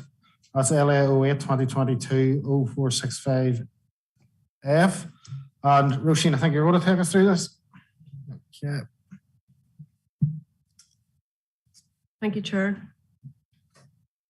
This application is for the erection of 2 8-metre-high flagpoles and bases at Dromore Road in Banbridge. The application is being presented to committee tonight as the council is the applicant. The application site consists of a grass verge on the northern side of the junction between the Dromore Road and Lisnaree Road, immediately adjacent to the A1. The site's located in the open countryside as identified in the Banbridge Newry Mourne Area Plan 2015. CTY 1 of PPS 21 identifies a range of type of development which is in principle considered to be acceptable in the countryside. CTY 1 goes on to state there are a range of types of non-residential development that may be acceptable in principle in the countryside, and officers consider the proposed development falls within the type of non-residential development which is acceptable in principle in the countryside. This assessment does not consider any flags or advertisements that may be affixed to the flagpoles in the future. These would be subject to the planning and control of advertisements regulations Northern Ireland 2015. In terms of integration, although the proposed development consists of 8-metre-high flagpoles, officers consider that the existing backdrop of mature vegetation and trees to the north of the existing verge would provide a suitable backdrop and an appropriate level of screening and would result in the appearance of the flagpoles not being prominent in the landscape. Officers consider that the proposed development will integrate satisfactorily with the countryside in accordance with CTY 13 of PPS 21. The proposal will be viewed in the context of the existing junction, which is a number of similar structures in the form of lampposts. Officers consider that the installation of the 2 flagpoles will not detract individually or cumulatively with other existing similar structures, and therefore considered to be in accordance with CTY 14 of PPS 21. Officers in consultation with DFI Roads are of the opinion that the proposed development will not prejudice road safety or inconvenience the flow of traffic and therefore is compliant with the SPPS and PPS 3. Officers consider the proposal complies with the area plan, the SPPS and all relevant planning policies and recommend the plan permission be granted subject to the conditions listed. And I'll just take you through the slides.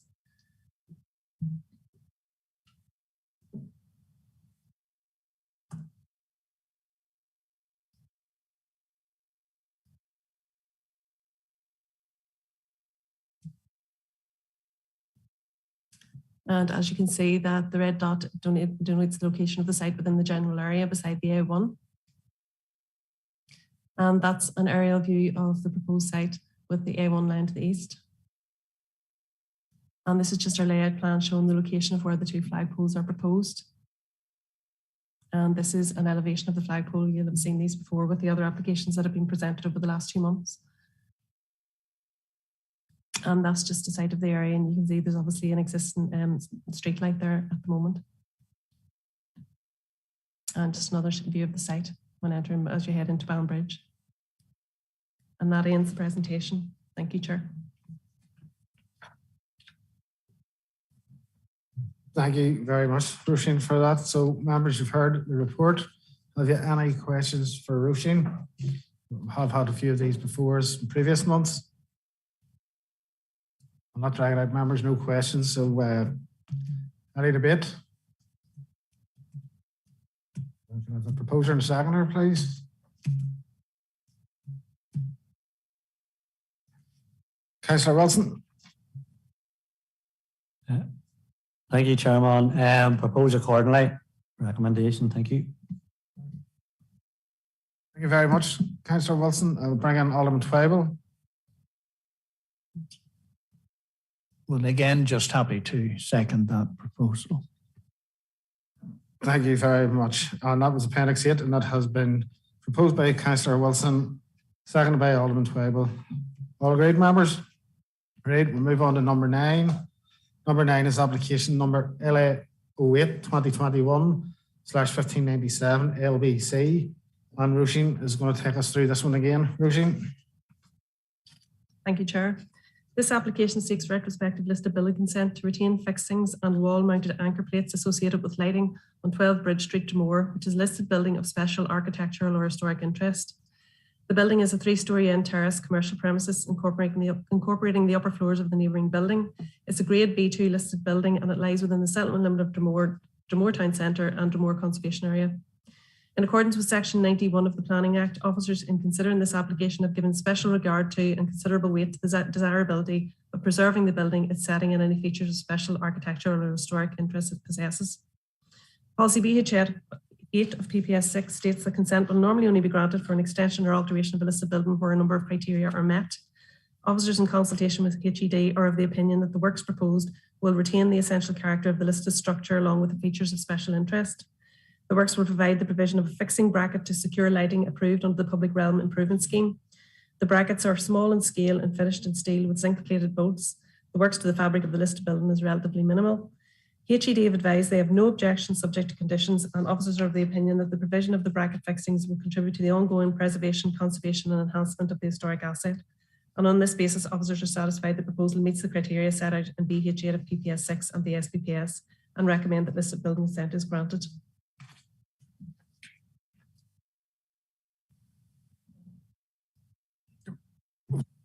All right.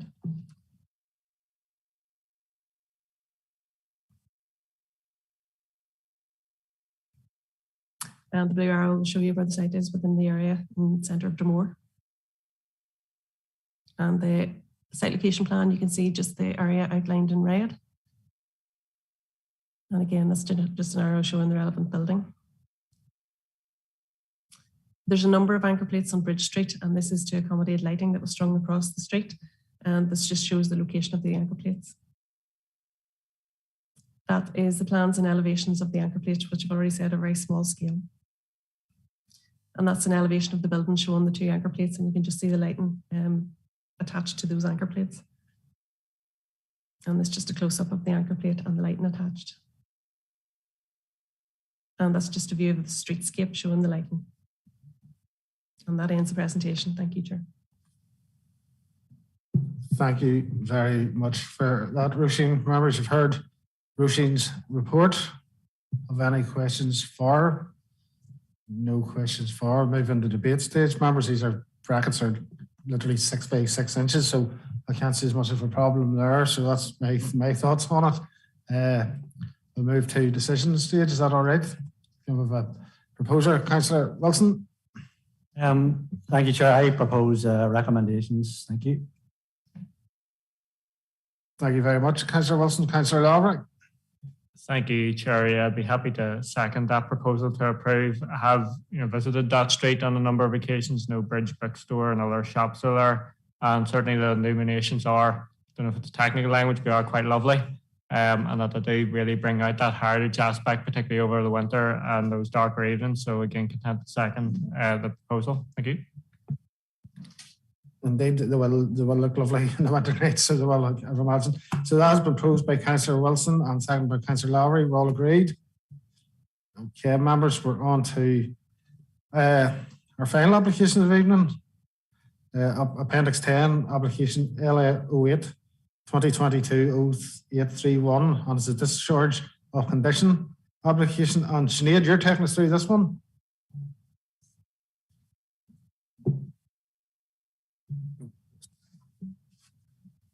Yes, thank you, Chair. This application seeks a discharge of condition 15 of LA 08 2021-1015F.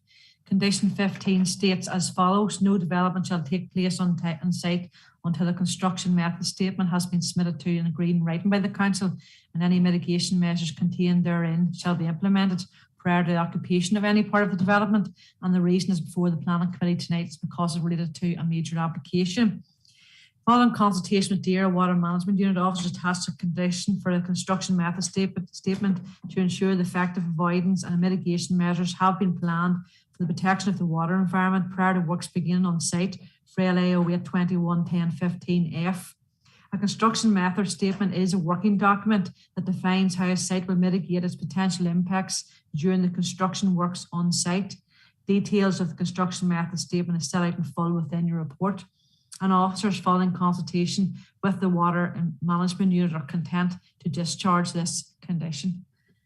Thank you, members. I have no presentation because there wasn't really any to see. Container disappointment, Kenny. So members, that is a discharge of conditions. Sinead's outlined the reasons for it. I don't think we need to debate it. I think we'll go straight to decision of this one if members are content. Can I have a proposer? Councillor Wilson.